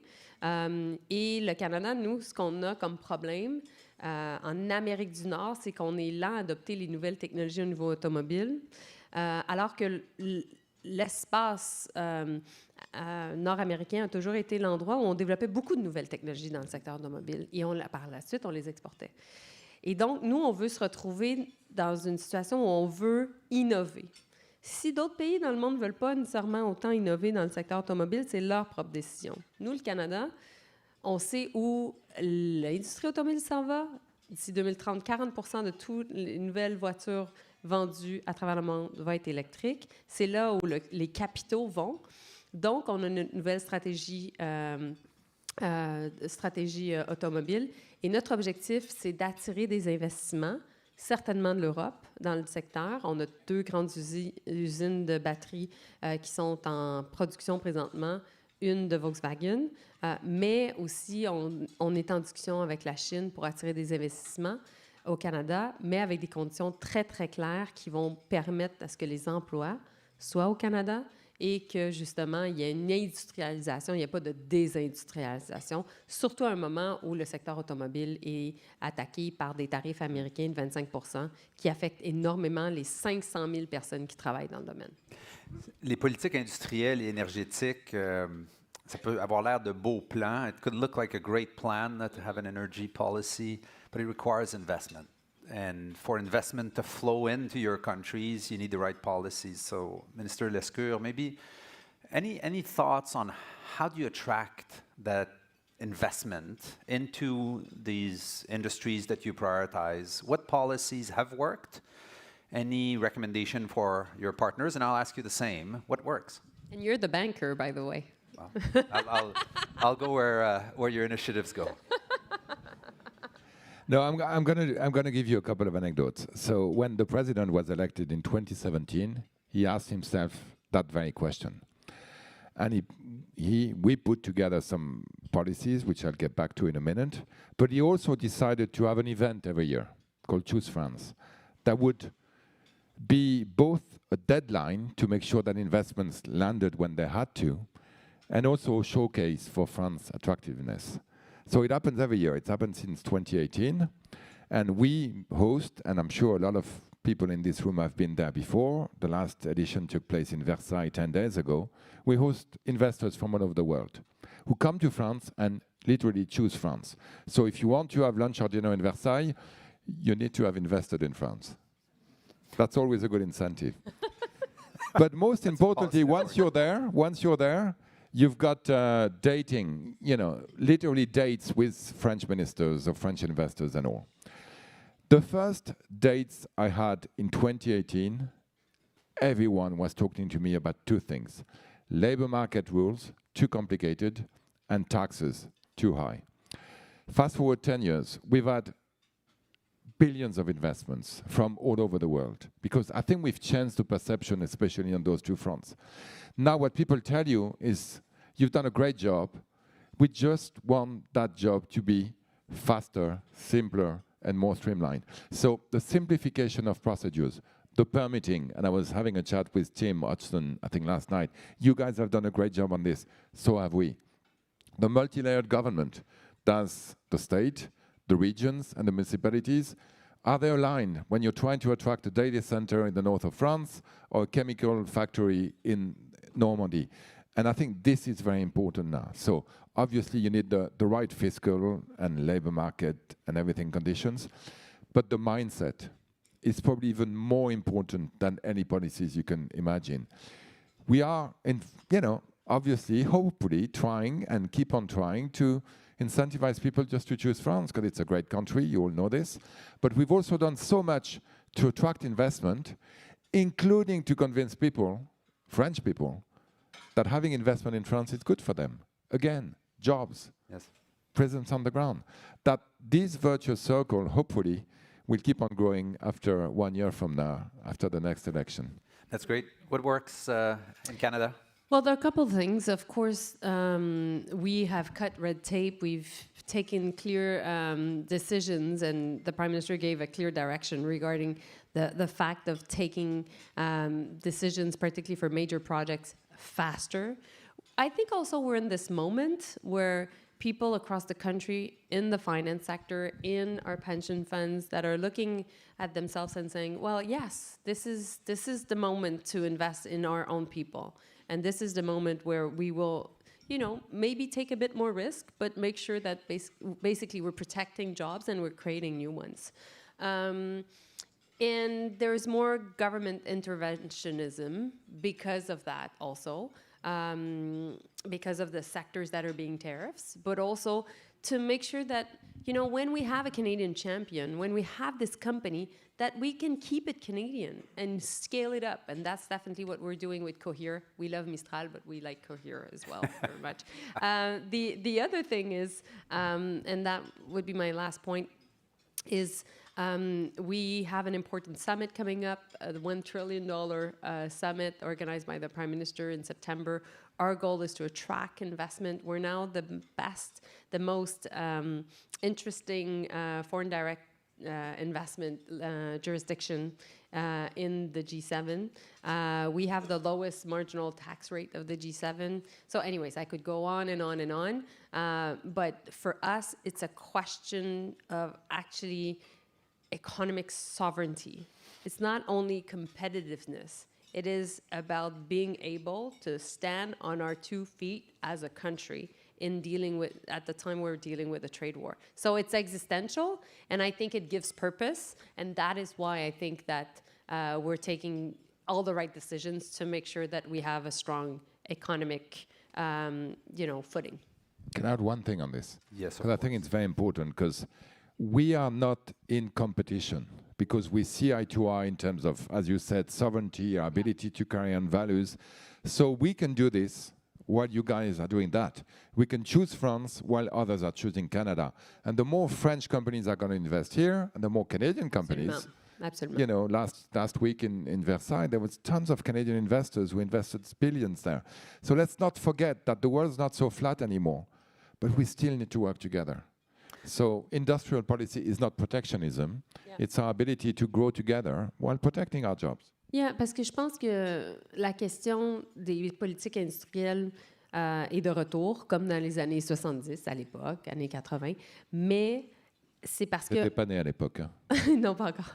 80, oui. Mais le but, c'est qu'il n'y ait pas de dommages collatéraux. Puis avec ces journées, on en parlait tantôt, mais l'enjeu qu'on a, c'est qu'on réagit tous aux tarifs américains ou à l'incertitude créée par la menace de tarifs. Et en même temps, on craint cette surcapacité de l'Asie, enfin essentiellement surtout de la Chine, qui pourrait participer à une désindustrialisation. Certainement, dans le secteur automobile, il y a une crainte en Europe, mais nous, on doit bien le faire ici au Canada aussi.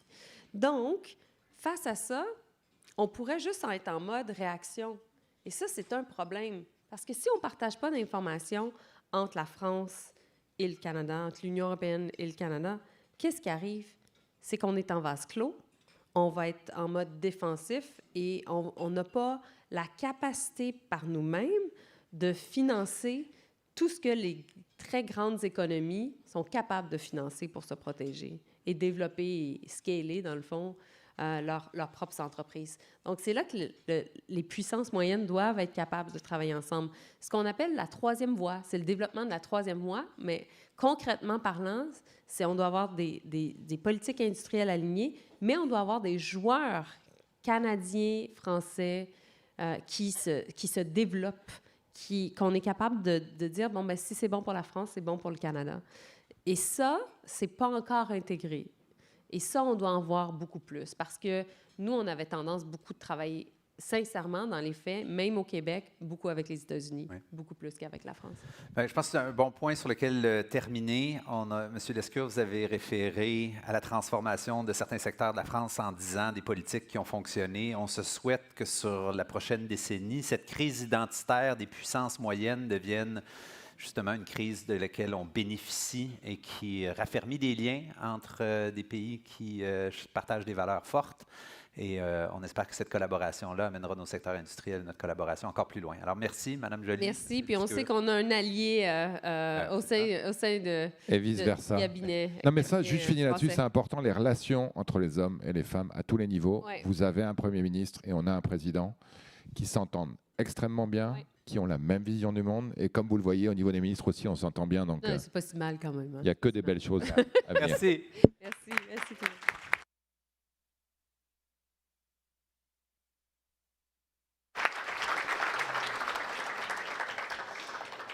Quelle conversation utile qui a mis en lumière les opportunités en France et au Canada. Merci aux deux ministres de s'être joints à nous et à notre excellent modérateur. Et nous reprendrons nos conversations sous peu. Bon appétit.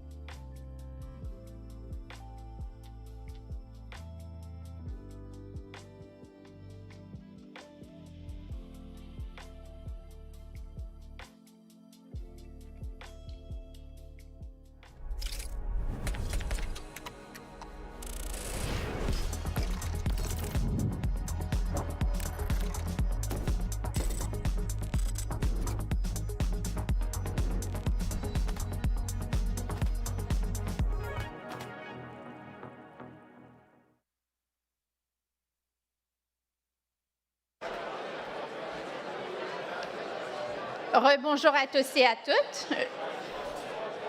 Nous allons reprendre nos conversations, alors je vous demanderai de bien vouloir prendre place. Pour la deuxième partie du déjeuner d'ouverture,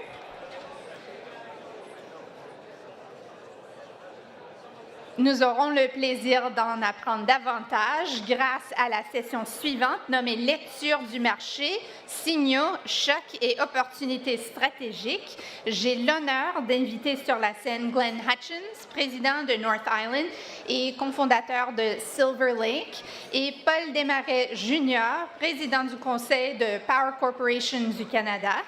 We're very much looking forward to hearing from these gentlemen, and we will do so right after this video. L'électricité, c'est chez nous. Voir grand. Bâtir notre avenir. Y mettre toute notre énergie. L'électricité, c'est chez nous. Voir grand. Bâtir notre avenir. Y mettre toute notre énergie. À Hydro-Québec, ça fait partie de notre ADN et on en est fiers.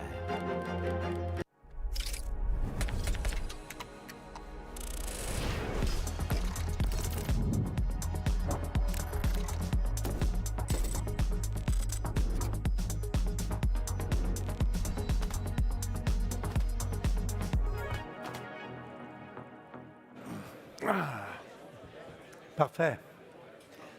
Alors, Glenn,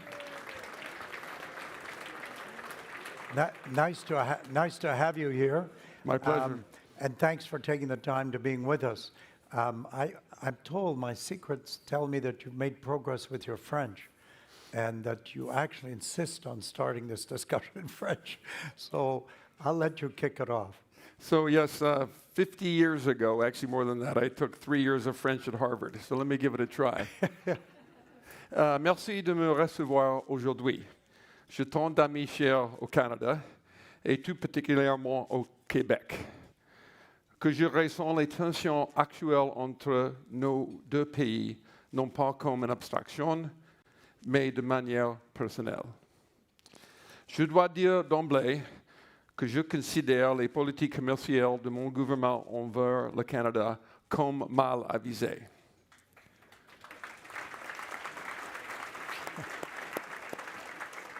Mais la bonne réponse n'est pas de revenir en arrière. L'ordre d'après-guerre appartient à un monde qui n'existe plus. Il nous faut construire quelque chose de nouveau, dont nous allons aborder aujourd'hui. Merci. Oh, merci, Glenn. Bravo. Bon, je vais quand même continuer en anglais. Ça va peut-être faciliter notre interview. S'il vous plaît, non. C'est un plaisir de t'entendre nous parler en français, je dois dire, avec quand même un bon vocabulaire et un bel accent. Mais disons que, en t'écoutant, je me dis, finalement, notre titre l'année dernière n'était pas si mauvais. Uncertainties, thriving in uncertainty. Uncertainty, we have a lot of it. We've been hearing a lot of discussions in the last day, just today and last night. And I guess my mind would go, Glenn, I don't want to recite all the uncertainties I have because you might be here a long time. But I'd love to hear what's top of your mind in terms of uncertainties. So, Paul, you might remember 2 years ago, a year and a half ago, you invited me to speak to your board. Product at a Power Corp. And I told you that I thought AI was going to change the world. And since then, I've concluded that I way underestimated its impact.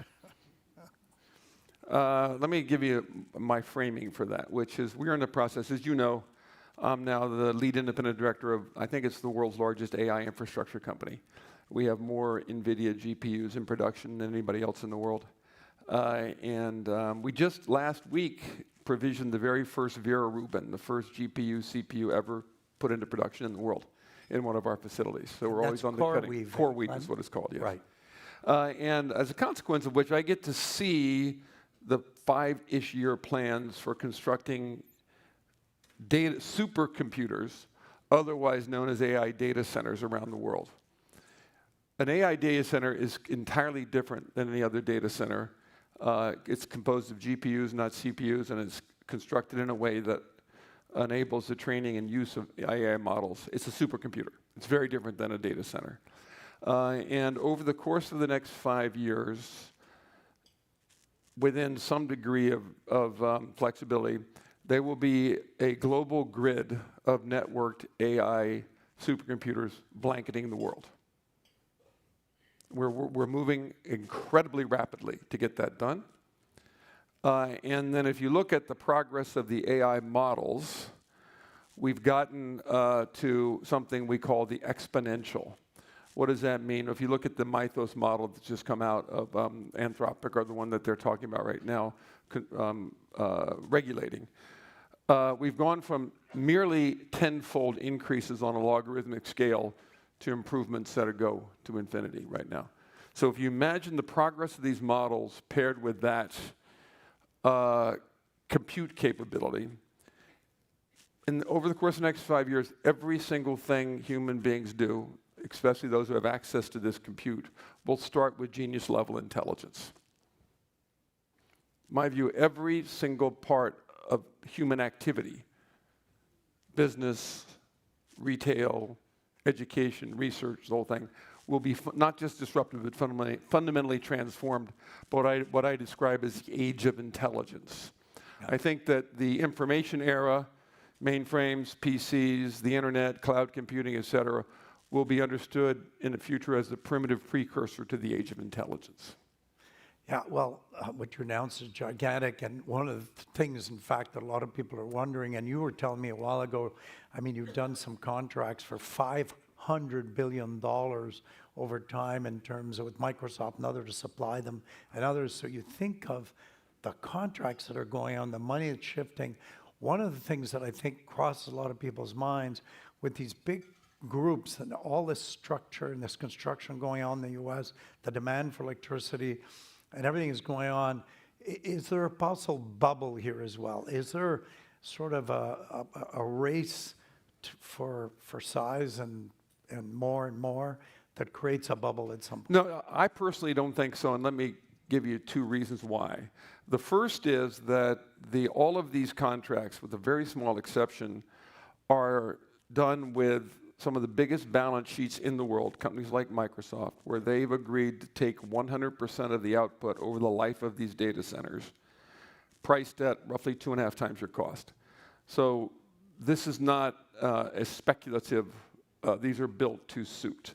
So there's not, first of all, so there's not the kind of problem we had during the dot-com era. Yeah. But secondly, if you actually look at the plans for building out these data centers, every single part of the supply chain that we can expand is being expanded as rapidly as it can be expanded. And that's everything from land and buildings to compute to memory to storage to networking, the whole thing. And it is all sold out. And there's an important problem here, which I'll come back to in a minute. Now, we know Anthropic just recently experienced an 80x times increase in its revenue in 1 quarter. Anthropic does not have enough compute. The problem is not that there's too much compute. The problem is there's not enough for their 5 years of planning. Now, we were just talking here at lunch about how in the banking industry, post the great financial crisis, capital is the binding constraint, and moving capital to where it gets its highest rate of return, risk-adjusted, is what you need to do to be successful in banking. In the future, access to compute will be the binding constraint. That's it. For your company all the way to your country. In other words, if you think about this, for a minute, people talk about sovereign AI. I'm not quite sure what they mean by that, but if you are in a competition with a rival, whether a national security competition, or an economic security competition, or an innovation competition, the winner will be the one that disproportionately has access to the compute and knows how to use it best. Yep. And that's where there's going to be a big race for talent and the mines and the people. We see it here in Montreal, and these big guys come and take some of our people. And I know our company, that's one of our biggest themes, is a race to talent. Go on.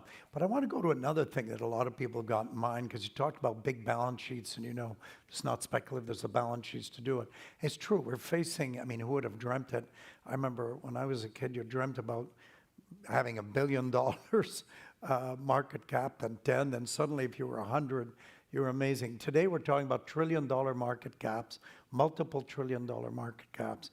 A lot of people think about the economy as well, and the market in particular, with the great 7 companies that are the trillions of dollars. A lot of people worry about that too, Glenn, in terms of concentration of power. 2 things. In the market, an over-concentration in these areas, and then secondly, economic concentration, let's call it, in a country or in an area where very big companies will concentrate so much power and so much knowledge.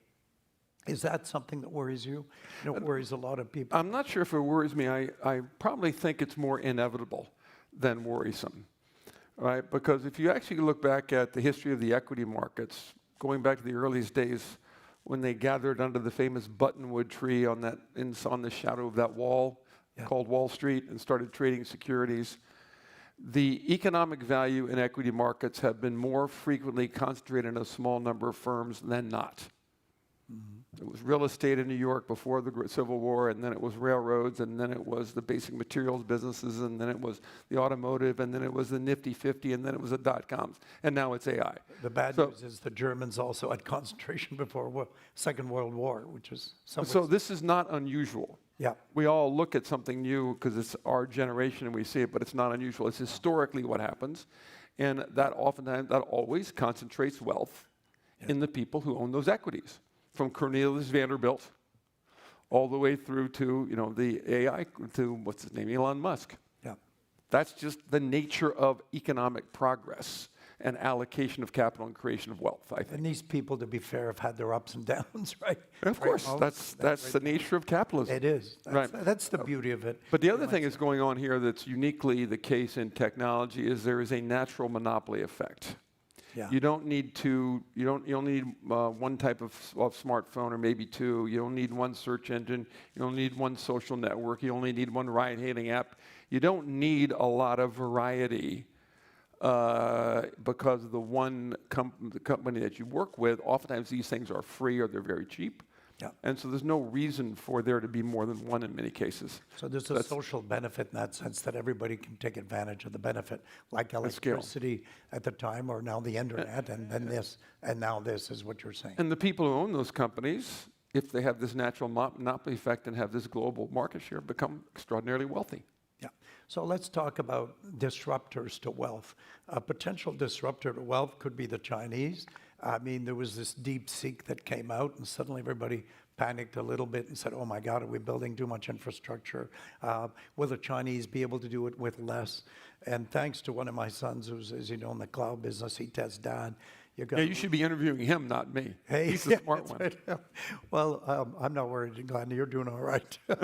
But he talks about reverse engineering, which you know all about how the Chinese, he says, Dad, the Chinese can reverse engineer an American product, and within 90 days they can do it, and then probably come out with something that's maybe 1/10 of the price or something. Tell us a little bit, because I know you know a lot about this and a lot about the Chinese. So where do you see the Chinese in this game? Well, there's an old saying, a saying in my field, which is America innovates, or I should say North America, given what the Canadians have done on AI. Let's say North America innovates, China replicates, Europe regulates. That's not bad. And is the minister still here? No. But in this case, necessity is the mother of invention is more likely the phrase to use, because I was just back from Asia. As you know, I'm on the board of the Sovereign Wealth Fund in Singapore, so I spend some time there every year. And it's very interesting to see what's going on with the Chinese in the context of this embargo of advanced compute GPUs from NVIDIA to China, and then the embargo of silicon from TSMC to China. And those two things are creating, the Chinese think, interestingly enough, given them a huge advantage. Right? Because they are learning in an age of when, on the West, we're putting a huge amount of resources into this compute. They're learning how to make the use of very limited resources. Yeah. And as a consequence, they're inventing things like DeepSeek, which, now it did rip off a lot of stuff from OpenAI. That's a different part of the issue. Stole OpenAI's intellectual property to train the model, but that's kind of in the nature of the way the Chinese compete. But they create things like DeepSeek because they have to make more efficient use of their resources. Yeah. And they are developing their own supply chains for silicon all the way through to computers in order to be able to compete. And they say that they have a huge advantage that we don't have in the West, which is they have very robust grid and virtually unlimited sources of energy from that grid. And if you think about how the throughput in a GPU is called a token, so you interact electricity with GPUs to create tokens. And if you have really good GPUs, you need less energy, and that's what we're trying to do in the West, the Vera Rubins are 5 times more energy efficient than the ones that came before them. What they're saying, that's okay, we'll just put a lot of energy on the front end and use less good GPUs and get to the same output. So they actually, but overall, they think they have a huge advantage because when we come out of the other end of this build-up, they will have the ability to be more innovative because they've been forced to be so. Forced to be so. Which is typical of life in general. Yes. Tell me, let's switch to another sort of subject that's, I think, on all our minds when it comes to AI. What do you think of let me go 2 things. What are the biggest risks facing in AI? What could slow things down, change things as you see them? And then I want to turn my mind to AI governance, because it's such a big thing in so many people's minds now, in terms of, who's going to lead the governance? Are we going to be counting on governments, on markets, pre-markets, or the industry itself to self-regulate it? And then you've got a guy like Joshua Bengio, who's probably the most cited scientist in the world today, right now, who I've spent a bit of time with him recently, and he was saying to me, Paul, you got to worry about guardrails. We just don't have enough guardrails. These systems, they can create a life of their own, go off on their own, literally, create their own companies, create contracts, cut out the original person that's supposedly using them, etc. And he says, we're going to have to find systems that have better guardrails. So I wonder, I'm throwing a lot of things at you, as a government. Who is it? Is it a mix of groups? How do you think about that? So let's take risks first and then governance second. Yeah. Okay, so start with risks. So I think when most people think about the risk associated with AI, they're looking through the wrong end of the telescope. If you flip it around, the big risk with AI is where you today have capital or something important to you, putting your time and energy or your future into something that's going to be deeply transformed by AI. Yeah. So there was something called the SaaS apocalypse, the software apocalypse in the United States, in the U.S. markets. And that was because it is true. I know of a company I'm involved in that 6 months ago bid $500 million in equity for a software company, got outbid. 6 months later, built that same capability for $5,000 of compute. So within 6 months, $600 million of value was basically gone as a consequence of the new tools you can use to build software anymore these days. But the way to think about this is the software companies, the AI is a massive tsunami that's formed out at sea that's rushing inland. And the software firms were the sunbathers who just happened to be on the beach when the wave hit there. But that wave is going inland. Mm-hmm. And it's going to take out very large parts of other types of economic activity and other types of corporate formations and capital formation. And I think the biggest risk you have is having too much of your assets in things that are going to be obsoleted by AI. So one of my advice to people who think about investing is to go through your whole portfolio, rank everything 1 to 5 in terms of capacity to survive or thrive in AI, sell all the 4s and 5s, only own 1s and 2s, and put the 3s on a watch list. Because if you have your capital in places where AI is going to decimate it, that's just foolish. Well, I must say That's the big risk. Yeah, I think you're right. I think that's a warning too, in a way, to CEOs. Pay attention and get on it. And I know a lot of CEOs I talk to, even today, that are a bit in denial, frankly, and saying, well, I don't know, we'll see, we're going to go. I can tell you, our corporate goal, there's no denial. We're on fire. We're addressing it in many different ways. We're attracting people that can address it smartly. We're making alliances. We're doing a lot of things. But, it's still scary. I mean, I see precisely the opposite thing happening in many places I'm in the United States. What I'm seeing, there's one of the conundrum out there right now is so much money going into AI, and every CEO says, well, I have no payback yet. Right? And you and I, if we were doing this 5 years ago, maybe 10 years ago, I would have been talking about cloud computing. Yeah. Remember you and I have talked at length about that over the years. And a lot of CEOs were resistant to investing in the cloud because they had chief information officers who were old school and didn't want to take that quote-unquote risk. It turned out to be a risk more not to do it than to do it. And now I go to those companies and I say, what happened? Why are you doing the cloud? I said, well, that CIO retired and we've got a young person and now we're investing. I call it the parable of the 40-year-old locksmith. If you want electronic locks, find a locksmith under 40 and it'll get put on your house. And so in this case, the CEOs, and now you've got a younger generation of CEOs who are techno-literate, who are technology natives, and they're investing very aggressively in AI. They're now getting the benefits of their investment in the cloud computing, but they're now in the J curve for their AI investing.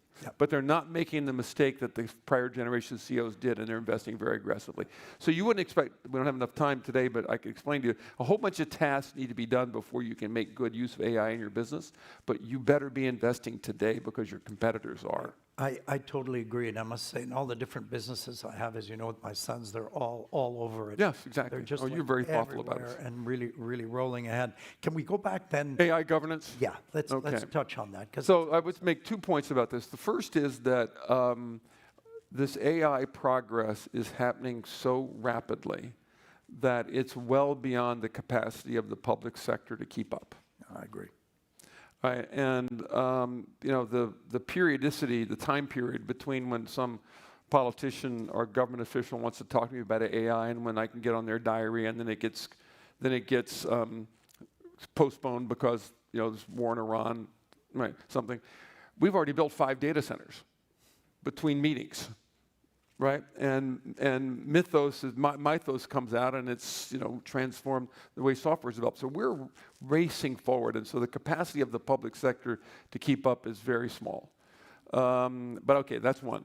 And then the risk of that is it lurches forward and does something idiotic because it gets so far behind. That's a different thing. But what's my framework for AI governance? The way I think about it in my life is I think every company or organization needs to have its own rules for AI governance inside its own organization. And so every company I'm on the board of, I've caused there to be formed a committee that looks over AI. There'll be a series of rules inside that company and then the periodic reporting to the board on how they're doing it. Every industry needs to have an industry association with agreed upon industry rules for the governance and use of AI.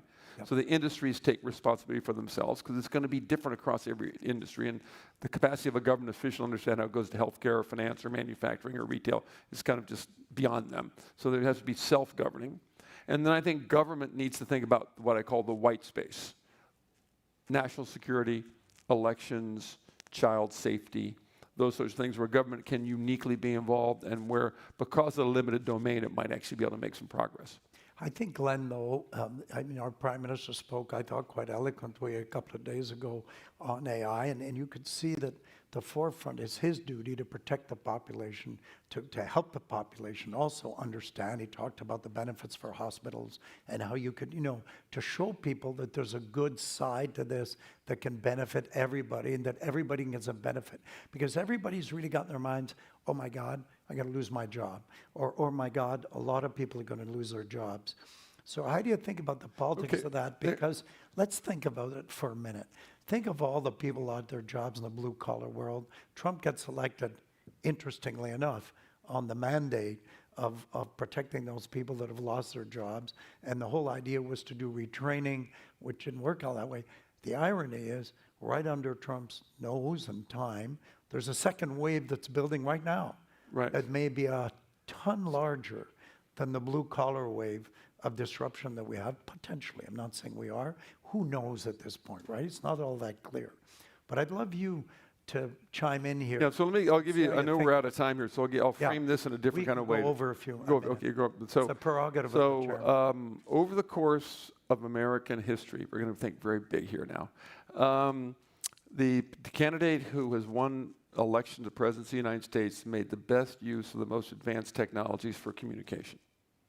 Thomas Jefferson wrote pamphlets, Abraham Lincoln newspapers, Teddy Roosevelt book publishing, Franklin Delano Roosevelt radio, John F. Kennedy TV, Richard Nixon Madison Avenue, Ronald Reagan Hollywood, Bill Clinton cable TV, Barack Obama social media, Donald Trump direct-to-consumer with Twitter and TikTok. Yeah. I'm absolutely convinced that the person who wins the White House in 2028 will be the first AI president. Yeah. The tools, because that's the way you will be able to compete, to communicate with the American people. Now, why do I say that? Because that person becomes, when you don't just win as a consequence of doing that, you are the person who meets the moment because you understand the world in which you live. Yeah. Right? You're a person of that moment and you're relevant to that moment, and that's expressed in your capacity to use those tools. It also gives you credibility and capacity to deal with it. Yeah. Because you understand it. Yes. Right? And so what we need to do, I think we will have, is a new generation of leaders who don't deny what's going on, but make constructive understanding of it to communicate in ways that you just talked about earlier about how it can be used. What's interesting what you're saying, Glenn, is we have an age issue as well. Very much so. To me, everybody in the world is being run by older and older people. Yeah, very much so. I'm sort of thinking, wow, that doesn't equate with your solution. For another time, we can discuss that's how America ended up where it is today and why our relationship with Canada is so disrupted. Yeah. Well, Glenn, I think hopefully that's all been somewhat helpful to all of you. I'm not sure it's been total comfort in my mind. You didn't tell me I was supposed to do that. But it is a reality check, Glenn, in terms of where you see things. And I think that you're at the center of a lot of what's going on in the U.S. and in this area. So thank you for being with us, and enjoyed having you. Thank you.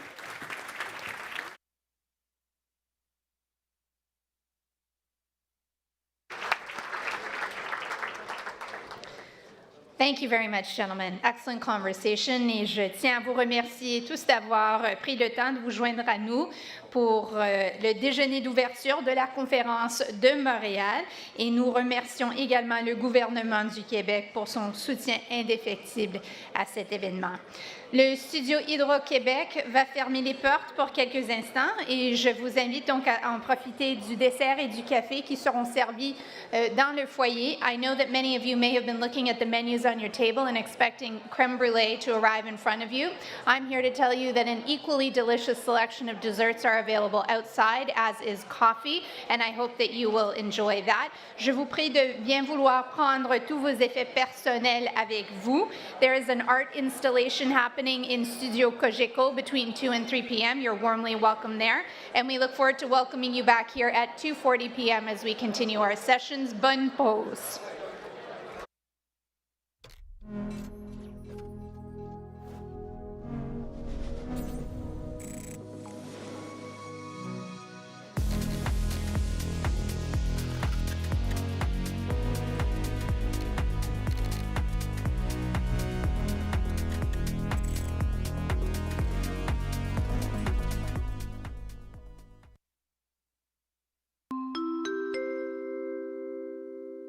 Mesdames et messieurs, cette session est maintenant terminée. Afin de permettre au personnel de l'hôtel de préparer et de nettoyer la salle pour la prochaine conférence, nous vous invitons à libérer les lieux le plus rapidement possible. Nous vous remercions de votre précieuse collaboration. Ladies and gentlemen, this session has now come to an end. To allow hotel staff to prepare and clean the room for the next conference, we kindly ask that you exit the room as soon as possible. Thank you very much for your cooperation.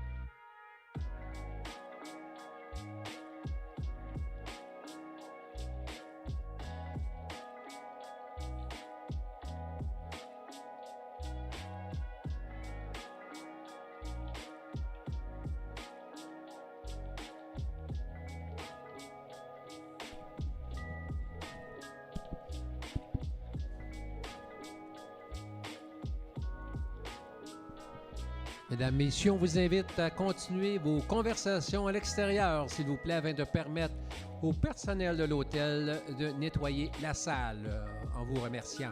Ladies and gentlemen, please continue your conversation outside in order for the hotel staff to clean up the room in order to start our session on time at 2:45. Thank you.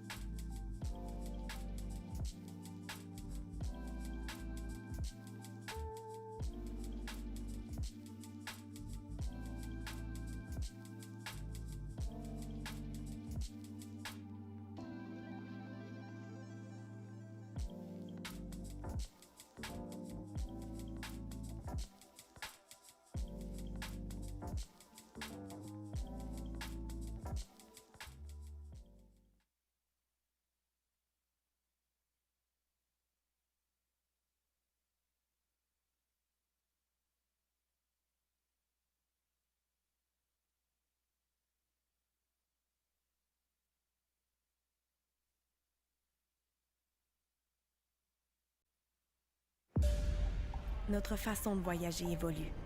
Les attentes sont plus élevées que jamais. Les déplacements doivent être fluides, intuitifs et pensés pour les gens. Pour le Grand Montréal, le besoin d'un aéroport plus accessible, plus rapide et plus connecté n'a jamais été aussi grand. La croissance de la région métropolitaine exige un nouveau modèle d'aéroport, un qui soit à la hauteur de notre plein potentiel. Il ne s'agit pas seulement d'expansion, il s'agit de repenser l'ensemble de l'expérience. Voici le MET, Aéroport métropolitain de Montréal. Un aéroport commercial de nouvelle génération. Innovant, durable et conçu pour répondre à la façon dont les gens se déplacent aujourd'hui. Un terminal de 9 portes à vocation domestique, accueillant des aéronefs plus petits, plus silencieux et plus responsables.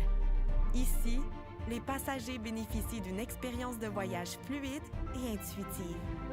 Notre région est fière de son héritage en matière d'aviation.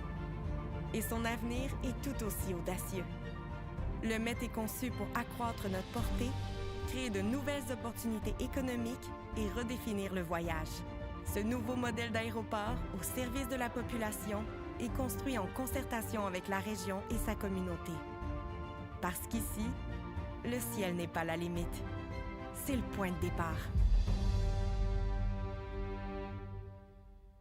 L'électricité, c'est chez nous. Voir grand. Bâtir notre avenir. Y mettre toute notre énergie.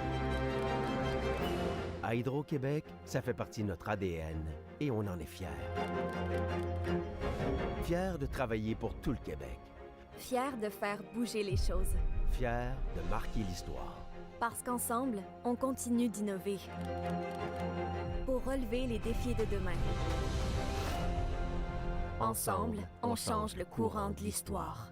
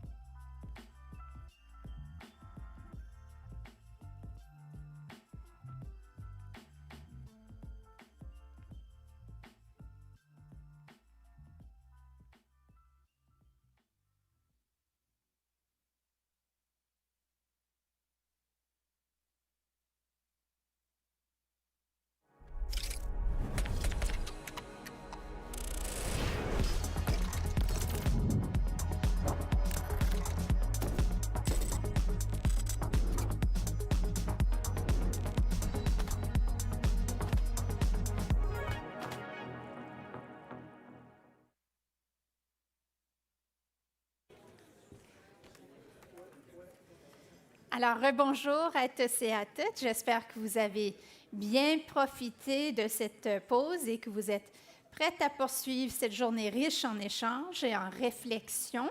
Je vous souhaite un excellent après-midi parmi nous. And my most fervent hope is that you were all able to get some crème brûlée, which I saw rolling through the halls. I hope you were successful in that very important endeavor and that you're all charged up now with sugar and caffeine for the afternoon ahead of us. Pour continuer, je vous invite à accueillir Graham Carr, recteur et vice-chancelier de l'Université Concordia.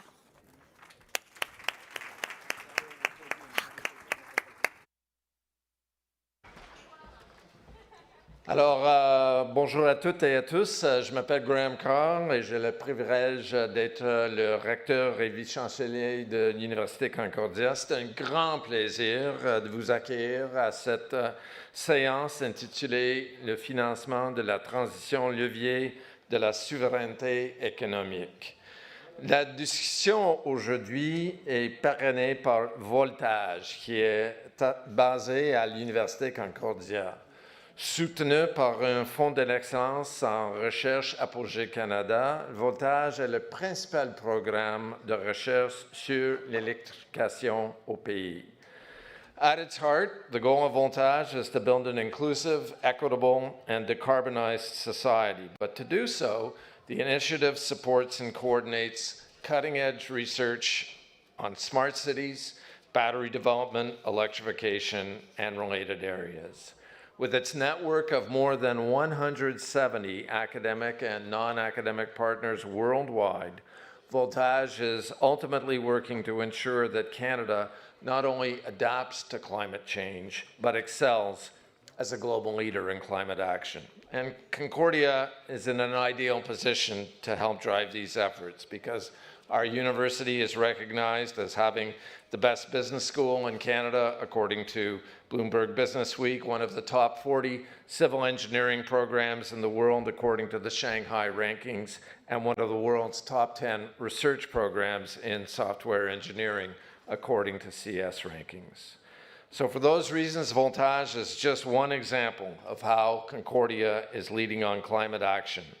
Among other groundbreaking initiatives, we're partnering with 3 industry giants, Hydro-Québec, Énergir, and Johnson Controls, on an ambitious project called Planet Zero, which aims to decarbonize the physical infrastructure of our 2 campuses by 2040. Concordia's achievements in climate action are both dependent on and accelerators for strategic partnerships and collaborations in other fields with companies, nonprofits, universities, cities, or other funding agencies. But what we're discovering is that the initiatives with the most potential, such as major studies receiving grants through Fondage or the decarbonization strategies for our campuses, inevitably reach a critical point in their progress. As our projects move from design to implementation, the need for innovative funding models and new avenues of support becomes key. And that's just one of the reasons why today's discussion is so timely and so important.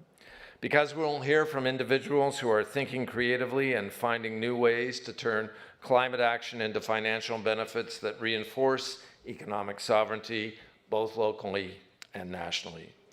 Je sais que nous sommes tout impatients d'entendre davantage de leur part. Je voudrais maintenant vous présenter notre modératrice, Madame Paul Robitaille. Paul est avocate spécialisée en immigration, journaliste et ancienne députée de l'Assemblée nationale. Bienvenue à Paul et merci à vous tous et toutes. Notre façon de voyager évolue. Les attentes sont plus élevées que jamais. Les déplacements doivent être fluides, intuitifs et pensés pour les gens. Pour le Grand Montréal, le besoin d'un aéroport plus accessible, plus rapide et plus connecté n'a jamais été aussi grand. La croissance de la région métropolitaine exige un nouveau modèle d'aéroport, un qui soit à la hauteur de notre plein potentiel. Il ne s'agit pas seulement d'expansion, il s'agit de repenser l'ensemble de l'expérience. Voici le MET, Aéroport métropolitain de Montréal. Un aéroport commercial de nouvelle génération. Innovant, durable et conçu pour répondre à la façon dont les gens se déplacent aujourd'hui. Un terminal de 9 portes à vocation domestique, accueillant des aéronefs plus petits, plus silencieux et plus responsables. Ici, les passagers bénéficient d'une expérience de voyage fluide et intuitive. Notre région est fière de son héritage en matière d'aviation. Et son avenir est tout aussi audacieux. Le Met est conçu pour accroître notre portée, créer de nouvelles opportunités économiques et redéfinir le voyage.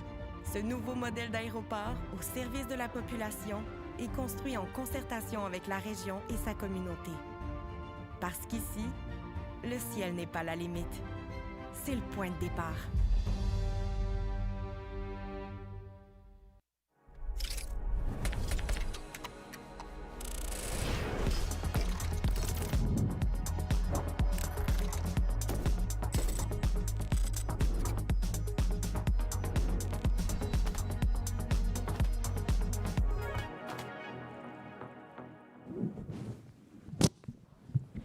Bonjour à tous. Hello, everybody. It's a real pleasure to be with you this afternoon. My name is Paul Robitaille. Graham introduced me a little bit a couple of minutes ago. Merci d'être avec nous. On a vraiment l'occasion cet après-midi de s'entretenir sur la finance durable et ce monde en changement avec des... Trois personnes qui sont top dans leur domaine, et puis je vais vous les présenter. Alors, on a M. Éric Desaulniers, qui est fondateur, président et chef de la direction de Nouveau Monde Graphite, qui a fait les nouvelles il y a quelques semaines. On a M. Éric Faber, président du Conseil international des normes de durabilité, dont les bureaux sont juste à côté d'ici. Et Monsieur le professeur Karine Zaghib, chef de la direction de voltage, un proche de l'Université Concordia. Alors, c'est un plaisir pour moi de m'entretenir avec vous, messieurs, sur des enjeux qui sont dans notre tête, mais qui sont difficiles à suivre. Parce qu'on en parlait beaucoup, on en parle énormément depuis la dernière décennie. Mais avec tout ce qui se passe dans le monde, avec l'invasion de l'Ukraine par l'armée russe en 2022, avec tout ce qui se passe en Iran, cette guerre qui chamboule tout ce qui est énergie, on se pose toutes sortes de questions sur le financement durable qui redéfinit en fait tout ce qui est sécurité énergétique, tout ce qui est compétitivité et puis, évidemment, toute la souveraineté économique des États. Alors, messieurs, on va se parler en français aujourd'hui, mais for people who wants to hear this exchange in English, there is simultaneous translation. I think that is accessible. Je vais poser ma première question. Selon vous, messieurs, comment les gouvernements, les investisseurs, les gens d'affaires devraient, dans ce nouvel univers, penser différemment tout ce qui est le rôle de la transition durable, du financement durable? Comment on devrait repenser ces stratégies d'énergie-là dans notre monde actuel? Peut-être, M. Faber, je vous laisse casser la glace. Merci, Paul. Bonjour à toutes et à tous. Merci d'être avec nous ici. Et je vais donc me conformer aux instructions, vous parler en français, ce qui ne devrait pas être trop compliqué pour moi.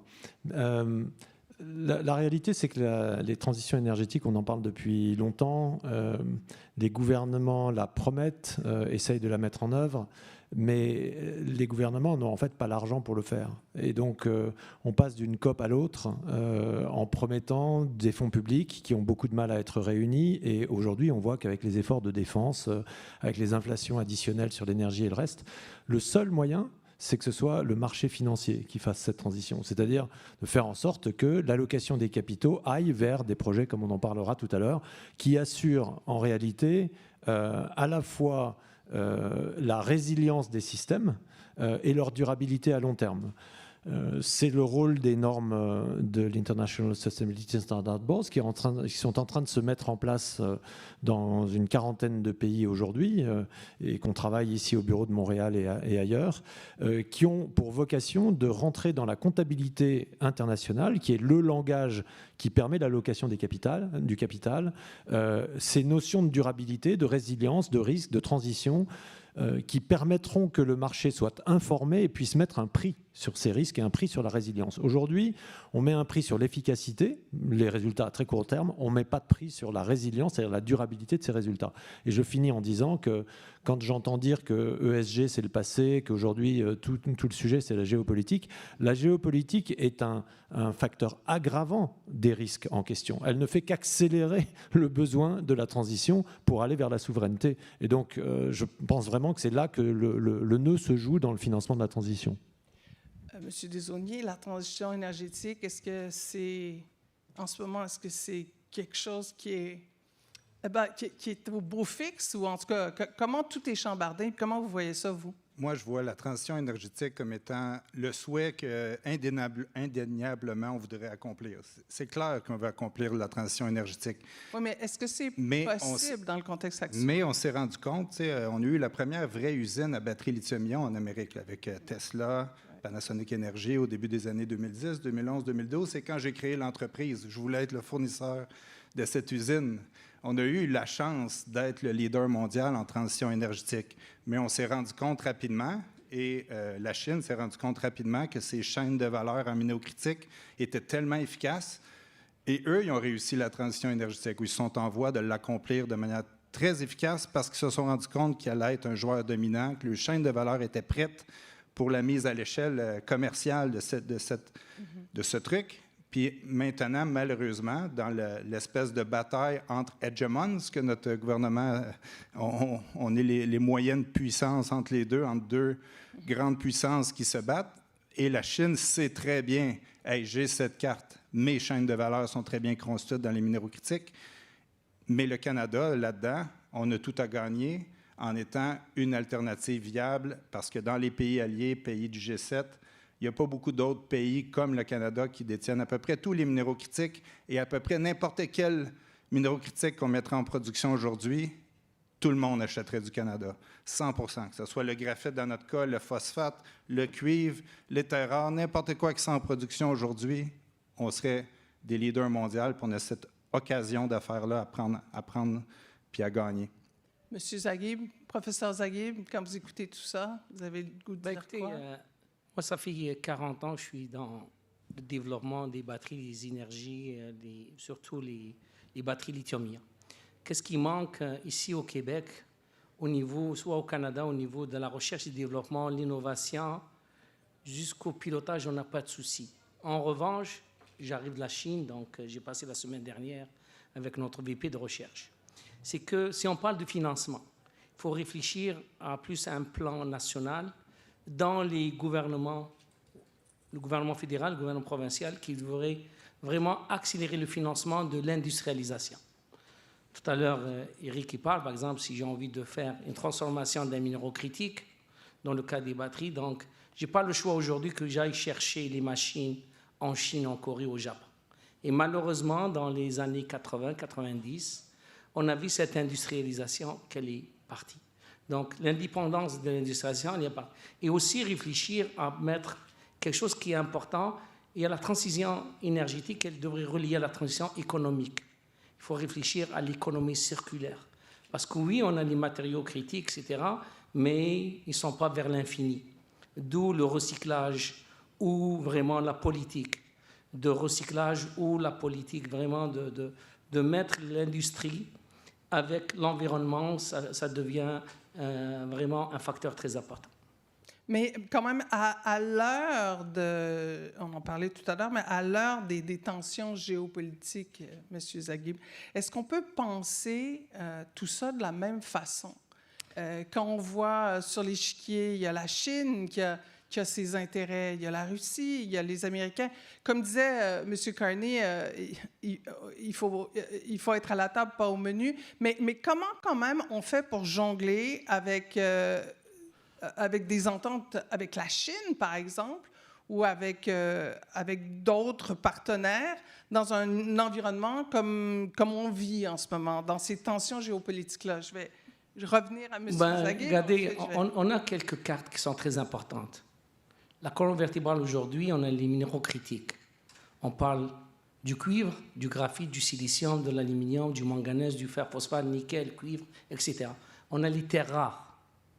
Donc, c'est quelque chose qui est important. La transformation de ces matériaux, ça se fait par l'énergie verte. On a l'énergie verte qui ne coûte pas cher. On a le capital humain et on a aujourd'hui des gouvernements qui vraiment y supportent. Donc, la géopolitique, oui, on l'a vu un peu avec le pétrole aujourd'hui. Donc, il faut vraiment accélérer l'électrification de la société, se positionner sur les atouts et avoir aussi une indépendance que les compagnies ou les investisseurs, il faut qu'ils investissent ici. Donc, il ne faut pas penser que nous vendons nos matériaux ou les minéraux critiques ou les terres rares, comme ça, il faut faire la transformation ici. On n'a pas le choix de dire avant, oui, la Chine c'est une menace, la Chine aujourd'hui c'est pas une menace. Il faut travailler d'une manière intelligente, mais il faudrait qu'ils mettent les usines ici, les centres de recherche ici, et la production avec des compagnies comme Nouveau Monde, etc. Et autre chose qui est importante, la géopolitique, elle a changé. Avant, notre dépense, la défense nationale, elle dépendait de la sécurité nationale, elle dépendait des États-Unis. Aujourd'hui, il faut vraiment accélérer la recherche, qu'on appelle ça le dual use. Qu'est-ce qu'on fait dans le civil? Ça s'applique. Donc aujourd'hui, il faut vraiment avoir cette direction. Il ne faut pas avoir vraiment avoir honte de dire on travaille, nous devrions travailler pour avoir une défense forte et toute la relation entre le civil et la défense, surtout pour la transition énergétique, elle devient un point en commun. Merci. Oui, Monsieur Desaulniers, vous, du côté par exemple, le graphite, comment on fait pour... Comment une entreprise comme la vôtre fait pour, si je puis dire, faire son pitch aux Américains ou aux Européens? Comment on fait pour faire sa place sur le marché mondial? C'est un bon point. Comment on fait pour faire le pitch quand on a tous les outils, on a tous les minéraux dans le sol, on a la position géographique, on a la position de marché exceptionnelle d'avoir des gisements à développer, mais on n'a pas le cuisinier qui le fait avant, ou les capitaux intelligents qui savent les entreprises qui sont capables de cuisiner la bonne recette. C'est la transformation pour faire un produit qui est adapté, très spécialisé pour Panasonic Energy. C'est ce qui nous a pris 6 ans de qualification. Puis c'est ce qu'on n'a pas le temps de faire dans toutes les chaînes de valeur. Fait qu'on le sait combien de temps ça prend. On le fait ensemble, Karine. Ça prend 6 ans à se qualifier avec Panasonic Energy. Fait que c'est là comment qu'on peut travailler avec les Chinois pour qu'ils viennent nous aider sur nos territoires, à nos termes, puis pour que ça soit bénéfique tant pour eux qui veulent aussi s'exporter à l'extérieur de la Chine, mais que ça soit bénéfique pour nous, que ça soit fait selon nos règles, selon nos coûts, au lieu de recevoir des matériaux tout transformés de toutes sortes qui détruisent nos chaînes de valeur. Fait que comment qu'on arrive à faire ce que les Chinois ont bien fait en acceptant les technologies de l'Ouest? Il va falloir un peu d'humilité puis apprendre à travailler avec eux au lieu de toujours essayer de les compétitionner dans quelque chose qu'ils ont 20 ans d'avance en termes de commercialisation. Là, Mais avant de revenir à M. Faber, j'aimerais, M. Desaulniers, comment on travaille avec les Américains aujourd'hui quand on est un homme d'affaires? Est-ce qu'il y a des choses qui changent ou pas du tout? Non, les Américains sont rationnels. Donc, on a fait un financement récemment de 850 millions. Il y avait plein de financiers américains qui ont compris que notre structure de capital, il allait faire des sous, puis investissent dedans. Le marché des capitaux américains, c'est le plus gros marché au monde. Il faut continuer de s'insérer et avoir les bons outils financiers pour être attractif pour les Américains. Panasonic Energy, c'est un partenaire japonais, mais les usines sont aux États-Unis. Donc, il faut être rationnel. C'est un moment difficile avec eux, mais diversifier nos marchés, puis toujours avoir des cartes dans notre jeu pour s'assurer qu'on est toujours attractif pour les Américains, puis c'est ce qu'on est, le Canada. Là. Parce que ce que vous dites, c'est qu'il y a un gouvernement un peu particulier en ce moment aux États-Unis, mais les hommes d'affaires et les gens d'affaires, les femmes d'affaires restent les mêmes, finalement, puis on veut faire des affaires. Et donc, dans ce sens-là, il n'y a rien qui change. Mais quand même, M. Faber, le gouvernement actuel aux États-Unis, parce que c'est une superpuissance, parlons-en, remet beaucoup en question tout ce qui est énergie durable, tout ce qui est environnement. On a une bande de sceptiques à Washington en ce moment. Comment vous voyez ça dans tout ce que vous faites en ce moment? Est-ce qu'il y a des défis? Ben, il y a des défis énormes. Comment il fait face dans cet univers qui change beaucoup? Oui, alors, si je réponds en tant que président de l'organisme dont je m'occupe aujourd'hui, ce que nous produisons, nous, c'est un langage. Le langage de l'ESG a généré 400 ou 500 métriques, systèmes de disclosures, des couleurs, des acronymes, des lettres, des chiffres, des étoiles, pour essayer de mettre des critères de performance qui soient lisibles pour les investisseurs. Nous, on ne fait pas de ça du tout. Ce qu'on fait, c'est de la comptabilité. C'est-à-dire qu'on fait en sorte que les risques et les opportunités de la transition énergétique, des risques climatiques, soient intégrés dans les systèmes comptables et donc du coup soient finalement pricés, au sens de mettre un prix, qui permettra pour des investisseurs, pour des entreprises, de gagner des avantages concurrentiels sur leur coût du capital. Une entreprise qui a plus d'opportunités, comme on vient de le décrire avec Nouveau Monde, qui a plus d'opportunités que d'autres sur la transition énergétique, elle aura une prime. Celles qui seront moins bien préparées, elles auront un risque, une prime de risque, c'est-à-dire elles auront une décote. Donc vous recréez de l'allocation de capital qui va vers ces éléments fondamentaux. Aux États-Unis, une partie de la Californie est inassurable pour les assurances habitation. Les grands assureurs se retirent même. Les plus grands se sont retirés l'année dernière, n'émettent plus de nouvelles polices d'assurance. En Floride, c'est pareil. La fréquence des événements climatiques extrêmes augmente. El Niño revient cette année et à Panama, au dernier épisode, il y a eu entre 6 semaines et 6 mois de retard parce que le lac central de l'isthme de Panama avait réduit en débit et donc ne donnait plus assez d'eau dans le canal et il a fallu arrêter le trafic entre la Chine et les ports de l'Est de l'Est américain. Donc tout ça, c'est des réalités qui sont non pas de 2050, c'est des réalités d'aujourd'hui. Et je reviens sur ce que disait Eric. Oui, les aventures d'entreprise, elles ne s'écrivent pas à l'horizon d'un mandat présidentiel, quel qu'en soit le pays. Elles s'écrivent à des horizons qui sont des décennies, des générations. Donc oui, il faut s'adapter, mais ça ne change rien aux problématiques de fond. Donc oui, le marché américain est un marché extrêmement important. Ce qu'on fait, nous, c'est d'apporter de la transparence sur ces sujets-là. Et les entreprises américaines utilisent déjà beaucoup à titre volontaire les normes qui précédaient les nôtres et que nous avons reprises pour essayer d'exprimer ces questions-là vis-à-vis de leurs investisseurs.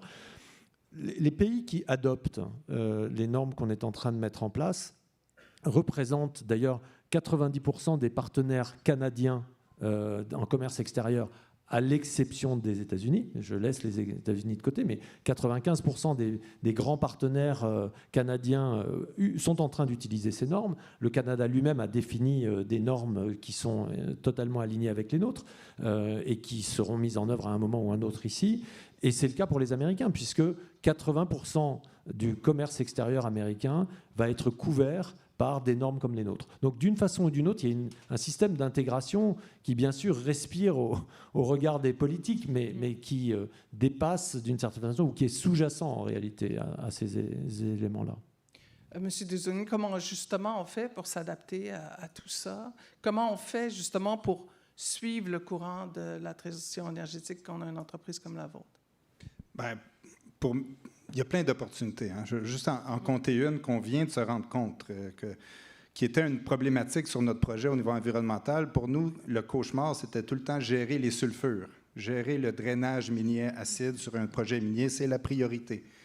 Fait qu'on a, dans notre procédé, encapsulé tous nos sulfures au même endroit pour les enfouir dans 80% de nos résidus il n'y a plus de sulfure pour s'assurer qu'ils ne touchent pas à l'oxygène ni l'eau, pour pas qu'ils génèrent de l'acide sulfurique, qui maintenant, il y a plus de revenus potentiels dans ce résidu d'acide sulfurique que dans le graphite qu'on a dans le gisement à cause des tensions géopolitiques. Est-ce que c'est temporaire ou non? Mais à court terme, on a énormément de demandes de gros trading houses, que je ne vais pas mentionner le nom, c'est la commodité, l'acide le plus transigé sur la planète.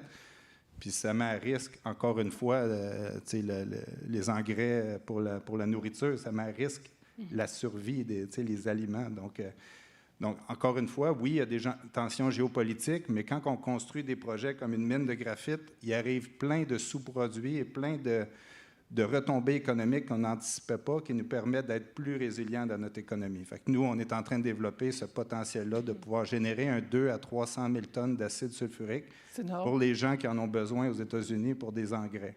Donc, c'est une goutte dans cet océan qui est en grosse perturbation incroyable aujourd'hui, qu'on ne parle pas tant, mais qui a un gros impact. Là, fait que ça, c'est... Qu'est-ce qui aurait pu être les chaînes d'approvisionnement s'écroulent avec... Non, c'est une opportunité pour le Canada, encore une fois, parce qu'on est bien positionné avec nos ressources naturelles. Monsieur Zaghib, qu'est-ce qu'il faut faire, justement? Qu'est-ce que le Canada devrait faire pour accompagner le mieux possible des entreprises comme celle de M. Desaulniers? Ben, écoutez, je pense, comme j'expliquais, des fois, c'est problème d'argent. Donc, il faut réfléchir à un modèle de financement. Nous, on a travaillé ensemble, donc depuis 2017, nous avons licencié cette technologie, on travaille ensemble, mais des fois, donc, il faut vraiment financer les étudiants, et à un moment, il faut aller vers le pilote, comme j'expliquais. Eric ou Nouveau Monde ne sont pas intéressés à avoir 100 grammes, sont intéressés à avoir un pilote de 10, 20 grammes. Comment on peut neutraliser ça? Et autre chose aussi, c'est que nous, à Concordia, nous travaillons sur, qu'on appelle ça, la certification et le passeport de nos matériaux, nos batteries.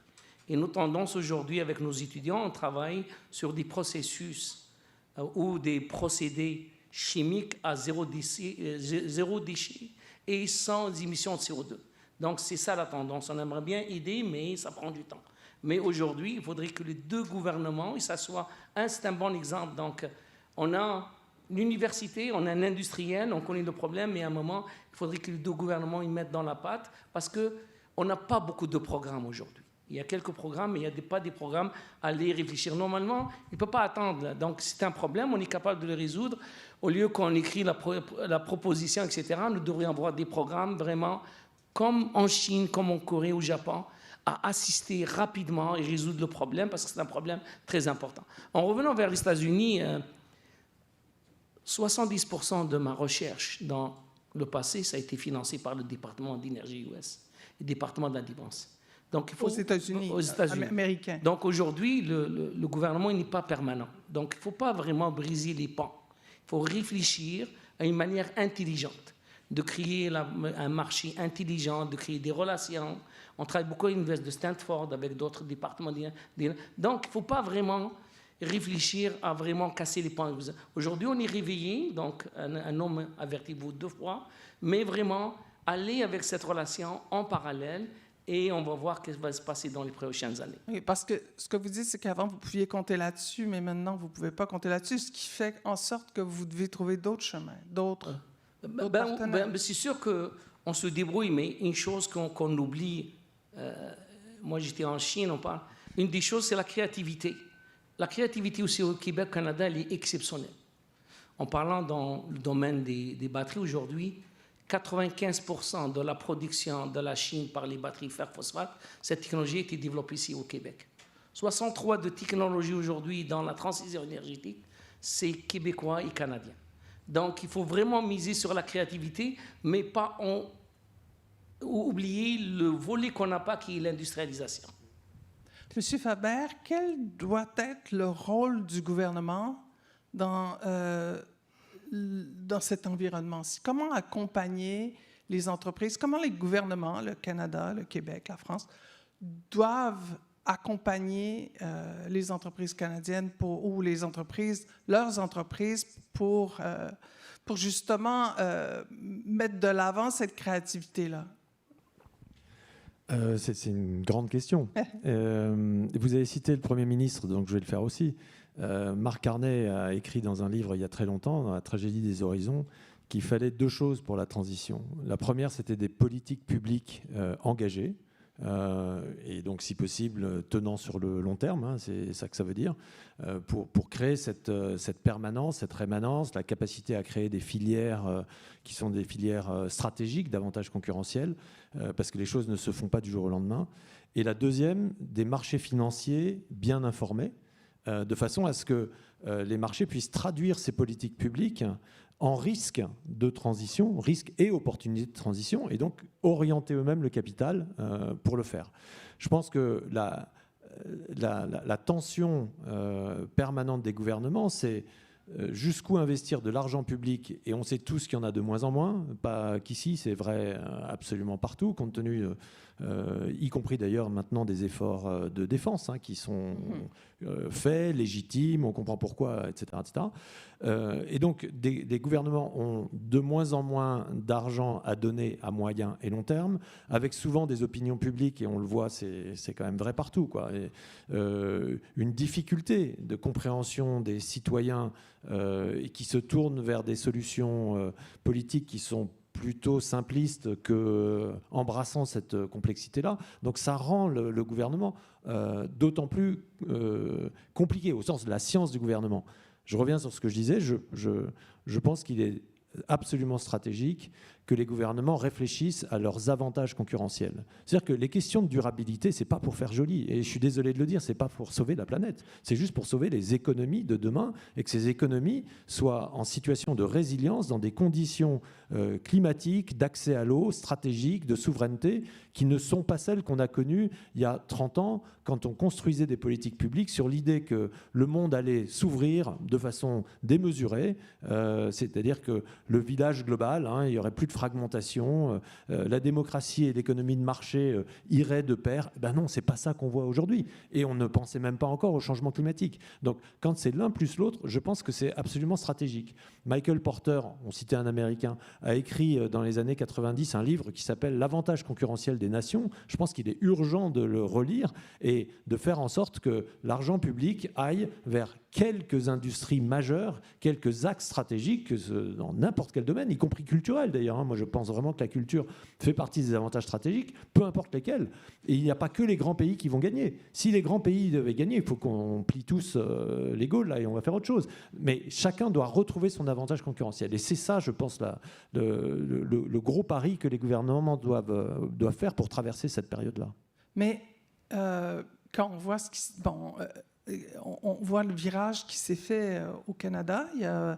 On met beaucoup dans l'industrie de la défense. On a un ancien ministre de l'Environnement qui a quitté le gouvernement, Stephen Guilbeault, qui était vraiment la tête de proue de tout le discours sur l'environnement au Québec, au Canada. Est-ce que, M. Faber, ça vous inquiète un peu pour le gouvernement du Canada, ce virage un peu plus qui s'éloigne de cette philosophie-là de l'économie durable et tout ça? Moi, je ne suis pas là pour commenter la politique du gouvernement ni les évolutions de la présence des ministres. Je peux simplement vous dire une chose, c'est que, et pour avoir piloté une entreprise de 50 milliards d'euros pendant bien longtemps, quand vous avez l'essentiel, c'est le cap. Quand vous avez du vent de face, vous n'allez pas de face, quoi. Vous tirez des bords, on dit ça en français, je ne sais pas si ça marche aussi en québécois et en français ici, mais on tire des bords, c'est-à-dire qu'on va là, et puis on va là, et puis on va là, et puis on va là. Et donc oui, en permanence, on a l'impression d'être en train de s'éloigner, mais il faut faire des choix. Et je ne suis pas du tout en train de dire que les choix que je ne connais pas du tout dans le détail ici sont les bons, mais c'est juste pour dire qu'on ne peut pas tout faire en même temps. L'essentiel, c'est le cap. Et donc, il faut qu'il y ait, sur un certain nombre de sujets, des axes qui soient absolument stratégiques et protégés, et qui doivent continuer à créer le compas vers lequel l'ensemble de l'économie est en train d'aller. Monsieur Desaulniers, à la lumière de tout ça, les grands enjeux durant les 10 prochaines années pour votre entreprise dans ce contexte-là, puis dans le fait qu'en fait, dans notre rêve d'une énergie durable, finalement?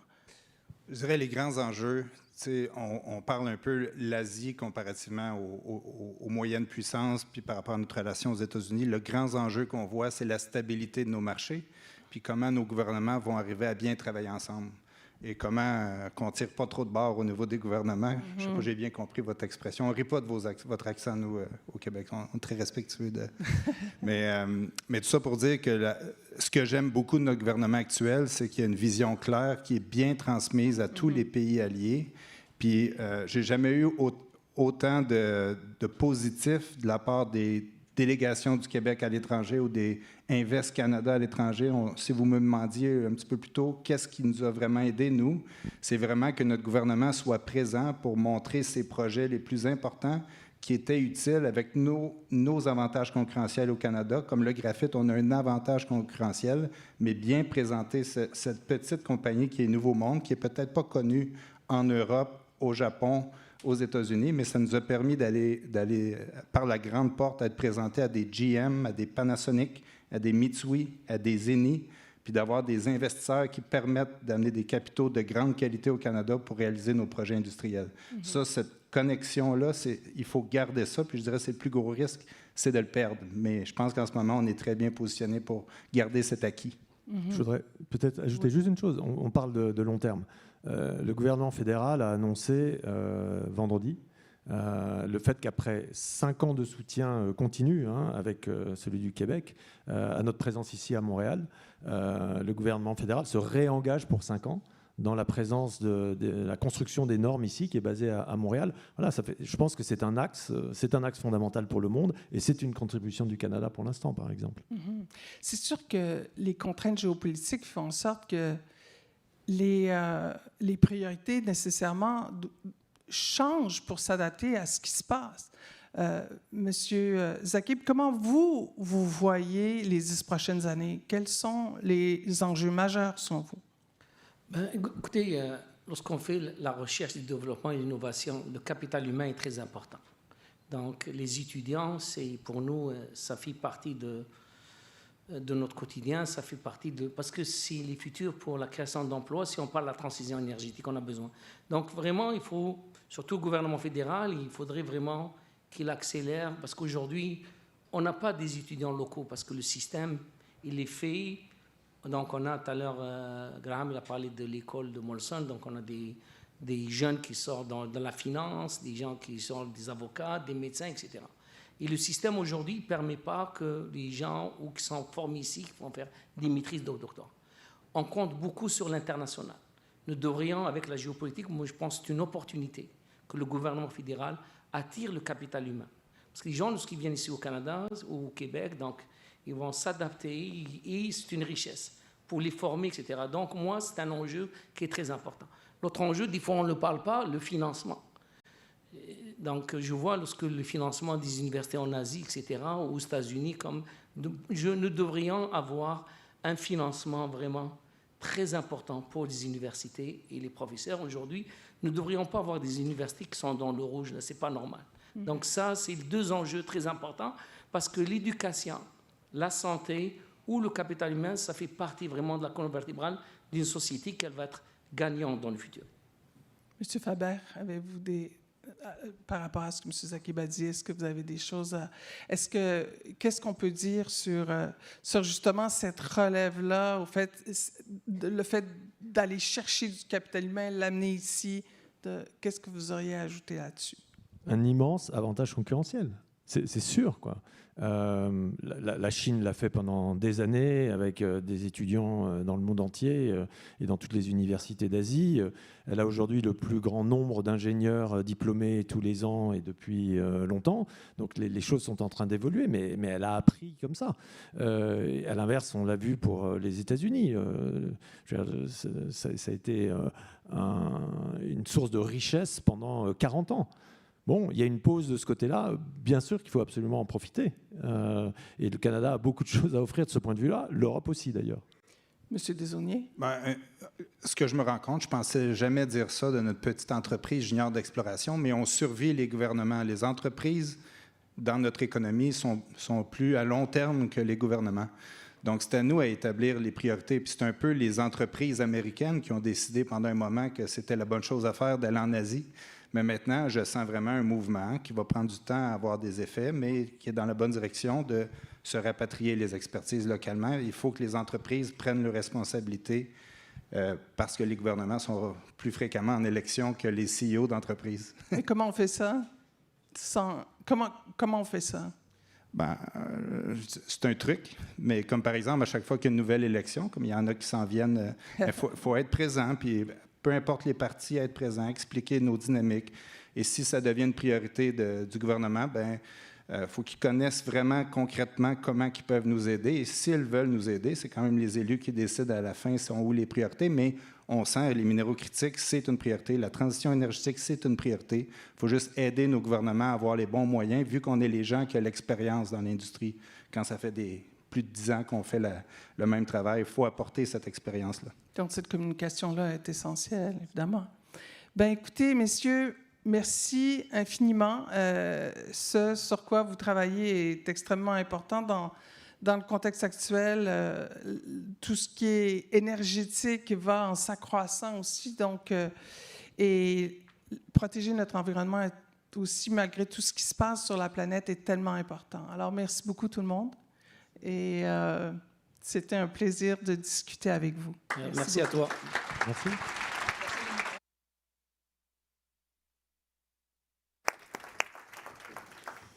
Alors, merci pour cette conversation pertinente sur certains des principaux défis, mais également opportunités auxquels les entreprises sont confrontées aujourd'hui.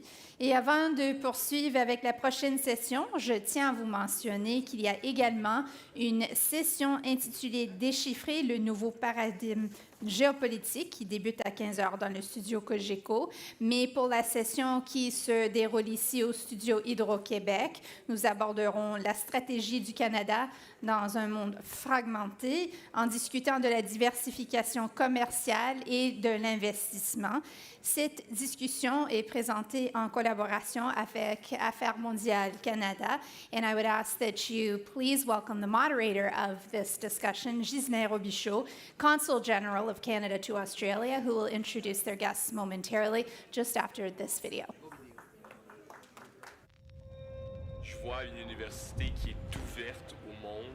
Une vision très engagée. Je vois un rassemblement de personnes différentes. Ouais, une espèce de tourbillon de mouvements colorés. Là où tout a été possible.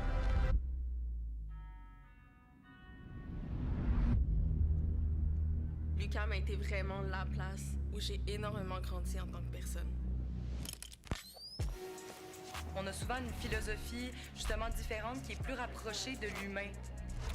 L'identité de l'UQAM est jeune dans son approche, dans ses idées, dans ce qui se passe. On a beaucoup de liberté d'expression. Les injustices sociales vont tenir à cœur aux gens de l'UQAM. C'est un peu l'école dont je rêvais quand j'étais enfant. Je peux faire ce que je veux. En n'ayant pas peur de me tromper, en n'ayant pas peur d'essayer toutes sortes de chemins différents. Il y a tellement de vie autour. Je peux aller patiner en hiver. Je peux aller vivre. Il y a des professeurs d'une extrême qualité qui, en plus, s'impliquent dans la communauté. Qu'est-ce que tu veux de plus comme université? C'est une porte vers tout ce que j'ai envie de faire dans la vie. L'UQAM, c'est cet endroit où les gens peuvent juste être eux-mêmes.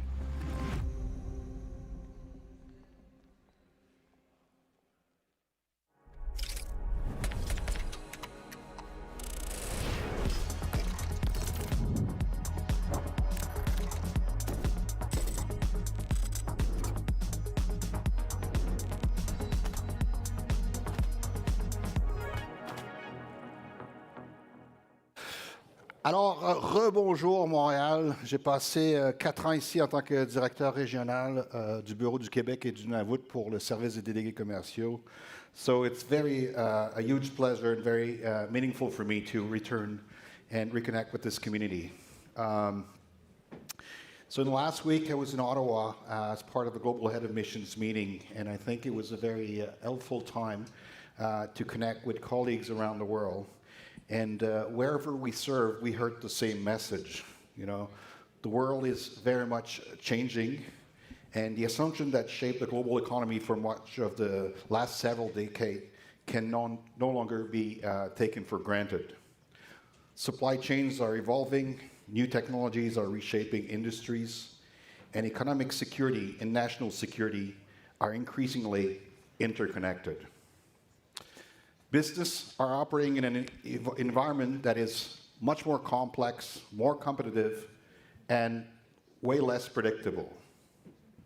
Now, that creates challenges, but it creates, obviously, opportunities. From where I sit in Australia, I can tell you there is significant interest in Canadian capabilities across the Indo-Pacific and beyond. The challenge is not the lack of demand for what Canada has to offer. The challenge is that many of our competitors are already there. Building relationship, securing partnership, positioning themselves for growth. This brings us to today's discussion. Trade diversification is not a new idea. The Trade Commissioner Service has been helping Canadian companies succeed internationally since 1894. So we're not unveiling a new concept. What is different is the urgency, because opportunities will not wait for us. But an important clarification I'd like to make before we begin. For the Government of Canada, diversification does not mean abandoning the United States. The United States remains our largest trading partner, our closest economic partner, one of the most integrated commercial relationships in the world. For decades, Canadian companies were entirely rational in making the US market their priority. This discussion is not about replacing the US. It's about building on success. We want Canadian companies to continue succeeding in the United States, and we want them to grow wherever else they can, compete, and win.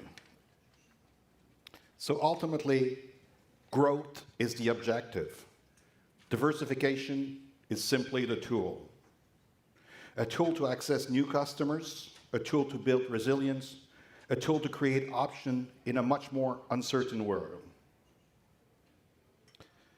So it's my pleasure with this introduction and setting some of the stage to introduce my colleagues, the panelists, and really have a conversation that will make things real and practical for those in the audience. So to my left, first of all, Rob Wildebert, Executive Chairman of Martin Ray International.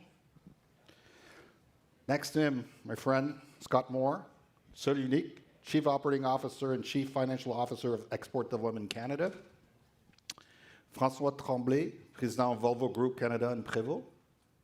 And Julien Broderet, Vice President, Communication and External Relations of the Port of Montreal. Merci à vous tous. So, thank you. Yeah, you can. Very nice. So let's give them. So let's go this into. We have an hour, but it's a short time to discuss this topic. Hopefully, we'll make this as practical as possible. And I really want to start with you, Rob. For many years, companies optimized supply chains around efficiency and costs. Today, resilience, market access, and geopolitical considerations increasingly influence business decisions. So, how is this changing the way Martin Ray thinks about growth, investment, and international expansion? Thanks for the question. Great introduction. And I really liked your comment about diversification. The U.S. is 75% of our trade. It was with Trudeau Sr., with 75% of our trade for Trudeau Jr., and I think it's going to be 75% of our trade when the love child of Justin Trudeau and Katy Perry becomes Prime Minister in 40 years. And I do think, but the one thing that really has changed in our industry, we're an auto parts company. Just to give you a sense, we have 2,000 people in Canada, about 4,000 people in the U.S., about 8,000 people in Mexico. We're in China, we're in Germany, we're in Spain, we're in Slovakia, we're in Brazil, and a couple of people in South Africa. So we get the international market. But what I would say is the future is regional. And the reshoring that the U.S. is pushing, at least in our industry, is very real. I think it's to the benefit of North America to recognize that. I always say to my American friends, which include a lot of employees, the U.S. is blessed with the 4 best neighbors in the world, the Atlantic, the Pacific, Mexico to the south, and Canada to the north. And strong neighbors effectively help you. Most of what we do in a supply chain is intermediate goods for the United States, and at the end of the day, it helps them become more prosperous. And I think that about a year ago when we were talking elbows up, we were forgetting some of that, but I think that reality is coming in. Prime Minister Carney, who I think is doing a really good job, has talked about Fortress North America. I believe in that. And at the same time, I think that we can use our stuff to go forward. At least in the auto business, in Europe, we make in Europe for Europe. In China, we make in China for China. In North America, we make in North America for North America. I think there's that recognition, and as we saw in the pandemic when we couldn't get chips, and then we couldn't get other products, and we saw huge inflation, et cetera, great pull to try and work regionally. And in that circumstance, I think Canada's very well positioned. Well, thank you very much. I'd like to pass this to you now because you're in similar manufacturing sectors, François. How do you see it impacting yourself, the situation that's happening right now in terms of the new environment you're evolving with? Yeah, it's definitely a complex environment because for us, in our case, 85% of our export Canadian-made products is going to the U.S. So we've been basically managing it, and we have with Perrevo, actually, on that side, we're kind of benefiting the part of being in a larger group, which is Volvo, which really helps us because we have a really big North American footprint, having factories of trucks in the U.S. So we've been playing on that global scale much more to facilitate, parts allocation between countries. We've been focusing on, we'll talk about diversification, but we really looked also how can we diversify our offering, also to expand our revenues and minimize the impacts, the tariffs and impacts. So we did also spend a lot of time doing some lobbying, for good and bad, right? Sometimes it works, sometimes it doesn't work. But I think to be part of a large group helps us and gives us a much more integrated perspective. And we'll talk about diversity because we have tested new ways of working, new niche markets. So I'll talk about that in a second also.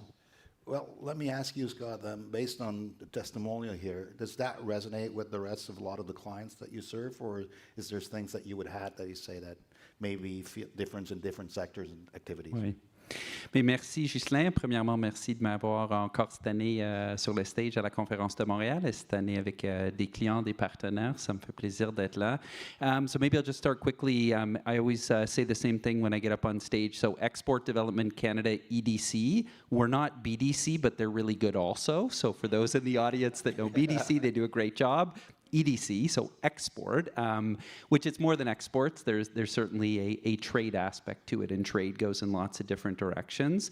One of the things that we think is important is to be a voice of the exporter community in Canada. So we do a survey twice a year where we get the input of about 1,200 exporters. We've been doing it for 25 years, so it gives us a pretty good pulse on what exporters across this country from coast to coast are feeling. And so to answer your question, Ghislain, what we see is that the confidence has actually come up a little bit from where it was last year. And in the commentary, we see that people are living with the uncertainty. It's not necessarily that uncertainty is gone, but they've figured out how to manage through it or make decisions around it.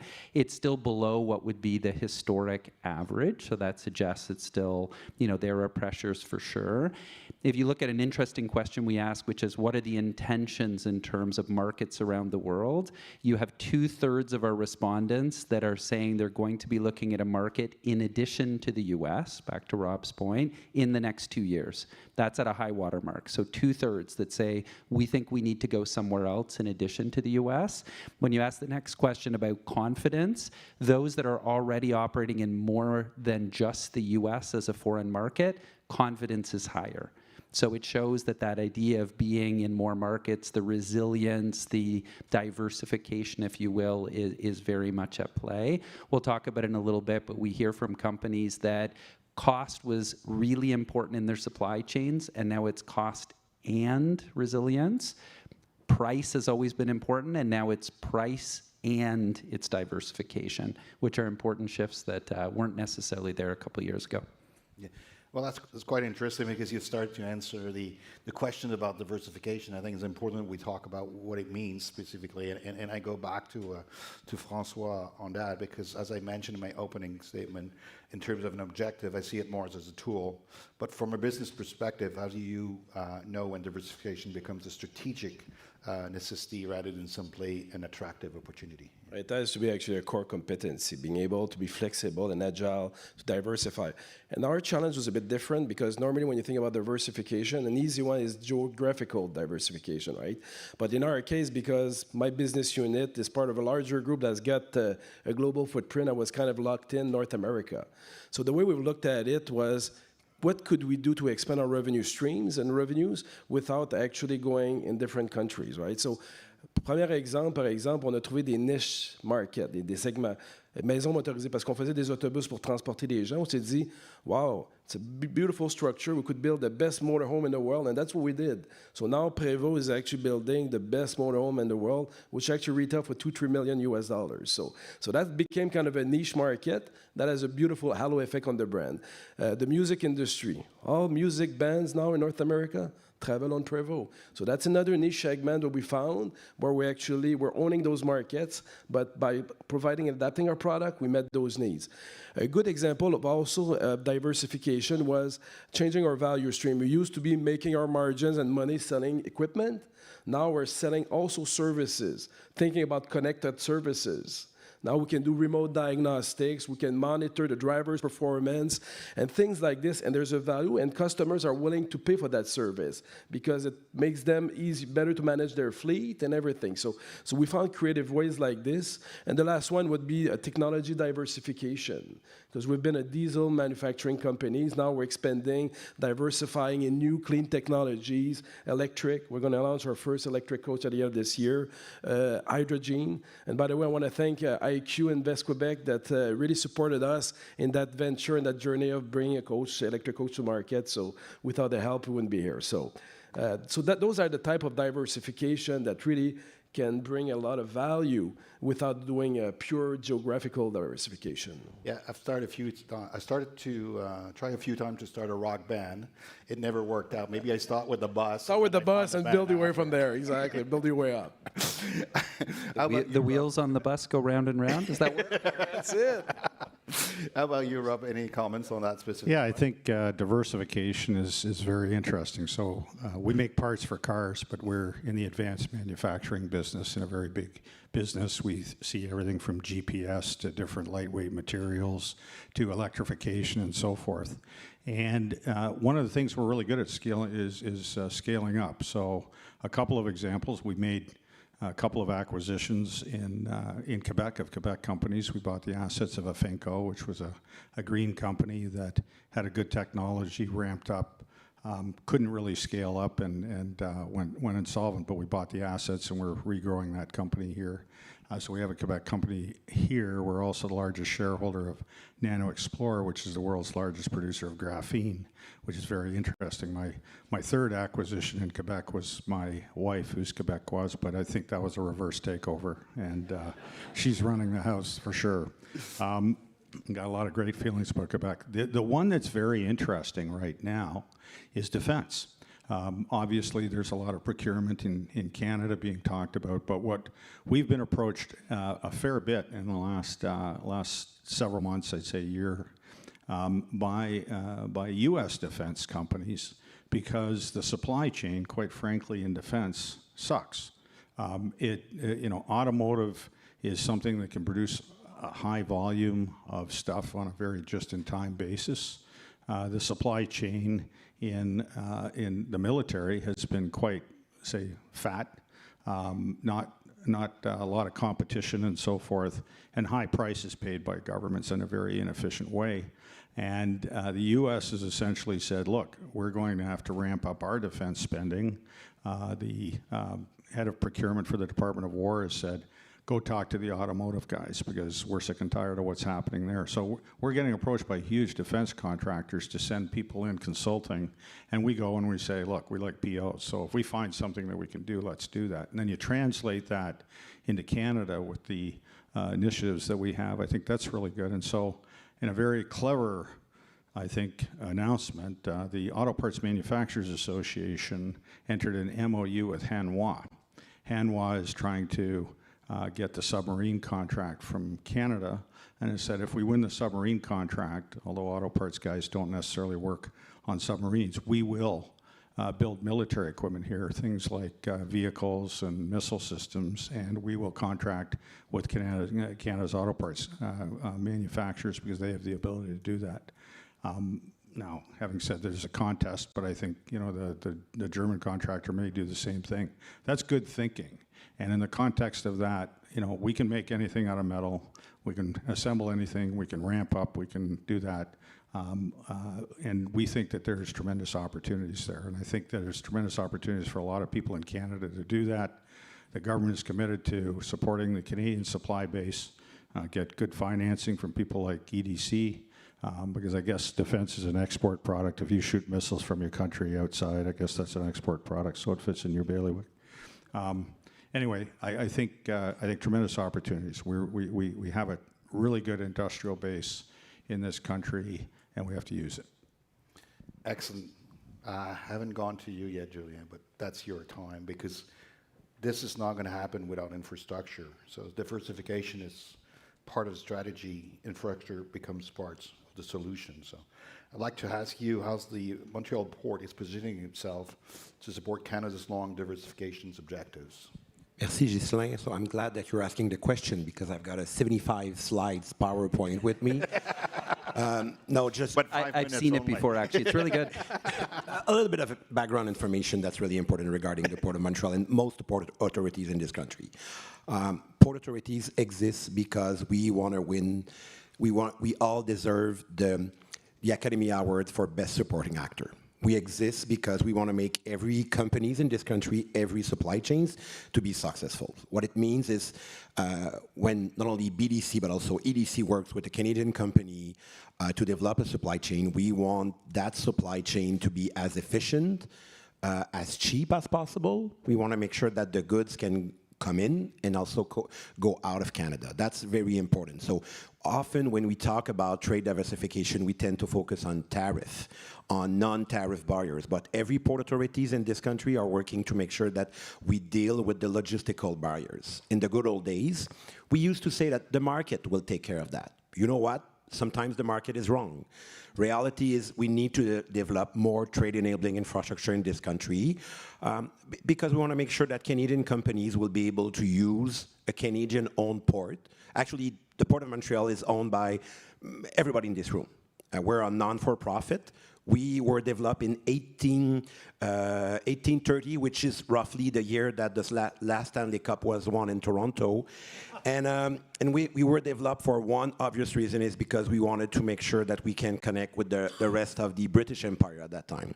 Now there's no such thing as the British Empire, but the reality, because of all those free trade agreements, and all that willingness for trade diversification, we need to build very efficient route. Then our Canadian projects will be able to connect, namely in Europe. Europe is roughly 52% of the market share that the Port of Montreal has. We also connect with Asia. Some of you might be surprised that we have a trade balance to the Port of Montreal with Asia that's positive. 70% export to Asia. And we got 30% import, of course. Overall, if we want to make sure that every company in this country will be able to use those free trade agreements, we need to develop capacity. Capacity is at the heart of our expansion project on the South Shore of Montreal, which is the Contrecoeur terminal that will open in 2030. And that's timely sensitive, because if we want to be able to attain that objective of doubling non-US export by 2035, we need more capacity.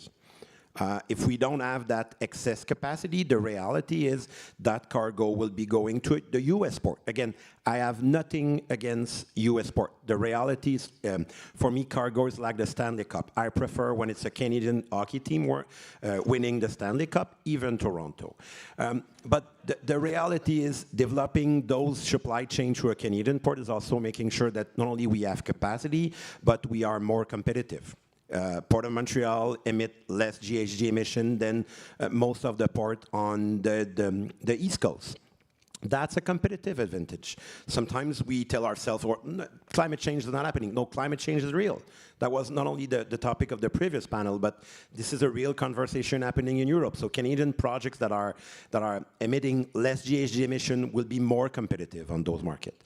And we need to make sure also that our inputs that are required for the manufacturing basis that you were talking about, Rob, those input needs to be cheap. Sometimes it's only 1% of the supply chain that's going to be used to develop a project in Canada, but without that 1%, you will not get the full value of the rest 29%. Thank you. I think these are all elements of that we'll need to address, and one of the big elements is going to be investment in competitiveness in Canada, and that's the next topic I wanted to address, because we're seen as a predictable and stable country.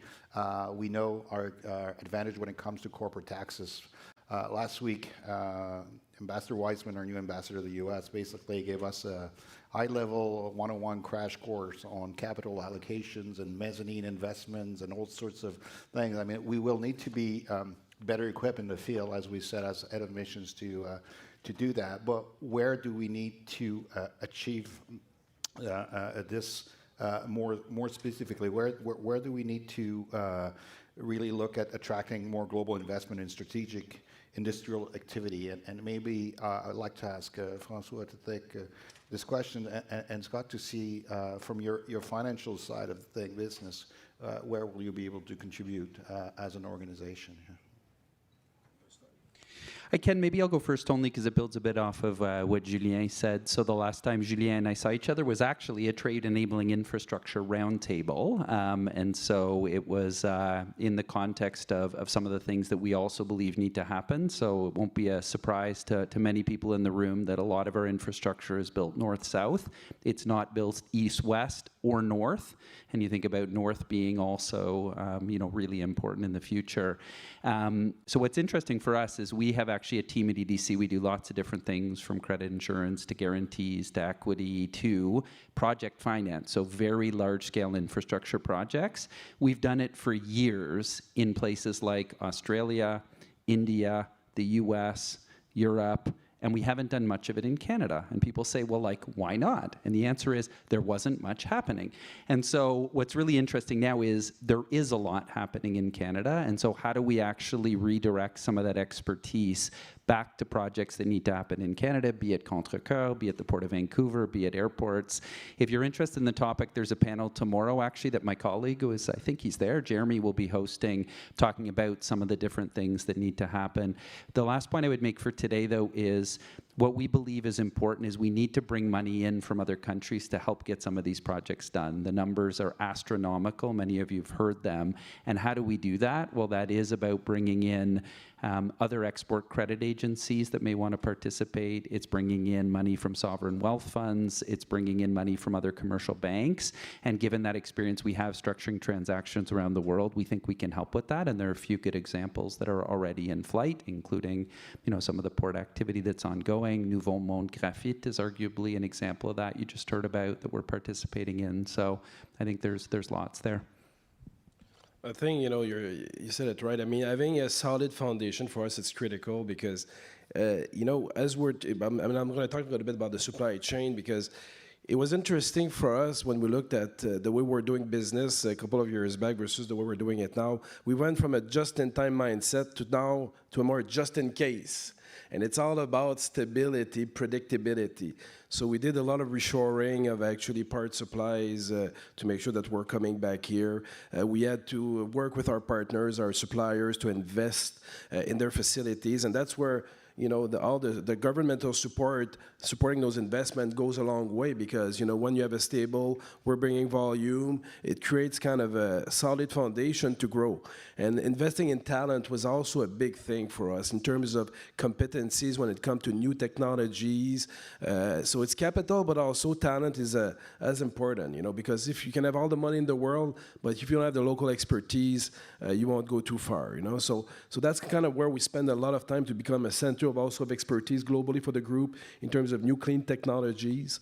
And it's paying off, because now we're getting more investment from the support of the government, but also the group is investing more in Canada because they see the value of a stable market and the way we're able to grow those investments to profitable returns. So it's been good also, I would say, from a Canadian investment standpoint, with a group like Volvo that can invest anywhere in the world, right? But they love Canada because of the stability, the regulatory environment is stable, and that goes a long way. I had a question for you, Rob, but I know you're eager to react to this. I'm just going to let you go to it right now. So, as a co-founder of a company, I actually have a say on the investment decision where we spend money. And we look at different places. I happen to be the chair of CAPSI, which is the Canadian Automotive Partnership Council. I chair the CEO Manufacturing Group at CME. And we're working with different governments in Mexico, different states, and also Canada. People will invest on the basis of two things: all-in cost and risk. Every multinational will tell you that. And I think that where Canada has issues, and if you go to the BCC, they do which is the Business Council of Canada, they do a survey every meeting. What's the biggest issue you face? Over 50% every time, regulatory burden. I know we're working on some stuff here, but Canada's regulatory burden is enormous, and it's much higher than many other jurisdictions, including the United States, including Mexico. We also used to have a corporate tax advantage and accelerated depreciation advantage. When Trump 1 came in, he lowered his rates to the same level as Canada. We lost that immediately. So I do think that we have to be much more competitive on a tax basis and an all-in cost advantage. I really like the fact that we have a federal government that I would call pro-direct investment, pro-business. The attitude of your government makes a difference, and we were in the wilderness for 10 years. And I do think that actual dollars matter. I think it's also, we ran a big study, it was 186 pages on site location in different places in North America, and we ran it with a number of different people. But those were big issues. Now, Canada does have some advantages. It's safe, good, talented workforce, access to free trade agreements, which we'll get to when we deal with the USMCA. But let's not pat ourselves on the back and think we're a great place to invest, because we have a lot of work to do. In 2011, I used to be involved with a construction company. The whole world was investing in Athabasca, and we killed it, and everybody left. And now we're trying to get it back. And so at the end of the day, that's the type of thing that we've got to work on if we want to be open for business. The U.S. is open for business. They're killing it on productivity and everything else. They're a better place to invest in many ways, and we're behind, so we have to improve that. And then I'll finally make a comment on Europe. Europe is a sick patient in terms of investing. We have about $1 billion in sales there. We've invested. Everything's for sale because a lot of companies are going bankrupt. That's the way to get into Europe: build your product, bring good Canadian know-how, build it up, and take care of the market. But at the end of the day, they've got bigger issues than just about anybody. I saw you wanted to react to that, Julian. Yeah, I just want to add one number to the conversation. So every time that in Canada in the past 10 years we have invested $1 in trading infrastructure on the East Coast, the American invested $32. That's a big difference. So this is why productivity has been failing. This is why we need more investment right now, because if we want to use those free trade agreements, we need those infrastructure. Otherwise, we won't be able to compete. And one element that came out loud and clear last week as well, and something that probably be new in your investment decisions, is that there's many countries looking where companies and groups are investing at the moment and are judging those investments based on their strategic importance for their own domestic industry. And that's probably you all need to hire new geopolitics students from different universities just to pitch for those of us that have done some of that work and as an economist, but certainly something not to neglect. I guess the next things, and you started to talk about this when you talked about Europe, I really want to go on the issues of opportunities. You know, we're going through this battle and fast motions, but, you know, I'm looking at the situation in Australia. Opportunities there exist. It's still a small market, but it's how quickly we're going to be able to move. And that could be from Australia, Indo-Pacific. We've got this strategy that we're going to be, we've displayed and we're going to be like refocusing slightly. But where do you see the best growth opportunities right now, either for your specific industries or generally speaking, the conversations you're having with other CEOs and other groups in that business? I'll go. I'd like to hear from all of you, actually. So me, Canada, U.S., Mexico. I think North America is a tremendous opportunity. Ignore the press and the discussions. At the end of the day, Tim said this last night, our energy minister. He says, you know, recognize that the U.S. needs a strong Canada and benefits from a strong Canada. And at the end of the day, as he said it, when Trump says, we don't need your oil, well, he does need our oil. We don't need your fertilizer. Yeah, he does need our fertilizer. We don't need your critical minerals. Yeah, he does. So what he said is basically take the opposite of what's said. That's the negotiating posture. So there are opportunities for us. And the one thing that I would say about seizing this and internationally, is we were at we had a wonderful lunch with Prime Minister Harper and Prime Minister Chrétien. And by the way, they're very funny together. If you can get them together on a stage, they're very funny. And someone says, what can we do to help Canada? And what Chrétien said is, you're just not entrepreneurial enough. He says, I've been a politician in office since 1957, believe it or not. And he says, in the 60s, we did things. And we took risks, and I recall, and you know, I knew I was going to get hit with a Maple Leaf comment, but 1967, I was 7. The Leafs last won the Cup in 67. I don't remember it, I was too young. But we were a country that had had the Expo, 100 years old. It was a fabulous moment for Canada and for Quebec and for Montreal. We just finished building the St. Lawrence Seaway, which was an incredible marvel of trade and prosperity. Quebec was in the process of creating the biggest hydroelectric project in the history of the world. It's still the second largest, which has been wonderfully beneficial to Quebec. And Toronto was building the highest structure in the world. And that was and we were the 3rd richest country in the world. We spent 3 to 4% on defense. You know, what happened? And that was before free trade. We had some free trade in auto parts. So that's the type of spirit that we need. And if we can trigger that, you know, I happen to think that we have a tremendous opportunity. Canada's tragedy is that we're so blessed with natural resources. We have enough hardworking people, a lot of them first-generation Canadians or immigrants, that we can screw up every single government policy and still live a pretty decent life. But that won't last. And at the end of the day, if we can accelerate that, I think we have tremendous opportunities. And that means that people will look to South Korea, and they will look to Japan, and they will look to Australia, and they will look to India. All those folks could use the type of stuff that we have, because we've got a lot of talent, a lot of education, and a lot of innovation. We develop a lot of things here, we just don't produce them. So I was going to ask you, before you start, to combine this, because of an interest of time, with the next point I was going to ask about, from ambition to execution, and that's kind of what you got into this. So opportunities, okay, how do we execute this and take advantage of that? So if you can combine these two into your response, that'd be perfect. Yes, I think we'll go across the row here. So look, I would 100% echo what Rob is saying around ambition and maybe confidence. Those are two words I use a lot, and I think Canada needs a little bit more of both again, and we might have had more at one point in our history, and so I'm hopeful that in rooms like this and around the country, we're actually thinking in that way, and we can win on the world stage, but we have to want to in a way, and we have to be willing to put in sort of the effort to do so, the time to do so, and go find some of those opportunities.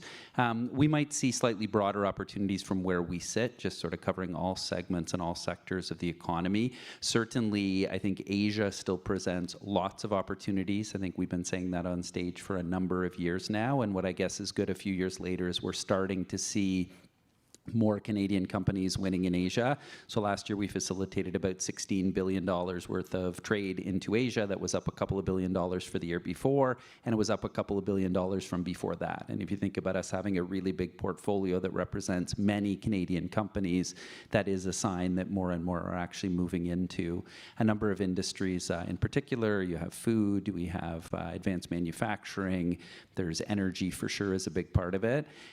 Europe is a tough market, no question. There are opportunities, and it will be tough. So going in eyes wide open and understanding which part of Europe, as many people know, is not a market. It's a lot of different markets, and so making choices. But if we look at the opportunity in energy transition, certainly defense and security, there is lots there, and I think that the proximity and some of the mindset makes that possible. If you look at sectors, I mean, Canada has lots of interesting things happening across a variety of sectors, but if we look at where we're likely to punch above our weight, certainly energy, and the minister talked about it last night, critical minerals, hugely important to where we go next. Food, we're somewhere around the 10th biggest exporter in the world. We could be top 5, we could be top 3. Like, there's something to be done in food that's on our minds for sure. I think digital, but let's call it AI, cybersecurity. As you go around the world, or as I do, people look to cybersecurity. People still talk about BlackBerry, and for those that haven't followed along, and where BlackBerry and some of that ecosystem has gone, I mean, we have some of the best cybersecurity companies in the world that people want to work with, and how do we take advantage of that? And then maybe I'll just touch on defense. It is something that Canada needs to spend more on defense. There are opportunities for us to export what we're doing, be it dual use or be it pure defense, and that is something that EDC is open to support. And so we are, looking at lots of different opportunities to help that industry as well. So I think there are lots of opportunities, but I think we need confidence to go after them also. Yes, so I would say, first of all, for us, I mean, the anchor point still remains the U.S. I mean, regardless of the current situation, at the end of the day, because of the geographical nature, the size of the beast, I mean, that's going to be our main opportunities still for years to come. That being said, we talked about defense, definitely a short-term opportunity on that side for the next couple of years. We see a lot of investment from both sides of the borders, actually, in that regards. Clean technologies took a bit of a step back with the change of the administration, but it'll come back. At the end of the day, we're going to go back to electrification. Hydrogen is going to be probably the next wave after that. So for me, critical minerals, new clean technologies, that's going to be a wave of growth in the midterm. And Canada is well positioned to capitalize on that. And I would say a place where I see potential for Canada also is in advanced manufacturing. Because as Rob was saying, we need to become also more competitive. We want to reshore business here, but we're not, there's a lot of red tape still, to your point. It's quite expensive to operate in Canada, so we need to become more cost-effective as a country to capture those opportunities. And from an execution standpoint, I would say, find your opportunities, see the gaps that you have between where you want to go and your current situation, and make sure you're well surrounded, right? There's a lot of partnership you can do with other companies, with suppliers, and even with a lot of governmental organizations. So make sure you surround yourself with a good support team to execute on your plan and bring it to life. Thank you, Julien. Most people are shocked when we tell them that the third largest partner at the Port of Montreal is actually India. And the reality is we're good in India because, well, first of all, they got the demography, which is quite useful if you're doing, trying to export agri-food. So clearly those markets are very important. And 10 years ago, India was not even on our chart. That was, I mean, at the bottom of it. Right now, third largest market. And the reason why we are competitive on that market is because we've got some of the best producers and exporters from around the world. And we should not be shy about that. Sometimes, I will say we're just too humble. We've got great projects, we've got great people, we've got actually the rule of law. Rule of law is so important for many companies from around the world. We should be proud of that. The other elements, and I want to go back to the execution standpoint, is we also need to change our mindset. 2 years ago, I met with a Moroccan ambassador. He told me, you know what, we do have a direct connection with the Port of Montreal. Well, I look at my map, and I said, well, I don't have direct border with Morocco. The reality is yes, because the ocean is only a thick border. There's no country between us and Africa.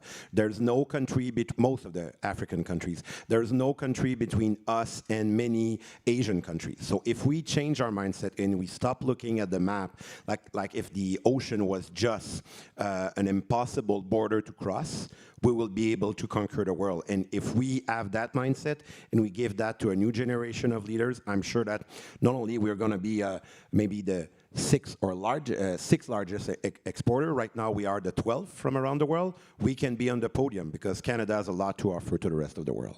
Well, that's an excellent segue to the questions I was going to ask last, was to say, there's a bit of conference fatigue, obviously, and lots of discussions and talk. What are the one thing you wanted people to remember leaving out of there? I think that's the message that I would take on in my notepad.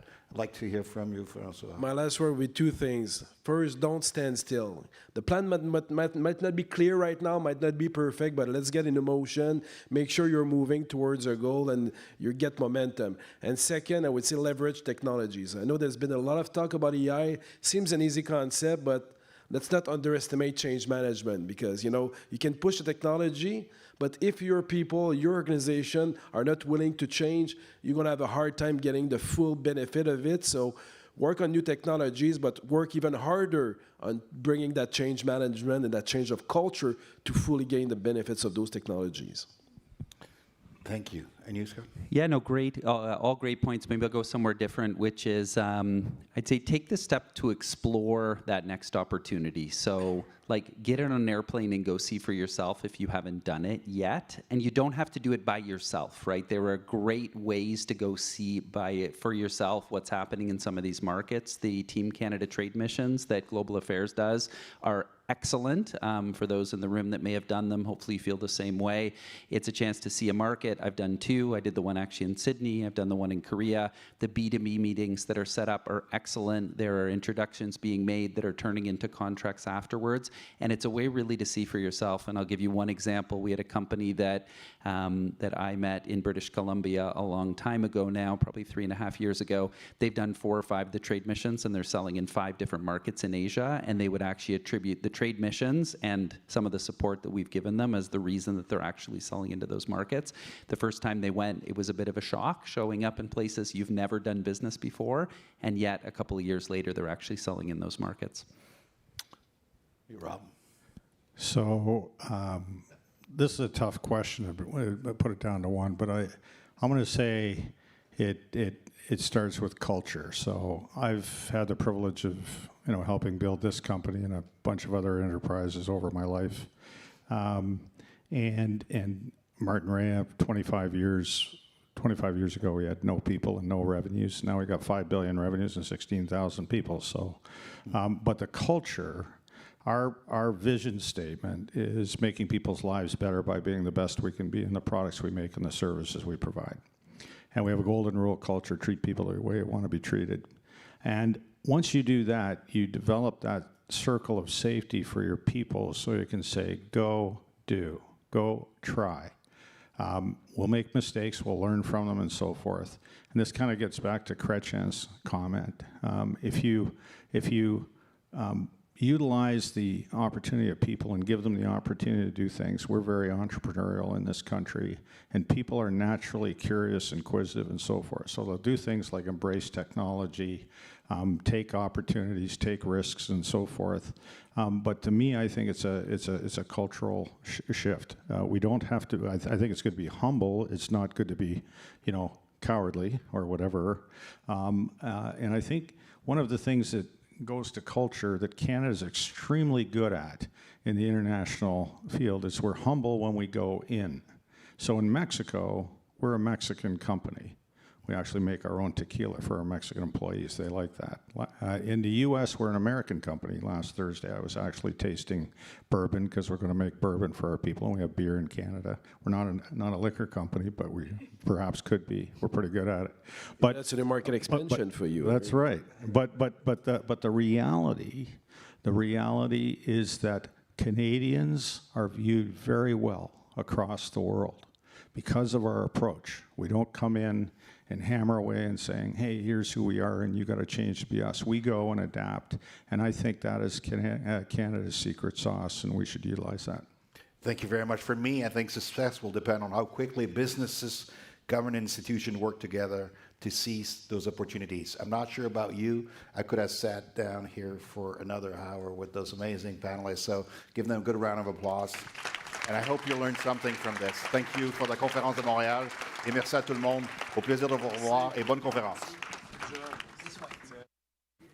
Well, thank you very much to these gentlemen for sharing lots of thoughts about how Canada is diversifying its trade and investment strategy, but also their own personal experiences about the things that we could be doing slightly differently, perhaps slightly better. Very interesting conversation. Et maintenant, avant de passer à la prochaine session plénière, j'aimerais vous demander d'accueillir une grande amie de la Conférence de Montréal, le scientifique en chef du Québec, Rémi Quirion.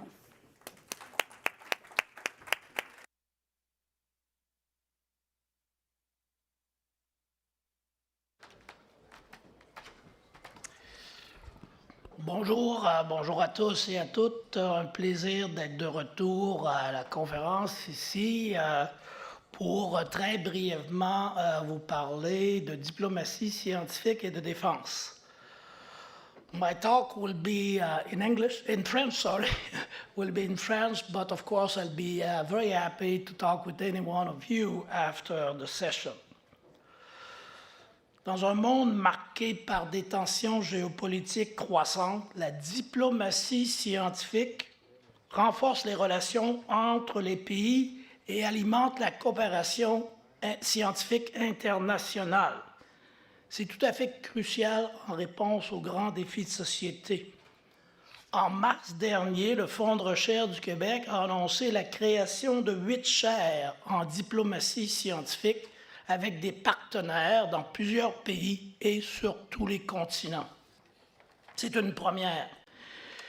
La diplomatie scientifique, pour qu'elle fonctionne comme il faut, doit s'appuyer sur le conseil scientifique pour renforcer les capacités des gouvernements à intégrer la science et la recherche dans leur politique publique. C'est mon rôle depuis près de 15 ans maintenant à titre de scientifique en chef du Québec, mais aussi comme président d'un grand réseau international, International Network for Government Science Advice. Et on est présent dans plus de 130 pays et vraiment l'objectif, c'est d'améliorer les capacités en conseil scientifique partout dans le monde. Cette intégration de la science est d'autant plus pertinente dans un contexte international très instable sur le plan géopolitique. Donc, ça devient, cette diplomatie scientifique, une monnaie d'échange stratégique. Aussi, et on en a parlé beaucoup depuis le début de la réunion ici, les tensions internationales poussent les États, incluant le Canada, à renforcer leurs capacités militaires afin d'assurer leur souveraineté et leur sécurité. Le Canada prévoit, avec sa stratégie industrielle de défense, une augmentation significative des dépenses en matière de défense, qui vont nous permettre d'exercer, d'avoir plus d'influence à l'international. Toutefois, il reste quand même que le Canada investit toujours peu en recherche et développement comparativement à l'ensemble des pays de l'OCDE. Donc, on s'améliore, mais il faut faire encore mieux. Les menaces modernes, on peut parler de pandémie, de cyberattaques, de changement climatique, de désinformation, exigent une approche multidimensionnelle de la sécurité, incluant bien sûr la protection des infrastructures critiques et la souveraineté technologique. C'est une vision qui se détache, la vision qui se détache est de faire de la défense un moteur de prospérité et de résilience sociale en transformant les dépenses militaires en catalyseurs d'innovation et de souveraineté technologique. L'essor des technologies à double usage génère des retombées économiques substantielles. Ici au Canada, on parle d'environ 15 milliards de dollars par année. Le Canada s'appuiera sur cette base pour accroître la capacité industrielle nationale et les retombées économiques de ces investissements, tout en gardant en tête le bien commun et les impacts dans notre société. Des technologies comme l'Internet ou le GPS peuvent générer un rendement supérieur à celui de la société civile. Ces investissements se traduisent par la création d'activités économiques capables d'attirer des investissements privés et de renforcer notre compétitivité à l'échelle internationale. La recherche à double usage, la recherche sur la défense est déjà très active. Il y a déjà beaucoup de recherche en milieu académique et dans le secteur privé au Québec et Canada.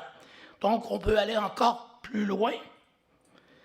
Mais un élément très important, c'est de former davantage de talents dans ces secteurs. On investit beaucoup, ça va prendre du personnel très qualifié, très capable de livrer la marchandise, si on veut. Donc, le Québec doit continuer à miser sur son excellence scientifique pour maximiser les retombées à la fois civiles et militaires, notamment des domaines stratégiques comme l'énergie, l'aérospatiale, l'intelligence artificielle des minéraux critiques, la sécurité, le secteur maritime et le Nord. Mais aussi, on doit redéfinir la notion de double usage en élargissant ce secteur à la santé, à la cybersécurité et à l'environnement. Or, la recherche est encore trop fragmentée entre les secteurs industriels, militaires et académiques, donc on doit travailler pour s'assurer que tout ce monde-là travaille davantage ensemble pour augmenter les impacts des investissements de nos gouvernements et du secteur privé. Dans cette optique, le FRQ collabore à la mise en œuvre de la stratégie canadienne en matière de défense. Et la semaine dernière, vendredi dernier, on avait une journée de réflexion, de discussion sur un aspect très important en lien avec les investissements en défense et sur la recherche de double usage. C'est vraiment la sécurité de la recherche, la sécurité des données, la sécurité des nouvelles connaissances. Donc, le contexte géopolitique actuel, bien que complexe, crée un momentum favorable pour renforcer l'écosystème canadien de la recherche sur la défense et les technologies à double usage. Le gouvernement fédéral et celui du Québec déploient plusieurs programmes pour soutenir des entreprises dans ces nouveaux marchés. Bref, construire le futur du Canada en matière de défense ne peut se faire sans prendre en considération tous ces aspects et en incluant la société civile et le bien commun. L'aspect d'acceptabilité sociale est tout à fait critique et essentiel. Donc oui, c'est complexe, mais en même temps très stimulant et je pense qu'on est vraiment capable d'y arriver. Bonne discussion.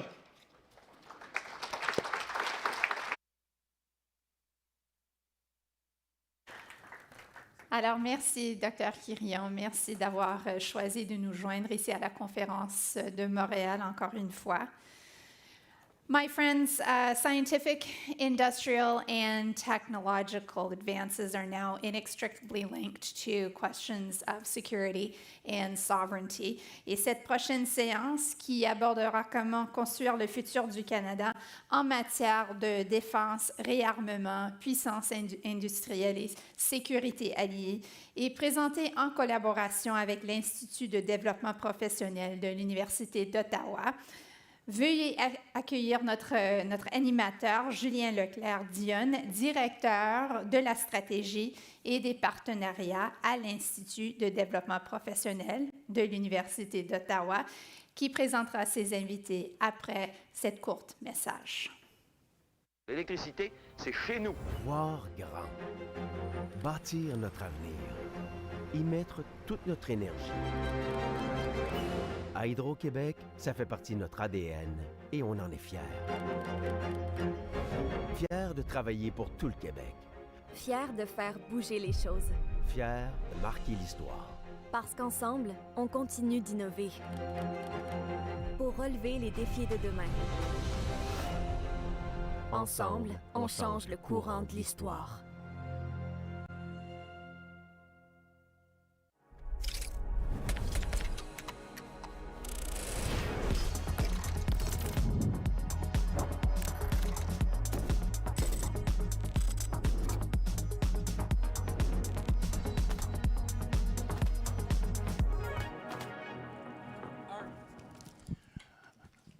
Bonjour tout le monde, ça va bien? Donc, bienvenue à notre panel. J'espère que ça va être un panel intéressant. Ça va être un panel qui va être bilingue. Je me présente, je m'appelle Julien Leclerc-Dionne avec l'Institut de développement professionnel de l'Université d'Ottawa. Je suis responsable de la croissance de l'Institut, des partenariats, de l'innovation et puis, entre autres, de notre programme en défense. Donc, à l'Institut de développement professionnel, on fait beaucoup de développement professionnel et exécutif. Et puis, vraiment, notre but, c'est de créer la main-d'œuvre et de leur donner les talents qu'ils ont de besoin pour vraiment répondre aux besoins les plus pressants de la société. Et puis, on a un panel vraiment incroyable avec nous que je veux vous présenter.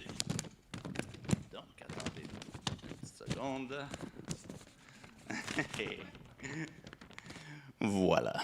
Donc, je vais vous présenter Christine Leroux. She is a Vice President and Regional Executive for Canada and Latin America at Lockheed Martin, bringing the perspective of a major global defense company. Dominique Babin, a partner at Dentons and a national leader for Dentons Canada Defense and National Security Sector. Welcome.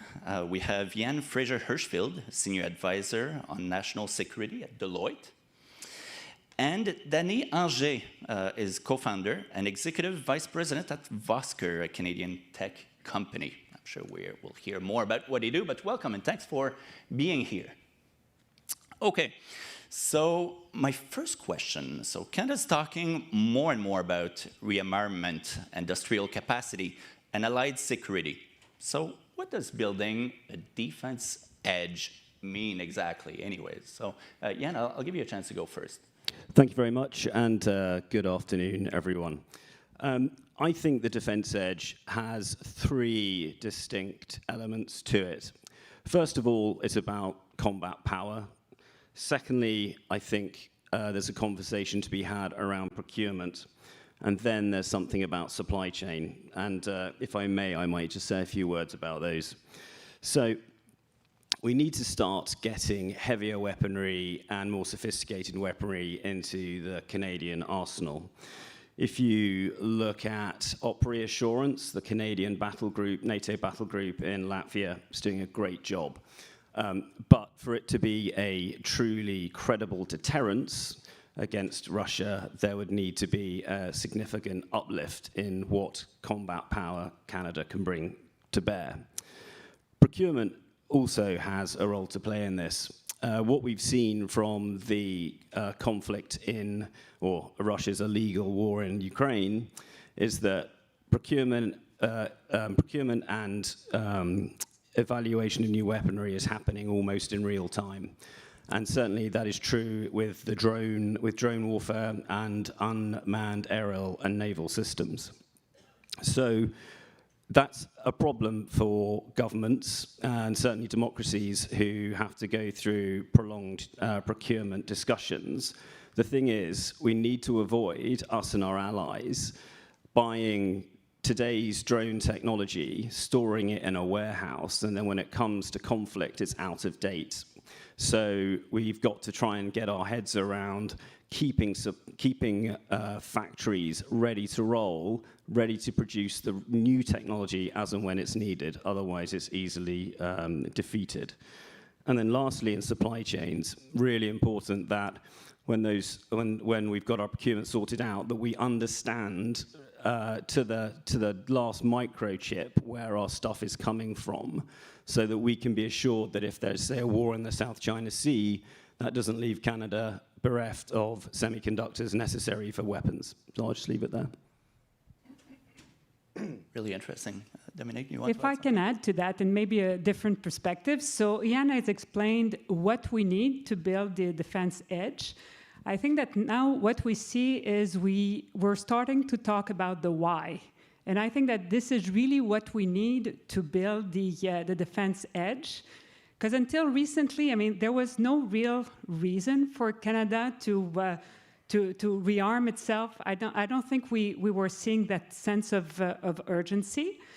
But for good or for bad, like recently, we do see some reason to rearm like our Canadian armed force. It's no longer only to go and defend our allies, which is a good reason for that. But now we see that we're not in a totally isolated and protected environment. And I think that us Canadians realize that we need what we have as a value. We have great territory, we have great values, and we need to protect that. So I think that now with the recent, with the geopolitical situation at large, I mean, I won't go through the details, I think that there's a consensus that wasn't there before. And I think that Mark Carney at his speech in Davos, put it together and also made us realize that we were not just the isolated and safe country. We also had a leadership role to take to defend the middle powers. And now we see that, yes, we need to protect our territory and we can play a leadership role. And I think that this is a very compelling narrative to build the defense edge that we need. And now we need to get that message across. I mean, saying that I have kids. If I tell them that I'm involved in war, they don't like that. If I'm involved in defense, maybe they'll buy that. So we need to have that common narrative where we protect what we have, which is important, and we get everybody involved in the discussion. Talking about the industrial strategy is a good approach, but we're not doing that only to develop the industry. We're also doing it as a country. So, and I think we need to keep that dialogue going. So as we were talking before, in a Canadian analogy, it's not just elbows up, it's time to sharpen our skates a little bit. Exactly. So maybe it's not the edge we need, it's just to make sure we sharpen our skates. So this conference is really about uncertainty, gérer dans l'incertitude. That's a word that we've heard a lot about today, and I'm sure that we'll keep hearing a lot about in the next 2 days of the conference and beyond. So with so much uncertainty, so many things we don't know where things are going, how can we manage defense in a context like that when we know that defense, it takes a lot of time, it takes a lot of effort, a lot of it is long-term planning. So when there's so much uncertainty, how can we manage that uncertainty? Somebody want to jump in?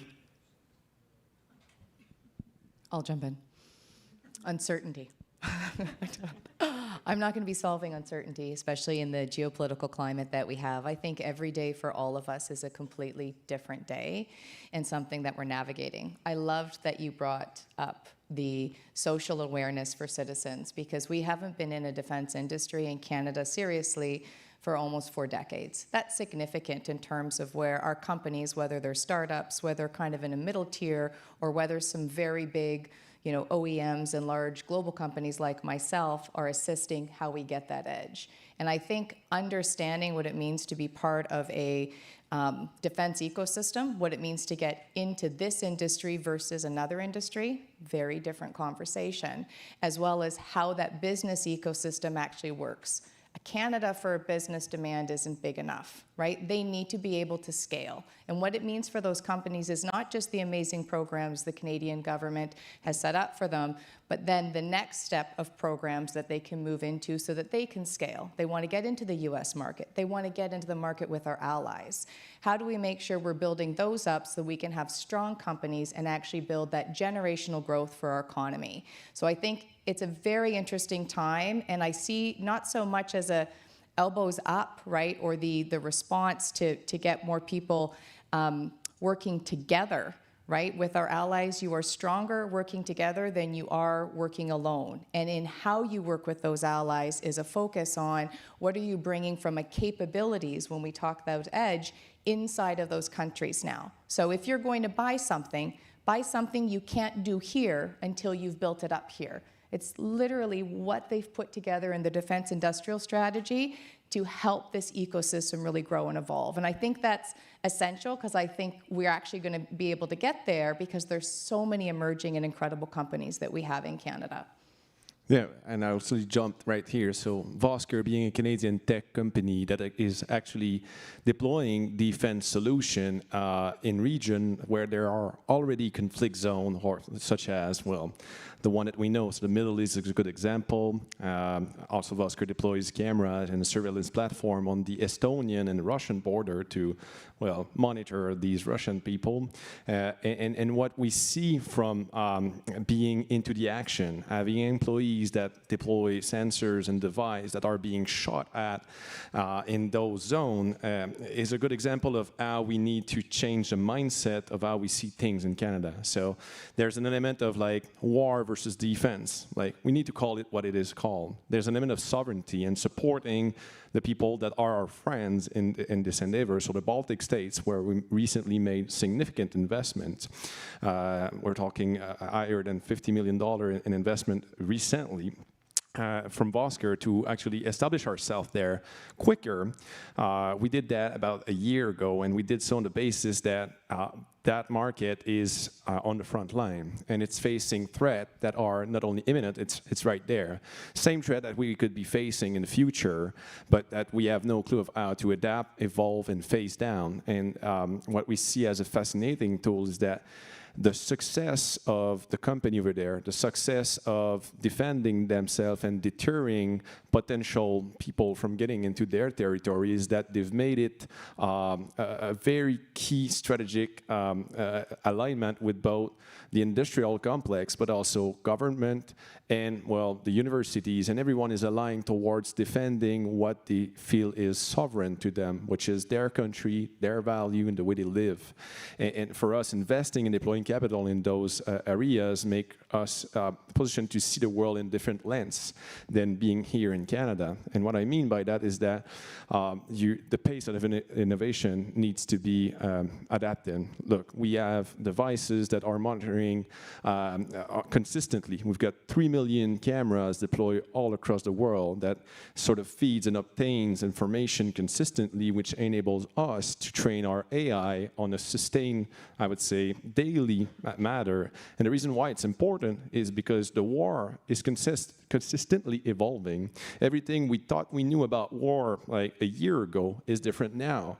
The pace at which you need to develop something when you are facing an enemy that's actually actively investing into, well, outgunning you in many ways is key. So that's the reason why, if we want to be successful here in Canada, we need to choose the champions that are building strong capacity, and everyone needs to unite towards, well, the goal is not to develop something that will work for the next decade. That won't happen. We need to have something that currently works, such as the Vosker platform, and that can be evolving towards what's going to be the future. And that can only be done if everybody's aligned onto building an overall ecosystem. Can I just jump in on that as well? I think with uncertainty, government and industry has to become more comfortable taking on more risk. So defense procurement is normally very risk averse. But with what my colleagues on the panel have been saying so far, is that because things are moving so fast and because of the unprecedented uncertainty in the world, government are going to have to take more risks with their dollars, with your dollars, with our dollars, because you can't just back one horse. You're going to have to back a number, and some might fail, but within that is the next defense unicorn. So to build on some of those answers, yesterday at the chairman's dinner, Minister Tim Hodgson talked about the interaction that President Trump and President Zelensky had about Ukraine not having any cards. And he talked a little bit about, how can we make sure that Canada is never in that situation to not have any cards or to be told that we don't have any cards. So I think we were starting to talk about things in that direction, but I'd like to know, from a cards perspective, what are our cards right now, and what cards do we need, and how can we make sure that we have the best hand possible? Any thoughts about that? Yeah, I think Canada has many cards. First of all, a prominent and leading member of the NATO alliance. I was privileged enough to do a 5-year secondment on the international staff in Brussels at NATO headquarters, and the esteem with which Canada is held there is palpable. So there is that. Canada is also a participant of the Five Eyes Intelligence Alliance. That is a very significant group of countries dealing with and producing incredible intelligence. But one thing that I want to lead on to on the cards, that NATO recently released the list of 12 critical minerals that NATO alliance needs to manufacture its weapons at scale and pace. And Canada has 9 of them already. So, as Prime Minister Carney has said, Canada is an energy superpower, but it's rapidly becoming a critical minerals for defense superpower. The challenge is not just getting them out of the ground, it's refining them, but NATO will be looking to Canada for those critical minerals and rare earths as the alliance scales up its ability to defend its territory. There's also the element that I do believe that in Canada, we already have this ecosystem of businesses, large and I would say smaller, such as the business that we have developed at Vosker. So in the last 8 years, we started from 0 all the way to $300 million of revenue, and we did that based on technological background, AI, tools that we have all developed here in Montreal and in Quebec. And ultimately, I do believe that there are plenty of these startups grown up that could now help out the larger conglomerates that already are in defense, actively deploying in not only Canada, but across the globe, technology that are ours, that we've developed here in Canada. And I do believe that these cards we have, we just need to find a way to propel them forward, be it through, well, capital allocation investment, but also a clearer path towards what's next. You know, we have already the ability to grow and to scale, such as we did. Now we just need more clarity into what's going to come from Canadian government in terms of, well, contract, procurement cycle and everything, so that we can focus and say, okay, I'm going to allocate capital now to building up the infrastructure from Vosker to grow and seize the opportunity of the moment. So we have those cards. Great tech company that could become unicorns. And to push the analogy just a little bit farther, it sounds like the cards are only useful if we can actually play them. Mm-hmm. Correct. And one card that we have is that we have the trust of other countries as well. We have a strong legal system. We have reputable courts. We have the rule of law. So and we're middle power. So we're close to the United States, but we're not the United States. We speak several languages, so I guess it's easier for us to connect like North America and Europe. So I do think we have important cards that we can play. Excellent. So one thing that we hear when we talk about some challenges or some things that we think that we need to be successful in defense is to move faster. We hear velocity. We hear the speed to be able to execute. We hear about needing to do procurement more quickly. My question is speed that important? And does it come at certain risks as well? Risk in public trust, risk in trust, risk and security as well? And is there a way to manage that and find a balance between those risks and speed? Well, you're aware of that. Well, Canada now has a defense investment agency. So it was created in 2025, and now it's being formalized through Bill C-31. So initially, it was supposed to be part of Public Works Canada, but now it's going to be an independent agency which will have more powers. So yes, it will probably create more velocity and result in faster procurement process, but I think that we'll still have to be careful to rush, yes, but in an intelligent manner.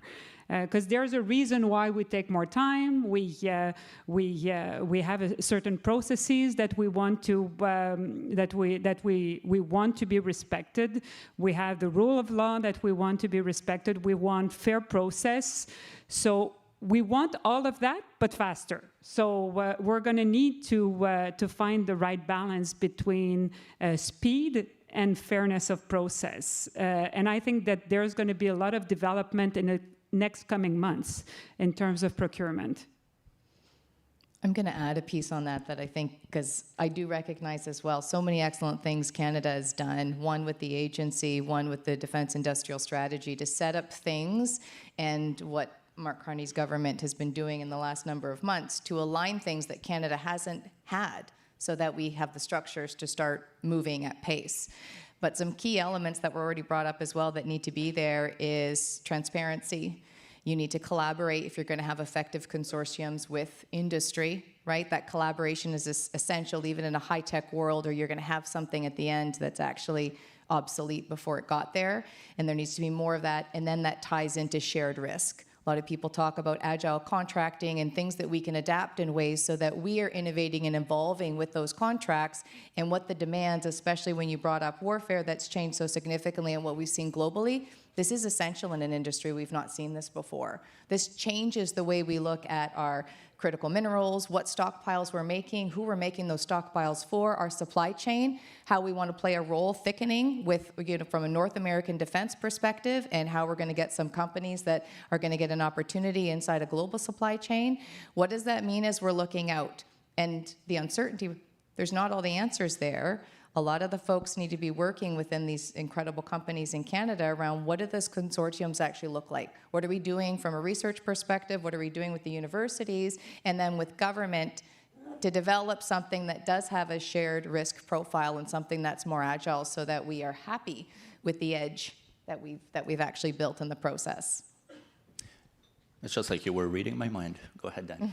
I just wanted to chime in quickly on the fact that, look, Canada needs to think a bit in advance of what it does represent to be a sovereign country in many aspects, be it like cybersecurity, platform surveillance, and having other people, in other country, potentially enemies, spying on us through devices that are supplying to us. I do think it is key that Canada takes a look for the next decade to come to think about risk in the perspective of who's going to be our friends and our allies in the next decade, because that would be key and important in choosing what component you're actually going to take, what camera and platform related to that camera you're going to use to, monitor Canadian on a daily basis, because you don't want people to be able to actually hear everything you're saying that could be potential enemy, to see what you're doing that could be potential enemy. That's not something that we should take the risk.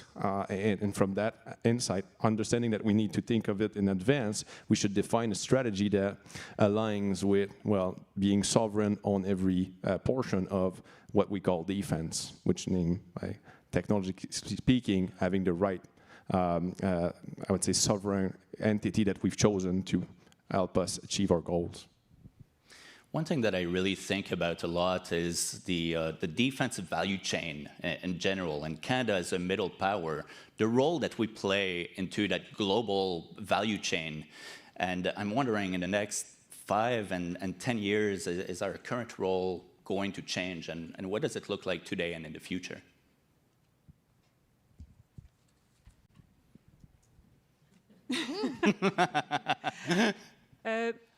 Well, just before we were talking about the risks that the Canadian government needs to be taking, and I think, and you mentioned sharing of risk, and then you talk about the role that Canada takes in the global economy, and I think it's all tied together. Yes, the Canadian government can take risks, but we also need private capitals to take risks and understand also what it is to invest in defense.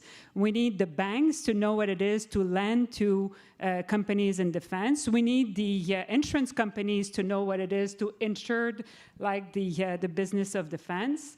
And we talked about investments or procurement, so investments from the government, but there will also be investments by prime contractors, such as like Lockheed Martin's. You invest in some of the capabilities that you identify through ITBs or just other business decisions. So it's all, and in terms of integration in the global economy, I mean, this is getting more and more integrated, and I hope it will keep getting integrated. You mentioned, Danny, your projects like in Estonia. Estonia, yeah. I mean, I hope that your cameras that have like proven to work in Estonia are being used in the Canadian Arctic. If they're not, I mean, we're probably missing a good opportunity to use a proven technology and support a Canadian company. So I think to me, this is all tied together. Yeah, I agree with you, and I do believe, and yes, we currently are having cameras that are deployed in the Arctics, yet to be actually procured by our own government, but we have people who have invested in us that are dual-use type of client, and we know it works well, so we were able to actually have a solution that is deployed everywhere that we could bring home with a level of certainty that it works. But to go back on, well, how do we make it our own here on the supply chain side of things? I think that is key, because for us, we wonder, can I build everything or something that is 100% Canadian? Can we do it right now? And the real answer right now is no, it is not a possibility, but it does not spawn from the willingness that we have to actually do it. It spawns from a complex, I would say, system, an ecosystem that needs to evolve, such as you just mentioned. So the banks need to be supportive. Now they are a lot more supportive now than they were a few, I would say, not even months ago when we were talking about dual use and defense. Vosker has been heading towards that track for the last 3 years. It's the first year that everything has changed. Now we've got support, but that's just one stone. Next stone is that we would like you to manufacture and build your stuff here, well, your product here in Quebec and Canada. I would love to, but there are some key components that's from critical mineral that we have yet to actually figure out how we get them here without using the support of other countries. So how do we do that? It's a question that maybe Jan, you can answer. I think you were going there. Not to put you on the spot. So I was going to answer it a slightly different way, where Canada sits in the defense value chain. Well, Canada, as I said before, is a leading member of the world's most successful military alliance. And Canada, as a military, will always deploy with allies. So I think it's important that we, at the NATO level as well, make sure we find out from allies what it is that they want from us. And I know for a fact Arctic is very highly up there, and that is in the latest defense strategy. That with our other Arctic allies, Finland and so on and so forth. So it's important that Canada knows where it can actually play a outsized role as a middle power, and definitely the Arctic is that, but also intelligence as well. As a member of the Five Eyes, CSE is an incredibly capable organization that many of our allies depend on. So we've got lots to show for ourselves. So some keywords that came up a few times here were collaboration, integration, and in the same breath, we often hear also, but sovereignty is so important, right? And what crosses my mind and that is really wondering, well, how do we choose what to buy, what to build, and when to partner on different projects and initiatives? So any thoughts about that? I have a couple thoughts. If we don't have it, there's an example and you need something urgently, immediately. So there's a requirement. This is something that you, from a defense, whether it was for our RCN or RCAF, whatever the case may be, that's something you're going to buy. But in buying it, you might have ITBs attached to it that are actually going to enable further investment in country. Why? Because you want to make sure you're making an economic impact, but you're also building up, whether they're startups or small and medium businesses, that give them an opportunity to scale. I would also say the consortiums are massive opportunities. So one of the things, so Lockheed Martin Canada also developed with the Royal Canadian Navy in concert a completely sovereign solution that was our CMS 330. Just think of this as like the brains of the ship. We export to our allies. So when you talk about we need to know what our allies also need. I don't want to be selling something to a country that's trying to sell the same thing to me. That doesn't seem like a very good economic plan, right? So having an understanding inside with our partners, our allied countries, the businesses that those countries also have and are investing in, that there's a complement. Here's something that we build, all sovereign, completely all Canadian companies, with our client that we export successfully, most recently to Germany, I think is an excellent way as well that we give inside of that supply chain, creating things that are our own, but also things that are proven and have a future. Just following on from that, I think that highly sensitive, disruptive technology should, where possible, remain sovereign. And the example I would give there would be new quantum technologies. And the government recently announced a program called DISH, which stands for Defense Innovation Secure Hubs. And they're putting big money behind it. It's 25 million if you're successful in one of these applications. And that's for industry, D&D, and academia to come together to try and solve some of these knottier quantum problems.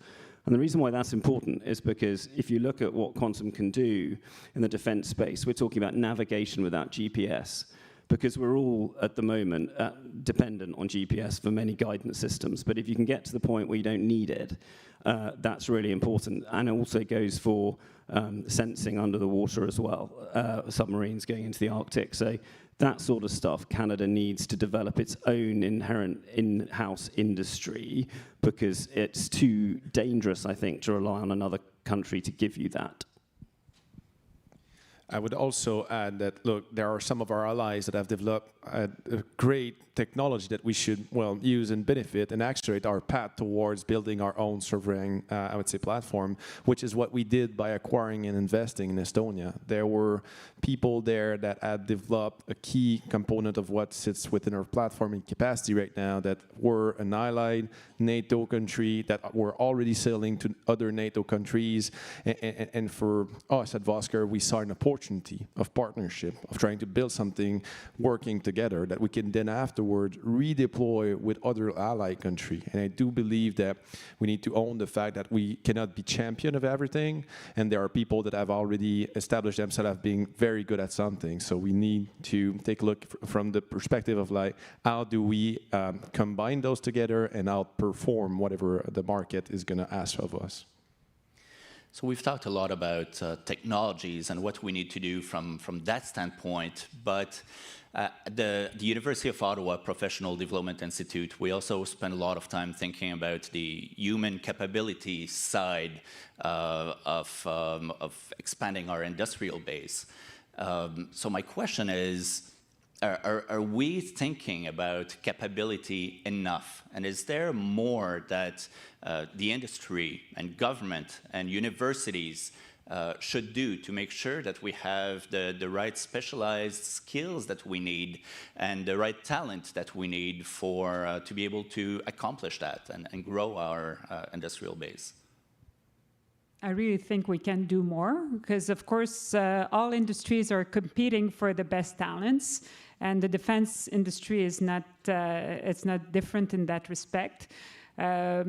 And we need to, again, I come back to the narrative, we need to get the next generation engaged in the dialogue to give them a reason to invest their career in the defense industry, that's for sure. So we need to involve the next generation, make them interested in the industry, and also make sure that we maintain as much as possible parity, because the military is more a male environment, and we see that there's less women involved in the defense industry than in other manufacturing industries. So that's also something to keep on our radar, I would think.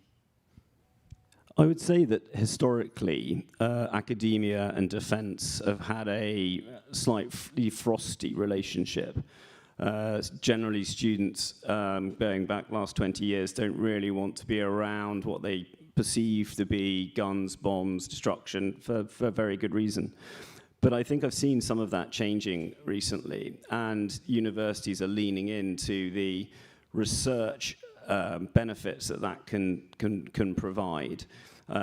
Dual-use projects are an excellent way of bringing new scientists along, but at the same time they're being demonstrable defense applications. And I think the University of Ottawa is setting an interesting course on being a defense-forward university.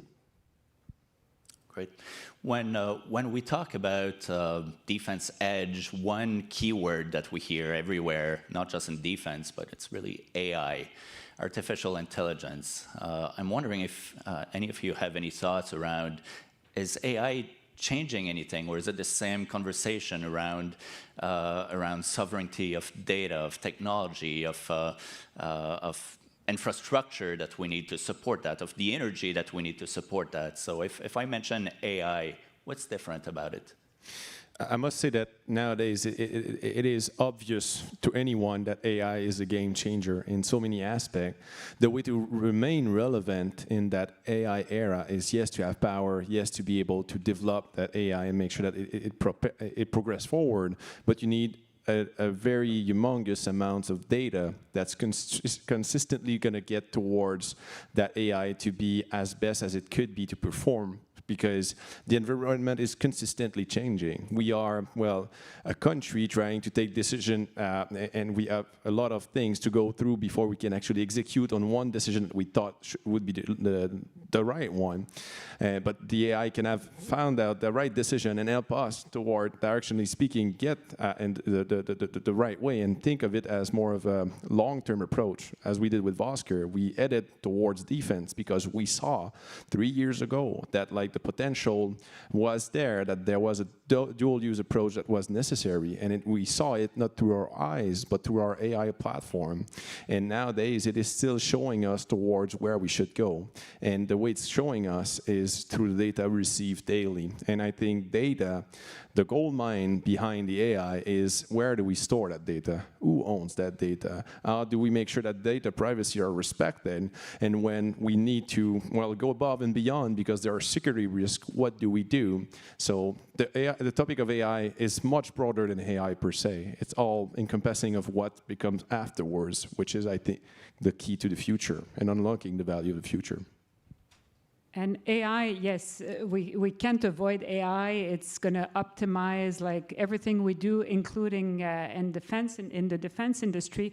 But what we need also, I think, is people who understand how the AI tools are built.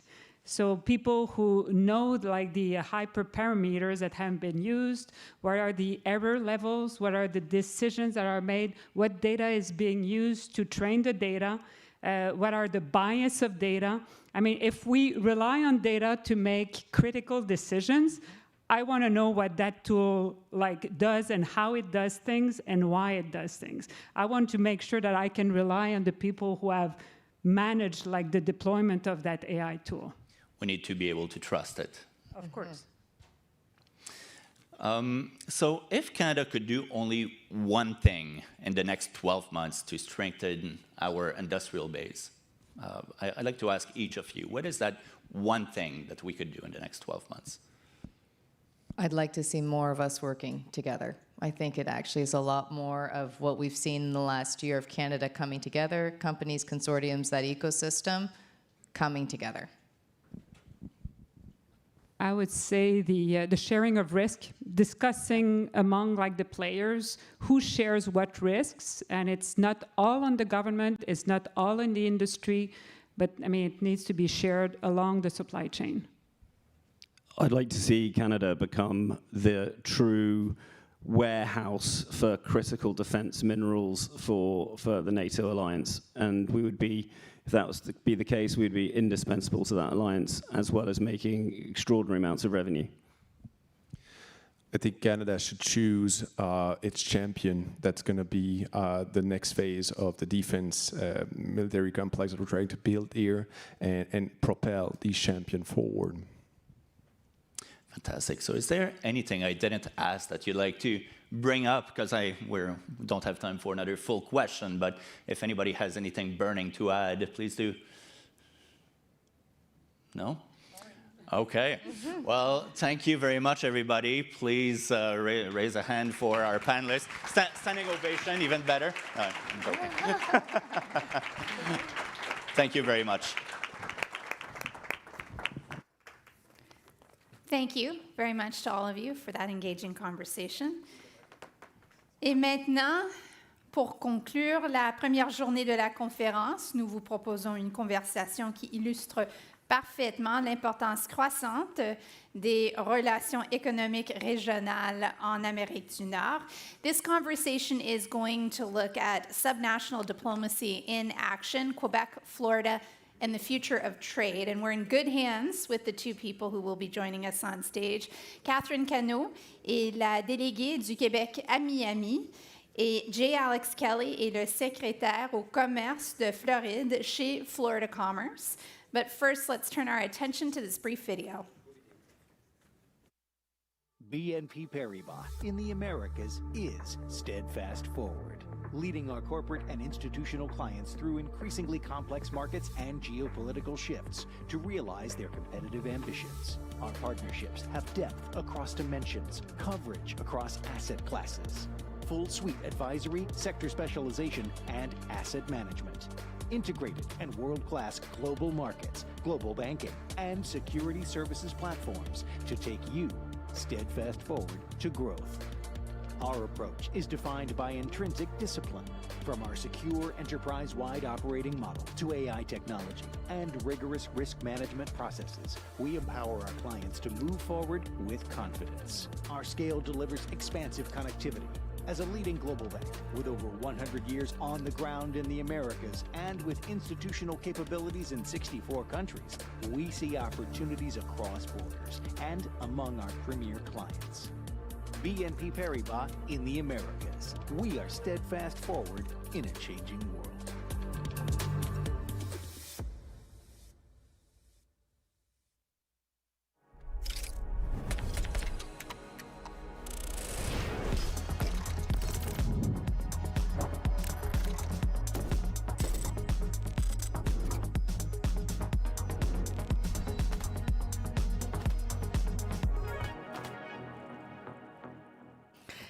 Good afternoon, bonjour tout le monde. Bien, merci d'être là avec nous. C'est le dernier panel de la journée, but the best one. I think it's the last one, but the best one.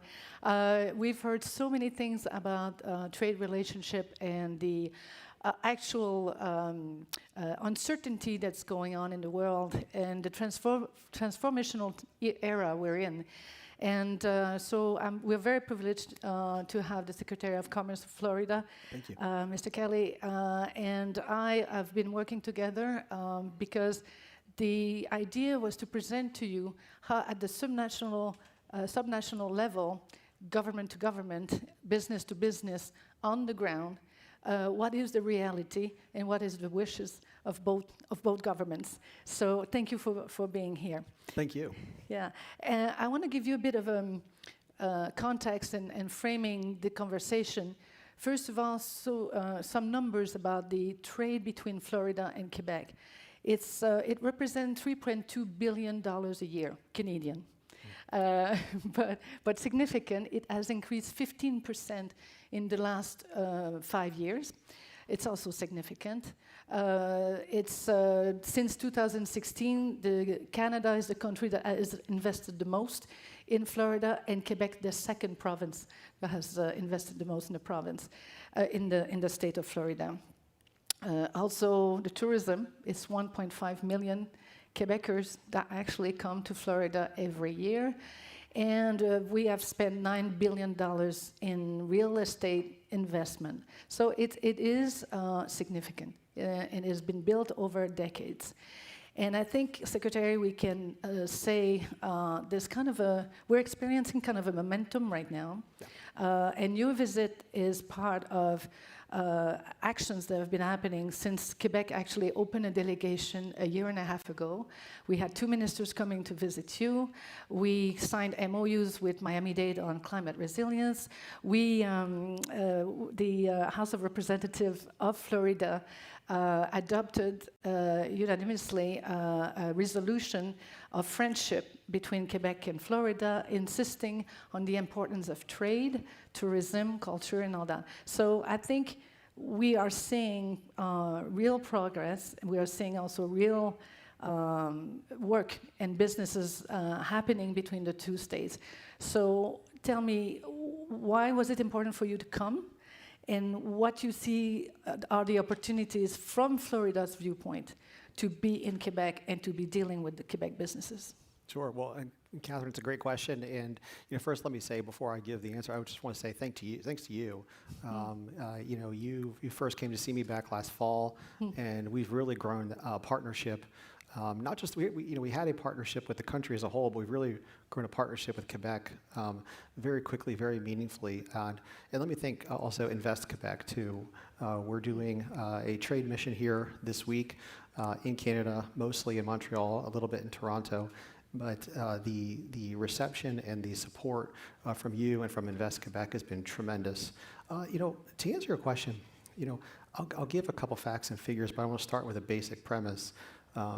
Good, healthy bilateral trade, building a relationship that ultimately creates opportunity, jobs, prosperity. It begins first and foremost with showing up in person. You have to be there in person. Partnership begins with coming to see your partners, spending time, shaking hands, identifying commonalities, which there are quite a few, and really understanding each other. And we see a lot of commonalities. I think just to add a little bit to what you were saying before, right now today in the state of Florida, we have more than 300 Canadian companies. And companies from Quebec are a good, healthy portion of that. Those companies operate over 500 different establishments really throughout the whole state. We're a big state, closing in on 24 million people. We're spread out. If you're familiar with our geography, it's quite unique. We look like someone took the country of Italy, just dropped it on the southeastern part of the United States. But that geography has unique opportunities to it. So there's a huge Canadian presence. There's closing in on about 120,000 Florida residents who were born in Canada and call Florida home now. Many of those individuals brought their companies, brought their assets, brought their values for good jobs, good job opportunity to the state. And we're really seeing, economic cycles are what they are, but we're really seeing a constant momentum in the state. I think of our international visitors, about 25% are Canadian. And I think of Canada's overall market share, where Canadians choose to travel abroad, we represent about 1 out of every 5 choices that a Canadian makes to travel somewhere. So we're very proud of that. We really have a business community and cultural community that are really embedded, and it's something that I think is unique. You have the largest presence, Canada has the largest presence of companies, international companies, in the state of Florida, second largest in terms of overall foreign direct investment. So I think there's a lot of momentum there to seize on. Interesting. A third of those companies are from Quebec, in fact, and they employ quite a bit of people in Florida. Now, more specifically, your ambition for Florida, which is a state, 1,000 people come in every day to live. They move to Florida. So that creates new needs and all that. But how does, from this coming and meeting with people, to how does that fit, and what area are you looking for? What does it fit the vision, the economic vision for Florida? Why coming to Quebec? What are the sectors, the industries that are for you compelling? Sure. It turns out we have a lot in common. I'll start with aerospace and aviation. Take a company like CAE. who we were with earlier today. CAE has a large presence in Tampa, Florida, also in Orlando, Florida, and they're really, of course, they're a worldwide corporate brand that does incredible work, but they really have a special part of our aerospace and aviation ecosystem. Florida's known quite a bit for aerospace, aviation, defense as well. The state has 21 major military installations. 3 of our nation's combatant commands are in Florida, 2 in Tampa, 1 in Miami. We have 16 deep water seaports, 21 commercial service airports. We have a unique infrastructure that is oriented to aerospace, aviation, defense, and there's just incredible alignment here with Quebec. Moving away from that, what we see in terms of emerging technologies, we see incredible alignment with quantum technologies. We have a large research-driven ecosystem. 15 of our universities have quantum technology programs, and not just quantum computing, but quantum sensing, quantum cryptography, a number of areas, optics, photonics, quantum communication. So we really have a large infrastructure for quantum, and we see the same thing here. The technological advancement, in fact, we're going to be at Sherbrooke tomorrow to go see their quantum hub. And so we really see an opportunity there to partner. We brought with us 3 of our universities, Florida State University, Florida Atlantic University, and Florida International University, all of which have unique and distinct roles in quantum. And so we really see an opportunity to partner there. And our goal in all that we do is how do you take that research and ultimately commercialize it? How do you get that actually into impactful situations where we're benefiting, whether it's defense, aerospace, life sciences, the research and development and design and manufacturing of pharmaceuticals, logistics. I think quantum's going to have a powerful impact on logistics and movement of goods and people and optimizing that. So we see a lot of opportunity there. I think the other sector that's really important, we really were just talking earlier about nuclear, and the state of Florida has a really strong interest in something that Quebec and Canada are really impressive with, which is the small modular reactor, nuclear technology, and just in general, I think innovation in the nuclear space. We have a growing number of companies that are involved in nuclear fusion, nuclear fission, a couple other areas of innovative energy, and it's really critical for us to partner and really to partner with world-class researchers and really ultimately we want to deliver a diverse array of energy products to Floridians. That unique geography, it makes us a connective thread to a lot of the world. We are a trade partner where we oftentimes connect North America or Europe with Central America and South America. But that unique geography also means that we can't rely on just one source of energy. We have to have strong options, and we have to have some homegrown element of that. But it's important for us to really, I think, seize on, like you said, the momentum, the partnership, and the research here in Quebec, in Canada, for nuclear technology is, I think, some of the best, if not the best in the world. And so for us, it's really important to leverage that partnership and relationship. Quebec has a lot of expertise, obviously. So, and we are very strong with our ecosystems, right? We have innovation zones. We were talking about aerospace earlier today, where you've got academia, institution, private and public institution together. Is that the same approach you have in Florida, or is it? How does it work? How do you build your ecosystem? Sure. So you'll hear us often use the phrase P3, public-private partnerships, but you'll also see us oftentimes marrying up our universities and also our sub-baccalaureate system, our state college system, with companies. In fact, oftentimes those companies come onto the campuses. Sometimes they call those campuses a permanent home. It's very critical to us. I'll give you just a real short and recent example. A company called D-Wave, a Canadian company from Vancouver, is a significant player in quantum technologies, and their U.S. home was in Palo Alto. They, in January, just announced they're moving to Boca Raton, Palm Beach County in southeast Florida, and that deal came about For a few different reasons, but the reason why it got across the finish line was Florida Atlantic University, who's here with us this week.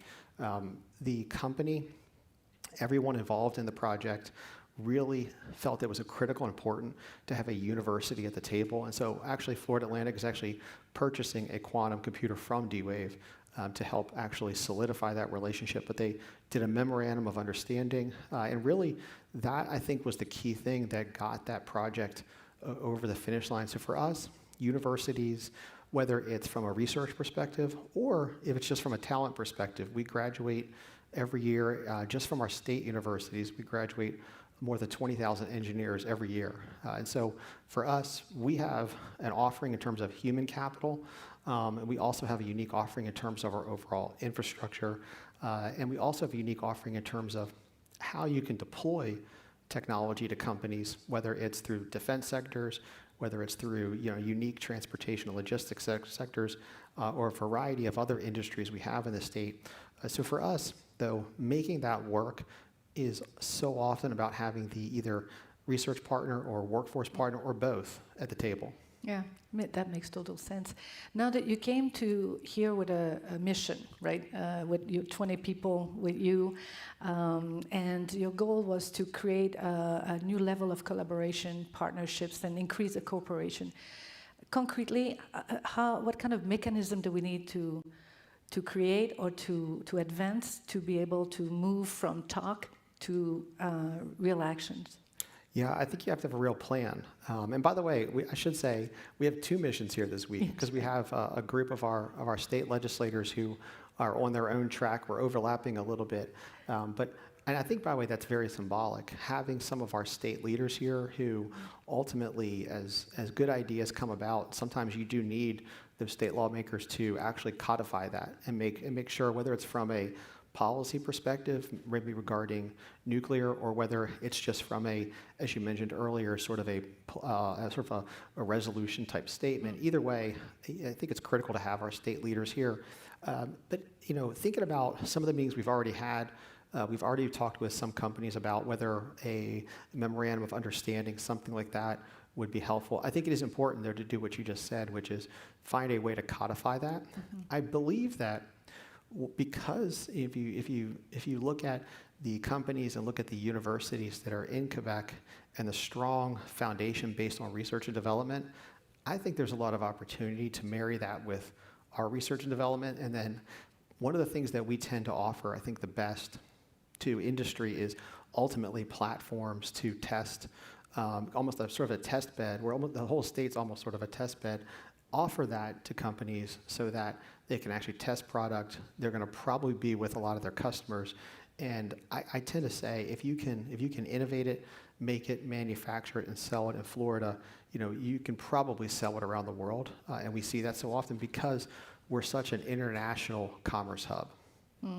Interesting. Now, as we know, and you mentioned that at the beginning, it was important for you to come, and I want to salute the legislators are here too, which I should have done from the beginning. They are, and a very impressive group of legislators that really want to hear the perspective from here, and also continue to build that relationship. So you talked a lot about trust, the importance of building and continuing to build on it. Now we know the reality the last few months has been more difficult. In terms of the trust, to be blunt. So how do you? What is your message to Quebec companies? How do you make sure that we want to continue? And of course, we want to. I mean, I think you're the United States, the major partner, the most important trade partner for Canada and for Quebec. But how do we go over that bump and continue to actually see the opportunities, because there are many of them. And you're right, there's so much synergies and same priorities for Quebec and Florida. How do we make sure that this is going to happen? Well, I think a key part of that, first and foremost, is we have a proven relationship. I think that you're right. You're absolutely right on the points you're bringing up. It is important to show up in person and actually talk with companies, talk with leaders, political leaders, industry leaders, research and development leaders, and make sure that that story that already exists, I think, is there, and know that that in of itself, I think, is a proof point that that direct relationship, Florida to Quebec, Florida to Canada, that relationship is very, very strong. And I think that, it's important to know that there's so many, the Bank of Montreal, TD Bank, you have so many financial interests in the state of Florida already, fairly significantly. I mentioned CAE, Bombardier. You have some really incredible world-class companies, and I mentioned some of the new ones, but that relationship and that existing platform, I think is really, really key.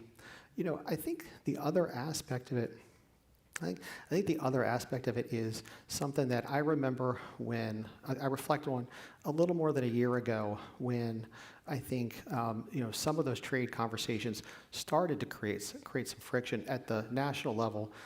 I remember speaking with the Consul General of Canada at the time, who was Sylvia, she's based out of Miami also. And the first thing that we concluded talking together was, we have to talk more. We have to communicate more. That ultimately, at some point, there's a light at the end of every tunnel, right? At some point there is. The key in that period of time is communicate. Build that relationship. Be there at each other's events. Be there at each other's meetings. Show that connection, because business and industry, researchers, they need to see, they ultimately, they don't want government hovering over them, but they do need to see government supporting them. They do need to see that piece of it. And so being there and providing that visible lens of support, we have for a long time, and still do, have 2 offices in Canada, one here in Montreal, one over in Toronto.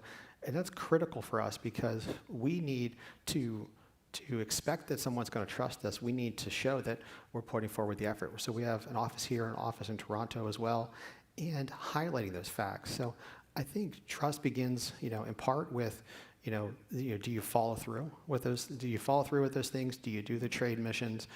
Do you really show up when the other side has something important happening? But then also, again, reflecting on the fact that we have such strong success already. I have to say, I've been posted in Miami for almost a year now, and every meeting I've had with the business leaders or elected officials, it's been extraordinarily positive and strong. You can tell the relationship has been built for a long time, and you can tell that you want to, the community wants to continue that relationship, because it's good for both. Strategically and economically, it makes total sense. Secretary Kelly, thank you very much for spending days with us and for coming to Quebec, Florida, and we will continue to bring some missions to Florida as well. We had one in Tampa not that long ago, and we will continue to build that relationship. I think it's very important. Perfect. Thank you so much. Thank you. Thank you very much. Thank you all.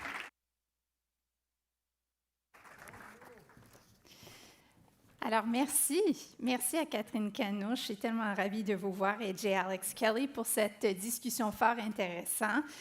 Et je vous remercie également. You are the hardy ones. You stayed right through until the bitter end. Et c'est ainsi que se conclut cette première journée de la Conférence de Montréal. Nous espérons que les échanges d'aujourd'hui vous auront inspiré et qu'ils susciteront de nouvelles conversations au cours des prochaines heures.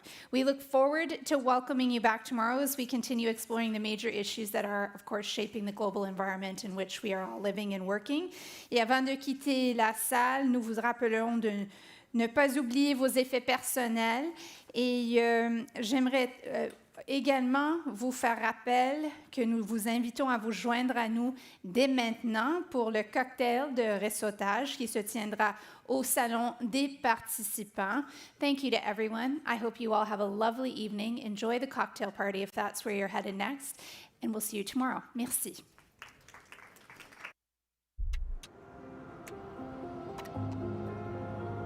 La transformation ne s'annonce pas. Elle commence en silence. Puis, tout s'accélère. Les repères changent. Dans ces moments, diriger, c'est avancer malgré l'incertitude. C'est s'adapter, connecter, rassembler. Ici, à Montréal, les idées convergent pour façonner la suite. En période de transformation, le leadership donne la direction. Conférence de Montréal. Mener à travers l'incertitude.